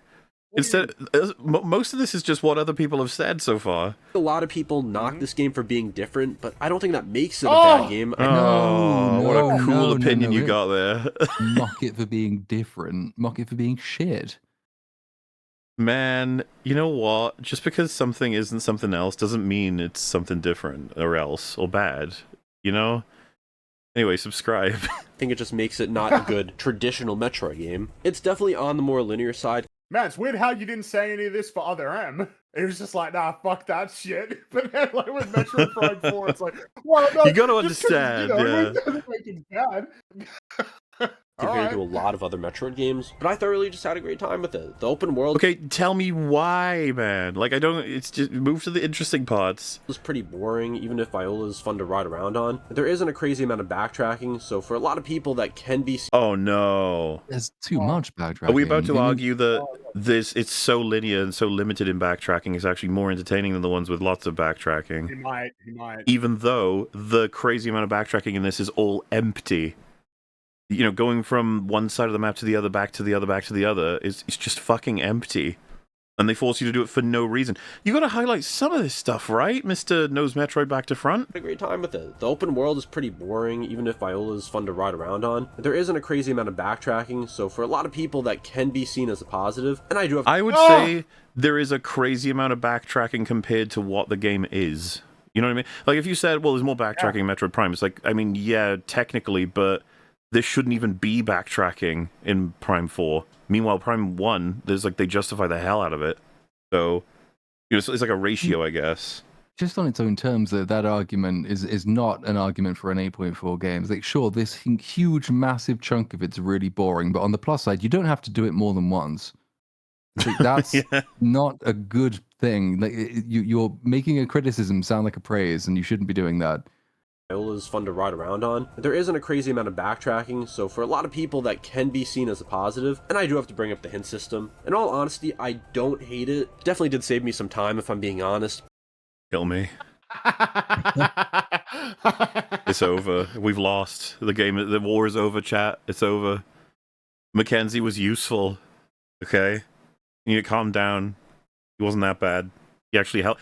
The example he's giving here, by the way, is one of the most frustrating ones for me in the game. This is the one where I don't know this is when you, as soon as you get in, and then you even have an opportunity to open the map and look at it for yourself, he'll butt in and then open the map against your will and start walking you through it. I made the mistake of when walking into this room, looking at and scanning things and being like, oh, so that's like a... I remember thinking to myself, I was like, that looks like a doorway that I'll end up at, but we're not there yet. So I'll have to go to this elevator. And then he fucking bugs you and tells you all of that. And you're like, thanks, man. Why did I even bother? But I do think it would have been better if there was an option to turn it off. Oh, come on! He's like, it's worth turning off, but I thought it was helpful. It's like, I don't think you can have both of those. Come on, tell me what the experience was. Why hasn't he been critical at all? There's so much wrong with the game. I didn't really mind the characters, except Jesus. for Oh, one specific part very late in the game, where they kind of get in the way. You probably know what I'm talking about. he's talking about this moment? What, do you mean like the final boss battle? He's not singling out a specific Because this character as isn't being that annoying. late, right? Like, this moment. Well, I no, mean. it seems like he's not singling out any character as being bad for the writing, but rather that the characters existing in gameplay is annoying at certain points. He's But got yeah, a very, if he's talking about this sequence, which I assume he is because he's got it on screen, yeah, this isn't that late in the game. This is like, past halfway. For yeah, sure, just but... halfway sort of thing. So, listen to that again. I didn't really mind the characters, except for one specific part very late in the game, where they kind of get in the way. You probably know what I'm talking about. I actually like some of the NPCs in this game. Even Miles McKenzie, like, yeah, it feels kind of ridiculous to have in a Metroid game. It just made me laugh a few times just how much of a Marvel wannabe he was. Guys, Oh, and this is good? And this is positive? He's saying it like it's positive. we've not just lost the war, we've lost the future war. It's done. Yeah, he's a Marvel gumbo, but man, isn't that fun? Not even a Marvel gumbo. He's a wannabe Marvel gumbo. He's not even full Marvel. He can't even worse. achieve that prestigious title. Oh, Like the part when he had his machine, whatever it was, and was like, whatever its name was, meet Samus, Samus meet whatever its name is, that just made me laugh if I'm being honest. Oh, that only deserves sounds. I really liked View 995. I also do have to say that this game is pretty Oh, okay. quick. I completed it in about 12 hours, so if you're not trying to fortunately, I don't 100%, think it's quick at all. It's kind of long by It's- Metroid standards. Again, it's feels. ratio, right? It's like, how long should it take you to beat the first level of Pac-Man? You're like, oh, I got 10 out of it, 10 hours pretty quick. You'd be like, what the fuck? In this game, I'd be. No, I get you. Yeah, I get you. It's like, yeah, it's pretty. It's just like there's nothing in this fucking game to justify this. And it's not going to take you that long, but I would still highly recommend this because more than likely you'll enjoy it. Highly There are gonna recommend. Okay. Okay, alright, yeah, sure. People who hate it. There are plenty of people who hate it, and I think that some people are just being a little dramatic. Like, I'm not saying you have to like it, but do you really think this is like a bottom 3 Metroid game? No, I think it's a bottom 1. It's bottom 1. Yeah. I think the worst- pinball worst game one, not destroys this. It's not even close. I'm sure it does. You're entitled to your opinion, but I just don't personally see it. Okay. Oh, okay. Like that's how that goes. All right, next up. Number 7, we Prime have 3. Metroid Prime 3, and I think it's a great game, but I do think it's the weakest of the trilogy. It mostly comes down to how it shifts the series priorities. Well, where wait, but how do you weakest of the now it's 4. Yeah. So it's the I mean, I guess he doesn't think it's the now he thinks that Metroid Prime 4 is the weakest of the quadrilogy, I guess. yeah. Prime 1 and 2 trap you inside a single world and let mystery build slowly. Corruption spreads the experience across multiple planets, Well, NPCs, wait, and more. hang on. How can you be saying this about Metroid Prime 3 and not mention that once in Metroid Prime 4 when it is in effect not only the same thing but worse? Way worse. Yeah, it's got the worst of both worlds of Metroid Prime 3 and 1, right? Like It's just weird. It's like, yeah, Metroid Prime 3 is pretty good, but I kind of don't like that the levels are like segmented. It's like, what? Why are you saying this? Like, but you didn't say this with Metroid Prime 4. If we're concerning ourselves with Prime 1's got like a big world that intertwines and 2, and then Prime 3 has got solid worlds, but they're much smaller, and then you travel between them. Like, well, Prime 4 has extremely linear, separated mini parts of one world. Isn't that just the worst? And I know that he's ranked it below them, but he didn't mention this as being a big problem. He didn't mention it, which is strange. Because again, Metroid Prime 3, I think most people tend to rank it as the weakest in the trilogy. Because usually everybody says 1, but some people say 2, I can see that, you know. Whereas with 3, it's like, you know, it's good. I like Metroid Prime 3, but it's just funny that he's just leading so negatively about Metroid Prime 3, and there was none of this energy for Metroid Prime 4, which is just massively worse. It's not even close. Like, instead of more environmental storytelling, like uncovering what happened, you're more told what's going on. I know I might get a lot of hate for this, but the Wii pointer controls are actually something I really liked in Corruption. Aiming is fast and precise, and it gives combat a fluid motion. Will you get hate for that? Is that a hot take? I don't know. What do you think, chat? Chat, I played Corruption very briefly, so I don't have a good detailed take on that. My first experience of the Metroid Prime trilogy was with these controls, because Metroid Prime trilogy was the Wii game got ported to the Wii U, so that was my first exposure. That the first 2 games never had. The grapple lasso is also one of the smartest additions. It just makes the game so much more satisfying. Boss fights also lean into this more direct style of combat. Hyper mode, in theory, adds tension by tempting you with power that can kill you if you overuse it, but in practice, it turns a lot of fights into go into hyper mode and unload. You're still making decisions, but the game expects hyper mode so often that it sometimes just flattens the challenge rather than make it more difficult. Where Corruption drops off compared to the first 2 is in exploration and atmosphere. The planets are cool individually, but they don't feel like one interconnected world until you grow. They literally aren't. They're not, yeah. So, like, if anything, you could maybe argue that that's the benefit, that like the space pirate world is like just kind of radically different, or that it's like there's not even a need to try and justify, compared to like Torvus Bog, Aegon Waste and stuff. It's like, I mean, these kind of feel like they exist in the same world, and someone might go like, oh, it's a bit. It's like, dude, just like have the conversation, just. But I guess we're not going to get that here. To understand, and also, again, objectives. How we saying all this about why is the tone so negative for Metroid Prime 3, but this didn't exist for 4 when 4's got plenty of 4 is worse in like with regard to these criticisms. Well, and it felt like a lot of Prime 4's coverage was people say this and I disagree. People say this and I disagree. Like, well, what do you think? What do you think with the pros and cons? You didn't really tell us much about the cons, honestly. Mm-hmm. It's more than charting your own path. The constant radio chatter and NPC interaction also breaks some of that quiet isolation. What? Where was this? Wow. Bro, come on. Okay. Does so well. It's not that it's not atmospheric, it's just like a different kind of atmosphere, if that makes sense. Like, it's less focused on mystery. And while the game still feels like a really great finale to this trilogy, it doesn't stick in my mind the way that Talon 4 or Aether do. I like Corruption a lot, and I really do hope it comes to Switch or Switch 2 because, like I said, it's still a fantastic game, but I definitely prefer quite a few Metroid games over it and the first 2 Metroid Prime games. Number 6, we have Metroid Fusion, and this is a different kind of Metroid. Instead of wandering through a giant world and slowly putting the pieces together, Fusion pushes you through a sequence of challenges with a very clear sense of direction. The navigation rooms straight up tell you where to go, and for most of the story, you follow instructions. I don't understand why he's saying these things like negatively for these games when none of this was present for 4. I don't get it. What game did he play? Like, what Prime 4 did he get? I just don't understand. Follow instructions. And that sounds restrictive. I know I've talked about this a little bit in the video for other games, but it's not a flaw so much as a different design goal here. Fusion wants more tension rather than just complete freedom. And for some games, I think that's a flaw, like if that's not what they're intentionally trying to do. But here, I actually really enjoyed it. The moment-to-moment gameplay is What if I intend for my game to be shit? It is. Exactly, yeah.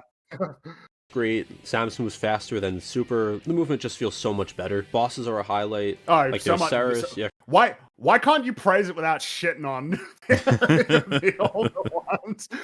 Can you please do it? Yakuza, Ridley X, Nightmare. This legitimately has like some of the best boss fights we're just not going to talk about why they're Alright, good. yeah. Just name them and that's it. in the entire series. The SAX sections are smartly handled, not because they're scary jump scare moments, but because they make think about your options. Like, this is something that we've seen in a lot of games, like Resident Evil has had something like this, where like when you see a certain enemy, you can't actually beat it, so you just have to retreat. The game doesn't overuse these encounters either, so when it happens, like your brain immediately shifts into how to escape. That gives this kind of a survival horror pacing the other 2D entries don't have. So I really love Fusion, but going back to something I said wasn't really a flaw, with the exploration freedom, like you don't get to choose a route for most of the game. Like, the world is designed in a very specific way. I prefer the more open style from other Metroid games. Why do you like 4? Why does it sound like you Yeah. like 4 so much? All we're learning about this, the praise of other games, or the criticism of other games, just like, what happened with 4, buddy? And the fact that he said this is probably the one that you're in the video for, and it was pretty quick. Yeah. So I can appreciate this on its own, but I could still prefer something else, because I know someone's probably going to say I'm being hypocritical about that. Still a really I mean, just, you know, I'm just listening to you, bud, that's all. fantastic game, and I highly recommend this because this is a game a lot of people just haven't played. Now we go into my top 5, and we're going to start with Zero Mission. If someone is new to 2D Metroid, this is probably the one I tell them to start with. The movement is smooth, quick, and a little more forgiving. The game's progression is paced almost perfectly, and every item solves a problem you just encountered, and then every But like, how can you put Metroid so unbelievably low, Yeah. and then say this about Zero Mission when Zero Mission is a remake of Metroid? You know, like, obviously, I would understand why someone would rank it higher, but like, it just, you know what I mean? It just doesn't make much sense. Like, oh yeah, man, Metroid, oh man, it's kind of like a bit. Oh, I don't know about that. Zero Mission, which is literally based on it, it's like, holy shit. You know what I mean? Like, it doesn't make sense. It feels like they should be closer together on your list. and then every new area feels like an extension of what you already know. And remember, this is a remake of the original Metroid, but it just does so much more. Like it completely overhauls the original. Combat is simple but clean. Boss fights are readable and fair. Are these the upgrades, or is he just saying this is the case anyway?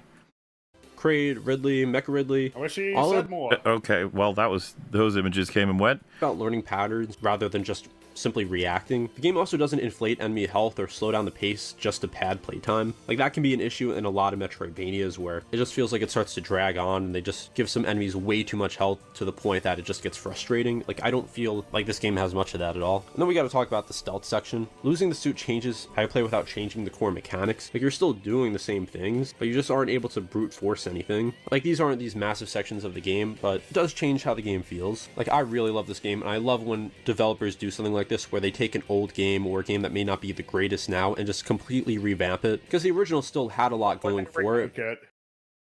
Yeah, they call that a remake.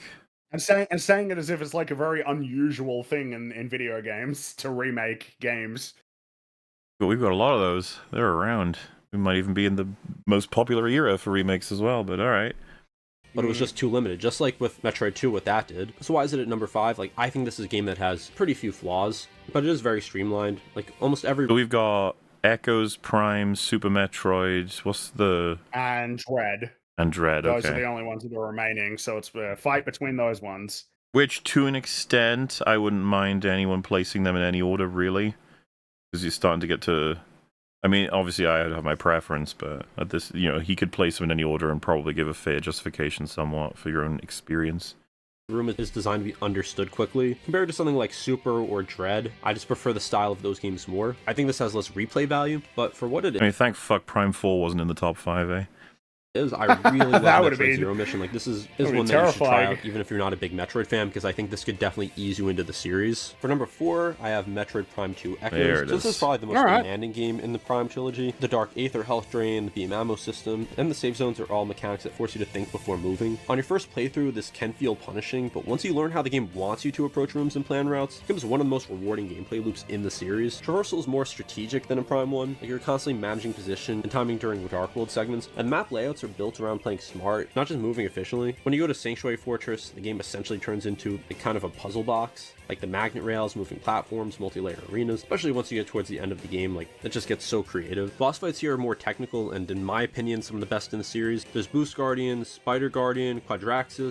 I know you said this a couple of Can you times talk now. about them, please? Yeah, like, you need Just to... stop listening. Talk about them. And you don't even have to do it for long. Just give me a... I mean, 23 minutes to talk about, sorry, how many games including pinball are there? It's- 15, right? yeah, you're allowed to spend... You could do a half-hour You're allowed video, to talk honestly. about it a bit You could more, go crazy. You can spend 2 minutes per game. I'm okay with that. And it really fully utilizes like the 3D structure here. After Prime really started the series off, it feels like they were able to experiment a little more with this game being 3D, but there are definitely flaws in this game. Pacing is the main one. Like, Echoes ask patience from the player, especially with the late game Sky Temple key hunt, and that can slow momentum pretty hard if you're not already Why tracking were we item not hints. talking about? Why Yeah, were we, see- you didn't talk about the green crystals. For so... a second there, my brain was like, yeah, I think I agree with that. And then my brain was like, but hey, remember the Prime 4 review in this? I was like, oh, fuck, yeah.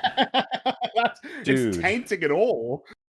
Come on, man. What was that about? Some enemies are too tanky early on before beam upgrades, and Dark World traversal can feel slow until you really get used to it, but the highs of Echoes are just extremely high, like especially in Sanctuary. So while I think some games that I have lower than this have less flaws, I just feel like the highs of this game carry Metroid Prime 2 to number 4 on this list for me. Number 3, Metroid Dread. I actually had Dread at 2 last time, but after replaying... Oh, yeah, alright. Okay, So- so you had Metroid Dread either beating out Super Metroid or Metroid Prime, or maybe even if it's number 2, I guess. Yeah. Okay. 4 on this list for me. Number 3, Metroid Dread. I actually had Dread at 2 last time, but after replaying the next game on this list, I moved it up. It's extremely close and can still change in the future though. But I just feel like this is just peak 2D Metroid. Man, that music just sort of just barged in there, huh? I mean, if you think it's peak 2D Metroid, then it should be above Super Metroid, right? Is that what he said, peak? Because, yeah, it has. I think you just said that. We've got one more 2D Metroid to rank, so it's got to be above it. Yeah. Well, then we'll roll it back. This list, I moved it up. It's extremely close and can still change in the future though. But I just feel like this is just peak 2D But Metroid. wait, that was strange. What? No music all of a sudden. Yeah, like I said, it just music barged in. I don't know. I think he made a mistake on the Yeah. timeline with that one, but no, yeah, he said his peak. Okay, that's strange. Everything about this just takes place of the modern hardware. Like, think about it. Before this game, the last 2D Metroid we got was in 2017 on the 3DS, so very outdated hardware. Not. I mean, yeah. You think about Oh it. my The last God. 3D Metroid came out 4 years before this. Hang on, Why is he saying it like it's some Motherfucker, dramatic amount of time? he's gonna rank Super Metroid as the highest 2D, but it said like granted much lower tech back then. You're like, that was on the SNES, man. Yeah, like unfortunately, your logic kind of ordains that Dread should beat out Super. Like his because the main things he's complimented is the more technology, you move faster, you can free aim, and if those are the criteria that we're using, then yeah, by your logic, it sounds like Dread should be beating Super Metroid. Man, it's such, Which I if you want to argue that, I'm not gonna like. I wouldn't rank it like that. I really like Dread, but I mean, obviously it feels like the top 2 has to be a battle between Super Metroid and Metroid Prime. But if you want to fight for it, let's we'll see. But I just need him to I guess understand. Could you imagine saying, I love Resident Evil 4. I might even consider it the best, but when you compare it to like Resident Evil 8, it's on outdated hardware. Such a lame non-argument. Like, what the fuck does that even mean at this point? Yeah. Here, Samus just moves perfectly, like inputs are tight, animations feel tuned for responsiveness, and obviously being in Metroidvania, like the sliding, flash shifting, wall jumping, quick ledge transitions, like this whole move set just feels perfect here. Like it feels like you're just keeping momentum as you go. Like it never feels like it's slow. The enemy zones define the tone of the game. They're not horror set pieces, but do definitely make you feel pressure. The tiny counter window that feels impossible at first, like isn't cheap difficulty. It forces you to stop relying on panic and instead move with more intent. When you learn how to read these encounters rather than just reacting to them. I'll have you know, David Jaffe has some significant criticisms for this game, okay? Dude, he was so big mad. I remember it was like because it was there were tiles on the floor that he didn't realize that he could shoot and destroy. Even though I'm pretty sure that in that area they were like pretty clearly telegraphed. I don't quite remember exactly, but I remember it being really funny. I've got the image And in it was my kind of head, funny like that he was- I remember what it looks like, and I remember just thinking to myself, like, what's Yeah. wrong with this man? Well, it's pretty funny because that criticism would apply to all of them. Like it applies to Super Metroid as well. It has these sorts of tiles. Do you remember the clip, right? So to explain for chat and I guess Platoon as well, I forget what game he's playing. It's newish, but it's like a puzzle game, and he's looking at a piece of paper, and it's got what looks like almost numbers on one side, or letters, or whatever, and on the other side's kind of the same thing. And he's like, what the fuck is this? Like, what am I supposed to do with this? This is fucking nonsense. And then I think someone in his chat, or he Googles it, says, you're supposed to read the number as though you can see the number on the back from the front. So do you understand? You get like half of the number 4, and the other half is on the back. So if you remember what's on the back, you can read it fully. And he like processes that, flips it, reads it, understands it. It's like, that's stupid. That's really fucking stupid. What a stupid puzzle. Oh. Game gets a lot better, in my opinion, quite a bit easier. And then I've talked about bosses in other games, but they're once again just fantastic in Dread. Experiment number is E57, SQ, Kraid, Ravenbeak. Okay, Stop doing we're this. not. You keep mentioning all the bosses just by name. Okay. They are cool bosses though. I mean, it's a great sure. game. It is. Metroid Dread is really cool. What does it rank for you? Well, bearing in mind that mine is incomplete, I haven't played every single one. It's just pretty high. But I think I would put Metroid Prime 2 above Metroid Dread, I think. I really like the atmosphere. So I will say something that probably is like the notable failing in Metroid Dread is the soundtrack does not stick in my mind really at all. It's fine, but it doesn't really jump out. So that's I really like the atmosphere of Metroid Prime 2, and I think it's kind of funny. It's kind of is what he said. It's like there are some frustrating aspects of Metroid Prime 2, but it does like try to do something that I think is pretty ambitious and cool, and I feel like it's worth respecting. It like that earns. It is kind of a risky sequel in a sense. Do you put Pinball above or below that? Well, I haven't played Pinball, so it could easily be my number one. Yeah. Okay, fair enough. These fights just test whether you can stay like locked in. Map design is more structured than Super, but it's extremely cohesive. Every shortcut that opens up feels intentional, and the game keeps the fast pace by reducing dead time. Sorry, what did you say it was? It was super cohesive, but it was then Super. Hang on. You can stay locked in. Map design is more structured than Super, but it's extremely cohesive. Map design is more structured than It's more structured, but cohesive. It's more structured. What? I don't think that makes sense, my friend. So no. Based on what you've said, Metroid Dread must rank above Super Metroid. He's only made reference to how it's better than Super Metroid. You can stay locked in. Map design is more structured than Super, but it's extremely cohesive. Also, I don't know what that means. More structured but cohesive. But extremely cohesive. They're both structured. I don't know. Yeah. I don't know what. I mean, Metroid Prime 4 is structured. Yeah, like it's. I don't. I've just never heard more structured but cohesive. I don't even know what he was trying to say. Like, what word could you swap and make that sentence make sense? I didn't think. More. I'm guessing cohesive is the word that he has misapplied, but I can't think what he meant to say instead. I don't know. Every shortcut that opens up feels intentional, and the game keeps the fast pace by reducing. Every shortcut feels intentional? No, I suppose all those accidental shortcuts that people put in their games. I mean, sometimes that does happen, but it tends to be because there's a huge fucking bug and you clip through a wall and win. But we're talking about Metroid here. Like, these games very Sequence typically breaking is they're always built with that's just a part of it. built with very deliberate shortcuts, but also sequence breaks. So it's just like, that's a weird thing to say. All right. Reducing dead time, just very little wandering just for the sake of padding. Where Dread falls slightly short of number 1 is an atmosphere variety. It falls short of number 1 and 2. Right. Oh, wait a minute. Has he? Oh, is Because he this said a that there was repeated? a prior list. Hang on. He did a prior list. So You did can't he just reuse the ranking if you change it. and then That changed makes the rank- sense. Changed That's the it. ranking, but kept all of the same dialogue, Yes, and it- it would explain yeah. why Metroid Prime, like all of these references to problems in other Metroid games that are way more applicable to Metroid Prime 4. Ah, there we go. So what okay. just to be clear, chat, what he's done is he's re-ranked the games, but he just used his old review and switched them. So now you listen to his rank 3 and he's describing it as a rank 2. Ironically, that makes this structured and not cohesive. And the game keeps the fast pace by reducing dead time, just very little wandering just for the sake of padding. Where Dread Wait, so now that means his number 2 is going to be fucked as well. His number 1, it depends on what the order falls is. slightly short of number 1 is an atmosphere variety. Areas can blend together visually, and the soundtrack doesn't hit quite the same iconic tones as Wait, no, we can figure this out. So this would have So been it number will be 1. Super Metroid. Yeah, well, because this was placed above Super Metroid with all the references so far, He but it said it didn't was the hit number. best 2D. Yeah, He's talking about it like peak. it's the best 2D one. So said peak, yeah, so that means Super Metroid His would now be number 2. Now be number 2, and Metroid Prime will be number 1. Yeah, which means alright. Metroid Prime was always number 1. So Super Metroid's rank is going to be weird if he didn't re-record it.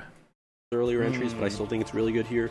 But in terms of pure just playability, Dread is the most satisfying 2D Metroid. It takes the things super built, pacing lessons, Zero Mission refined, and the tension fusion introduced, and just merges them into like the ultimate 2D Metroid. Besides Zero Mission, if I had to the recommend- ultimate The 2D ultimate Metroid. 2D Anyway, Metroid. Super Metroid is better. Come on, man, that's lazy, dude. just Yeah, it one is. 2D Metroid to someone who has And it's fun to be Or like, do you yeah, my think- do you ranking's think that he updated, just, you know? or do you think it's just as simple as because most people, right? It's Super Metroid and Metroid Prime. So I wonder if it was because people were like shitting on that choice, and then he just gave up and switched it. It's a bit lame, yeah. hasn't played Metroid before. It would be this just because it is more accessible, obviously being on the Switch. Wait, and we're I don't know if I would say that I would recommend this as your first Metroid game. I mean, number one, this is like the last chronologically, and there is a degree to which, for something like Samus Returns, it's like, yeah, they share a lot of like core mechanics with Dread making improvements that might make it a bit trickier to go back. I don't know if I would recommend this as your first one. Yeah, because I understand that there's a balance of you want someone to hit like earlier in the development of the timeline of the IP, but you simultaneously don't want them to go so early that they get put off. So Yeah, something like that. So I mean, Metroid Prime is like a really good one to recommend as a starting point. Super Metroid. I mean, Super Metroid, as well. Metroid Prime are also the Yeah. best one. So it's like, yeah, That's yeah. But yeah. older Metroid game might be difficult for someone who didn't grow up during that era to really get into. This game only came out a couple of years ago, and I think that if you're even slightly interested in Metroidvania games, that you should give this a try. Number 2, Super Metroid. Like I mentioned with Dread, I recently replayed this. I was just reminded of how timeless and amazing it is. A lot of people were really unhappy about Dread being higher in the left. Oh, dude. Okay, yeah. So it is that, yeah. So people yelled at him, and he changed the ranking. and he. Man, that's like the most Oh. interesting thing you can say is that Super Metroid Yeah, is not the greatest If you want 2D to say one. that Metroid Dread is better, you are entitled to do that, and you should own it. Yeah, fight for You it. should own that choice. A It lot would of make it people more were consistent really because, like, surely this one is also limited by its hardware. And That's what we were therefore not saying. as It's on the good. SNES for fuck's Yeah, sake. but it's Super Metroid, so he knows that he needs to. He just knows because it's Super Metroid. It's unhappy about Dread legendary. So disappointing. We believed in you, man. We believed in you. With Dread, I recently replayed this. I was just reminded of how timeless and amazing it is. A lot of people were really unhappy about Dread being higher in the last video and told me I'm wrong, so I can't wait for people to now tell me I'm wrong for having it above Dread. But remember, I think you'll find my less people do it. God. Super Metroid is, it's kind of iconic for being the greatest game of all time, along with, other selections as well. neck and neck for me. Like, there's no one correct opinion. This is just my personal experiences with all the Wow, you say that as video though that's not essay. normal, It's just- and thus I want to know what you think is the correct opinion on certain things. Every Tell me. video essay video ever says this, and it's so unnecessary. I know Just it's your translation, opinion, you're sharing it. please leave me alone. Yeah, leave me alone. Everybody's entitled to their opinions. Like, well, of course they are. I mean, they can't stop you. Like, why do you even need to say this? games. So this is one of the most important pieces of game design like, ever. Oh, did we just... Oh, God. Yeah, we're back. See the music. That's why yeah, the that's music... cue. We've Yeah. done it. We've cracked the code. The music kicks in because that's the old recording. It's the Yeah. Why did you go to the effort to re-record the intro, not just the... No, he wanted them tasty views because Metroid Prime 4 is out, so he needs an updated ranking, and this was just the easiest way to do it. You couldn't even... That's so lame. There's no one correct opinion. This is just my personal Yeah. experiences with all the games. So this is one of the most important pieces of game design like, ever released, even today. There's no tutorials, no objective markers, no... Okay, wrong. There are tutorials. There are several. They're They're all contextualized. Like, when you are trying to learn the wall jump for the first time in Super Metroid and they have a bunch of animals represented in front of you, you can't go like, well, that's not a tutorial, that's an animal. Like doing this, you're like, oh, okay. It's such a good tutorial that if you're a bit silly, you might not even realize it's a Yeah, tutorial. that's what's actually happening. So good job, Super Metroid. You made him think there were no tutorials. Mm-hmm. dialogue telling you where to go. The world itself teaches you, and the level design leads you. I mean, there is dialogue. Samus tells you essentially where she's going and what she needs to do. Well, there's some really explicit dialogue at certain points, right? Like the intro and when you die. I mean, yeah, like the I don't know why he's saying it like this. Yeah, like what? Okay. Like before your movement, like it's just a masterclass of game design. And while this didn't start the Metroidvania genre, obviously its predecessor did. I feel like this is really where Metroidvanias were really fleshed out. Like it showed how great this genre could be. You could have just said it popularized the shit out of it, and it created conventions that will go on to. You know what I mean? Like, it felt like he was hard to commit there. He's like, it's very good. It's easy to say. It's like massively influential. Yeah. The movement in Super is slower than some of the newer games, but that doesn't make it bad. I really do like. Oh god. Oh. I'm trying to think of if he said something that contradicts that previously. I feel like he has. I feel like the oldest ones were given criticism for this. His entire premise of praising the 2D Metroid games has generally relied on the movement being faster. And it being on old tech. Fusion, he said it for Zero Mission, he said it for Dread. He even said it for Samus Returns, even though I ranked it relatively lower. Unfortunately, his logic has led him to his former conclusion, which is that Dread is the best 2D Metroid. Right, yeah. I'm still looking out for that in this. Like how it just doesn't even teach you the moves. Like you just like learn as you go on. And then there's the atmosphere, because this may have the best atmosphere in a 2D Metroid game. And that's really impressive considering this is on 16-bit hardware. Like Zebus doesn't feel... I don't like that statement. He needs to stop saying that, like as if that's the be-all and end-all of like the technology. It reminds me of that thing I sent you the other day. Some of you in chat might have seen it. There's this streamer who's recommended by his chat to play Terraria. He boots it up, and he says, "What the fuck? This is a 2D game? You guys expect me to play a 2D game? What the fuck is wrong with you? How are you spending hours on end playing a 2D game?" And it's just the most like, oh... Yeah. People say the same thing with black and white films as well. Yeah. It's like, how culturally deracinated do you have to be to not see the value in these things? It's just ignorance. It's through and through. It's just embarrassing. It's like, oh dear. feel like it was made for Samus to explore. It feels more like a place that already existed before she arrived. The music is great in the background. Rooms are just designed perfectly here, and it's not like a set piece. The combat feels smooth here. The pacing is great, but the reason it sits at number 3 instead of So lazy. Oh, Oh my whoops. god. Tell us, why does it sit at number 3?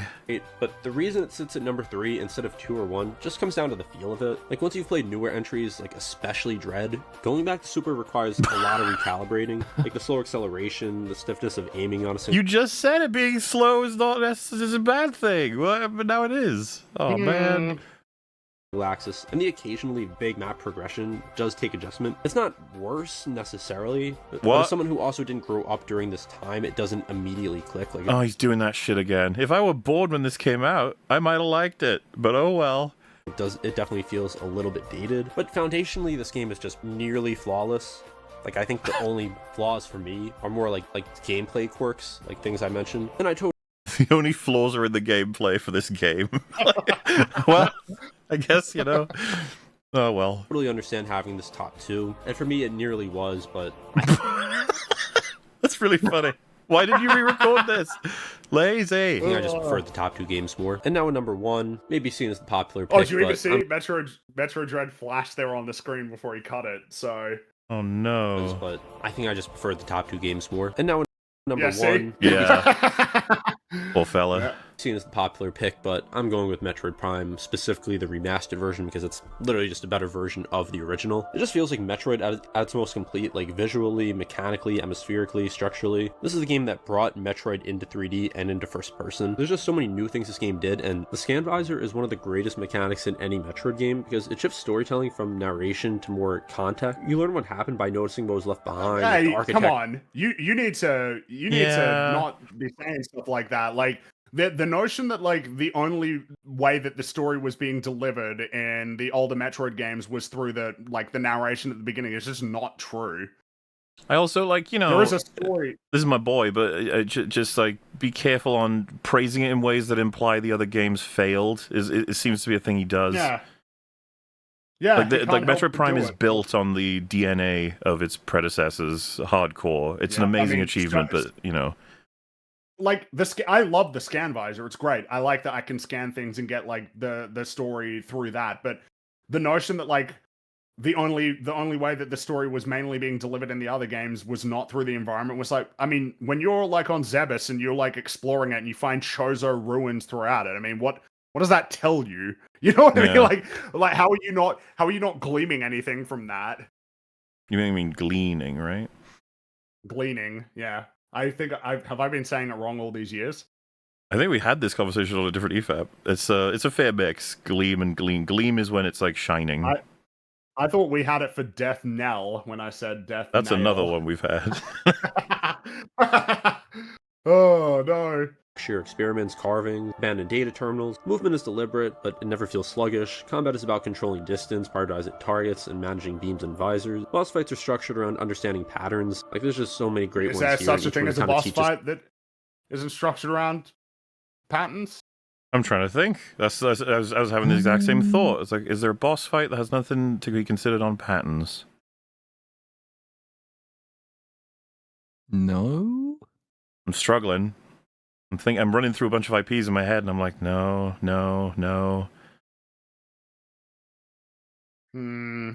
But it doesn't have to be. I mean, you can't. Well, can you randomize anyway? Is it even possible to have like a genuinely random boss encounter? Enemies in video games are pattern based because they're not in real time. They're not conscious. They can't change. They can't do novel things constantly. They have to. An interesting thought. Most of the time, it's so deliberate, but it never feels sluggish. Combat is about controlling distance, prioritizing targets, and managing beams and visors. Boss fights are structured around understanding patterns. Like, there's just so many. Yeah, almost every fight would be around. I might even say, all fights are going to be somewhat pattern recognitions, just seeing how something shoots and where it shoots or how it does damage and stuff. So yeah. Bit of a redundant thing, but the pattern more than in some other like you can make it seem more random than it really is, but underneath everything, even randomness will typically be pattern. Yeah, as someone just said, like if a boss changes patterns each round, would that still be pattern like of changing patterns? Like kinda, yeah. Like there's a noticing meta pattern and the sub patterns that you have to memorize. And by the way, I said it's not a living thing, so it can't even do it. But even with living things, we recognize patterns, right? That's been trying to counter them. So Yeah, it's just a weird thing to say. great ones here, and each one kind of teaches something new. The world layout is nearly perfect too, like areas loop back into each other in ways that make the planet feel whole, like Chozo ruins into Magmore, into Fendrana, into mines, and back. The game rewards You're memory. just saying them. Yeah, you didn't really do any you're analysis naming there, them. but I don't disagree. I just would have wished you gave more than that. And just understanding where you are. And then the remaster elevates the visuals and has some quality of life updates. Many people consider this to be Whoa. Did his voice just change a bit there? Or is this re-recording maybe? you are. And then the remaster elevates the visuals and has some quality of life updates. Many people consider this to be one of the greatest Yeah, it games does. of all Yeah. time. Some people even have it as the greatest game of all time. And it's for good reasons. Just a masterclass in game development. Like every single thing this game does, it does pretty much perfectly. Like I really like the other Metroid Prime games, but I feel like the atmosphere here is just the best. And I'm really glad this game was remastered for Switch because while it did so well for a Metroid game, there's still a lot of people who couldn't play it, and it's not a very accessible game since you weren't able to play it on Switch until the remaster came out. So hopefully more Metroid games get this treatment. And that's the ranking. If Not a very Alright. accessible game until it came onto Switch is kind of a weird thing to say for me, I guess. I don't know. It's like, I guess, if you can't get a GameCube, yeah. Or a Nintendo Wii for the Prime trilogy, yeah. or if you had a Wii U for the Prime trilogy as well. Fine. Though I will say, like, I don't think it's considered very unethical considering how like emulators are very widespread now. And Dolphin is like one of the greatest emulators ever made at this point, if not the greatest. you watch my original ranking and watch this all the way through, you probably really enjoy my content, so be sure to subscribe. So it's just channel my inner Captain America, old man Captain America. I don't think I will. If you're not, and also give this video a like. I didn't change up too much here. I just wanted to change a couple things. Like You did You change should enough. have changed more. Yeah, you should have Yeah, changed Should more. have changed more. there were a couple spots on the ranking I wanted to switch, and I wanted to give my opinions on Prime 4. I made a few videos about it, and it is a game I thoroughly enjoy. Like Well, yeah, you didn't really. Okay. as you can tell. Now, over time, things can change. It's still pretty fresh in my mind. I don't think it's going to change much on this list. Maybe in a few years, if I replay it, I'll think it's better. Maybe I'll think it's worse. But I think You'll definitely think it's worse. I guarantee it. 8 is a sure, good yeah. spot for it. It's like a middle-of-the-road Metroid game since just so many of these games are super high quality. I also have a couple other Metroid videos, even if you've seen my ranking. If you want to see how long it takes to beat all the Metroid games, or if you want to see the biggest issue with every Metroid game, be sure to check those out. And also consider joining my Discord if you have any other video ideas, or just want to talk about video games. Thank you for watching Domainy, and I'll see you next time. Okay. Well, Fine then. by the way, chat, look at this fucking thumbnail. So, underrated is like, okay. Super Metroid mid. Metroid Prime Metroid overrated. Prime overrated. It's like, so you're just fucking around here. You're just trying to bait people. That's what you're doing. Oof. Naughty boy. Well, we've learned a lot about Metroid Prime 4, huh? Do we stand in the minority, I guess? I don't even know. I know that it's controversial, but we think it's pretty bad. I'm not sure. I guess it's hard to tell what I know that because I think speedrunners really don't like Metroid Prime 4, right? Like speedrunners for Metroid games. I've Which, not of course, heard, but I can understand why. imagine, yeah. Well, I remember seeing a clip. It was like a dude who I think was like a Metroid speedrunner who was visibly very bored about traveling through the desert. I was like, yeah, I would be too, especially if I was trying to speedrun it. But Well, yeah, because how do you can't improve that? Like, what are you going to do?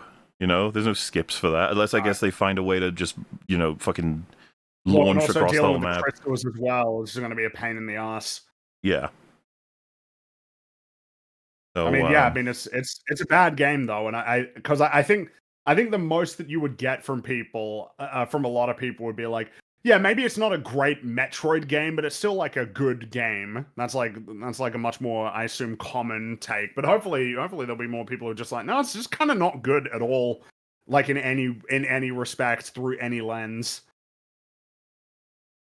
yeah, it's pretty fucking disappointing. I guess that might even be my pick for most disappointing thing of, because I was trying to answer that question for other stuff. No, I think it might be. It might be the most disappointing.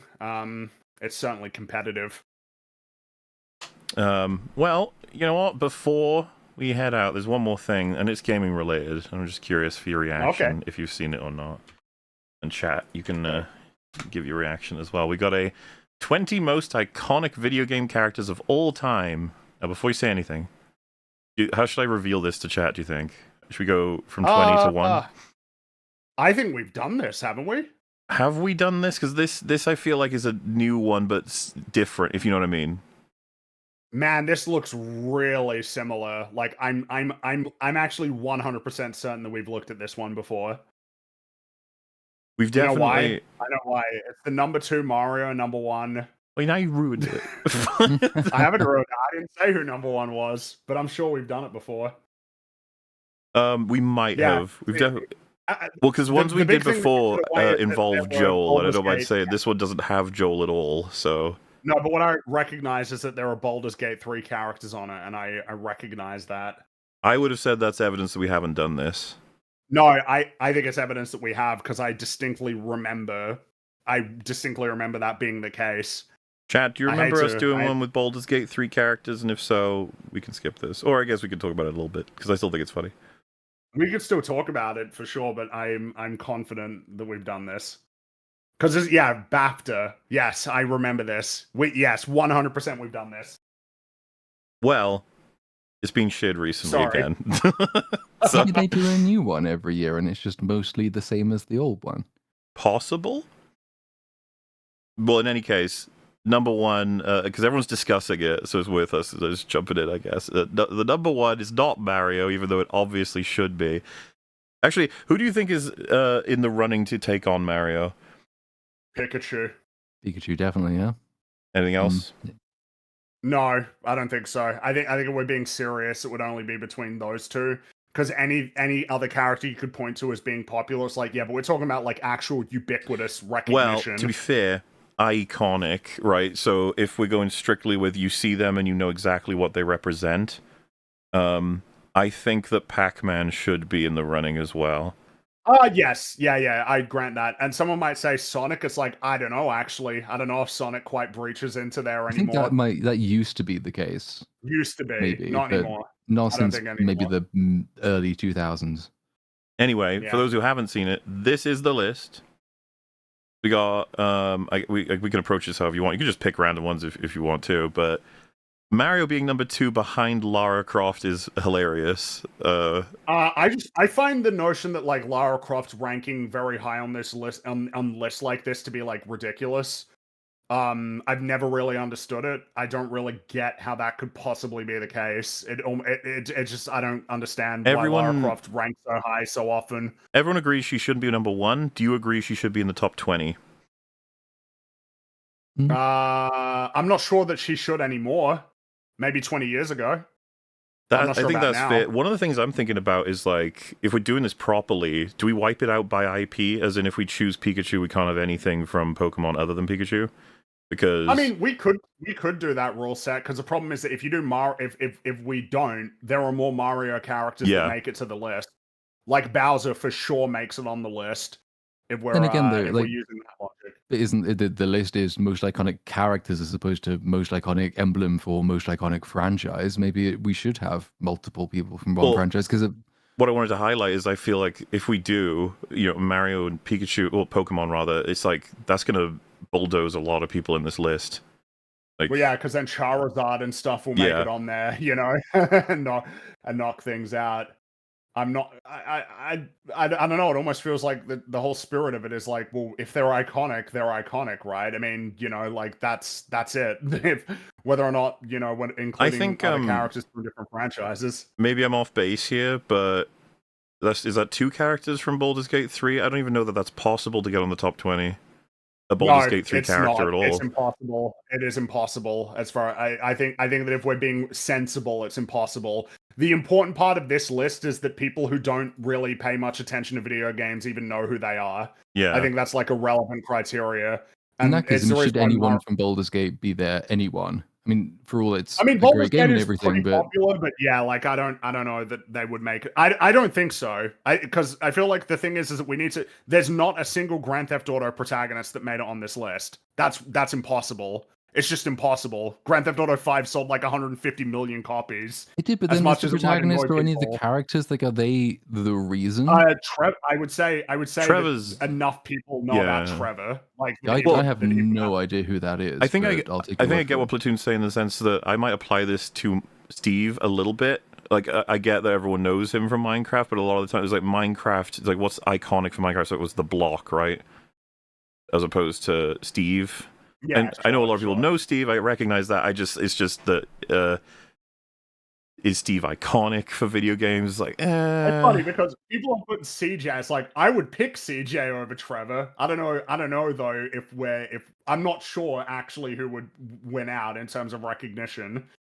You've So got to I tend remember, to- Grand Theft Auto 5 is I think actually the #1 best-selling game of all time. I'm sure it is, It's, but then like for this, like this, I tend to think, who would my mum recognize? Because she doesn't play games, but she knows I play games, and she Right. has been like she's grown up around like who But- of like video game characters does she know? Would she recognize the name Grand Theft Auto? Yes. Would she recognize any Grand Theft Auto character? No. my mum wouldn't Would she know. recognize but Mario? Would she Yes.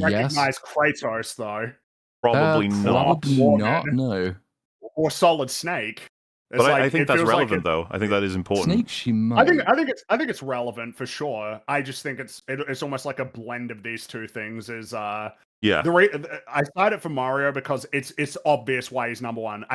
Like basically everybody knows who he is, and it feels like Pikachu's exists in that category as well. Basically everybody knows who.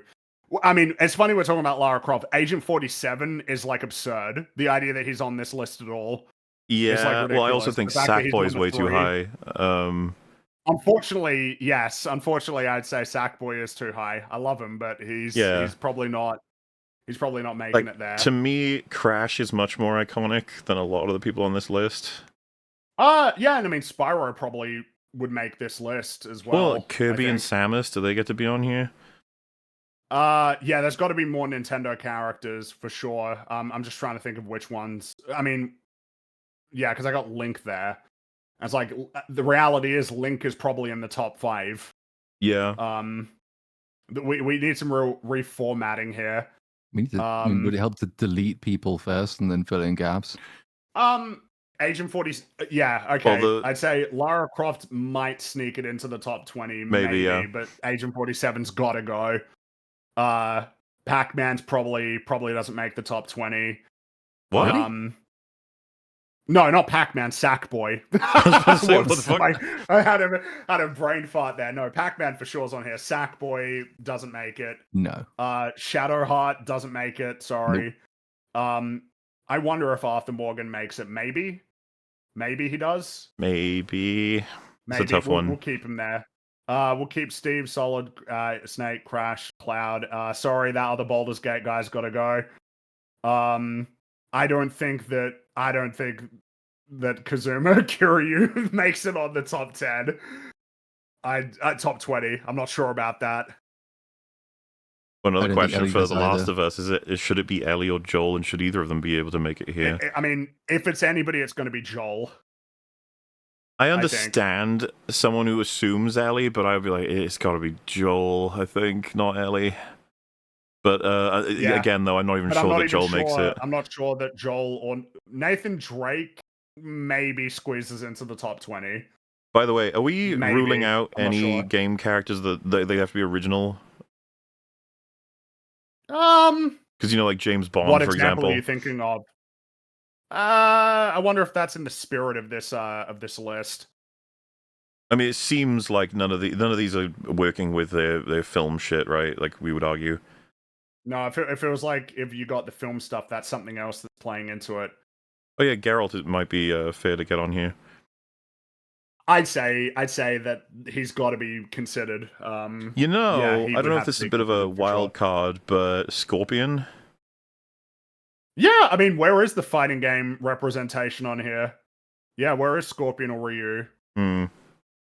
I'm not sure. I feel like one of them has to squeeze on. Oh yeah, and Donkey Kong. Also Donkey Kong. Yeah. Yeah, Donkey Kong should be on this list. Donkey Kong would be like number 3 or 4. he'd be real high up.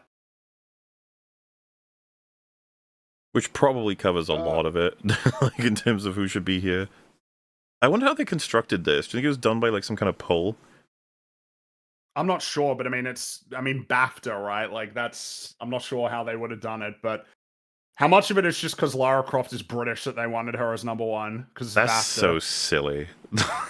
I mean, it is, but like, I think the notion that Lara Croft makes it that high is just silly. I don't disagree that might be played into it, but there's so many weird choices here that you have to wonder. It's like, what accounts for all of them being here? Agent 47 is like bizarre. That's really bizarre.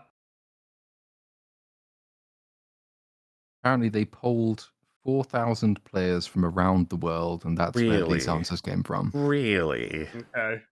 Okay.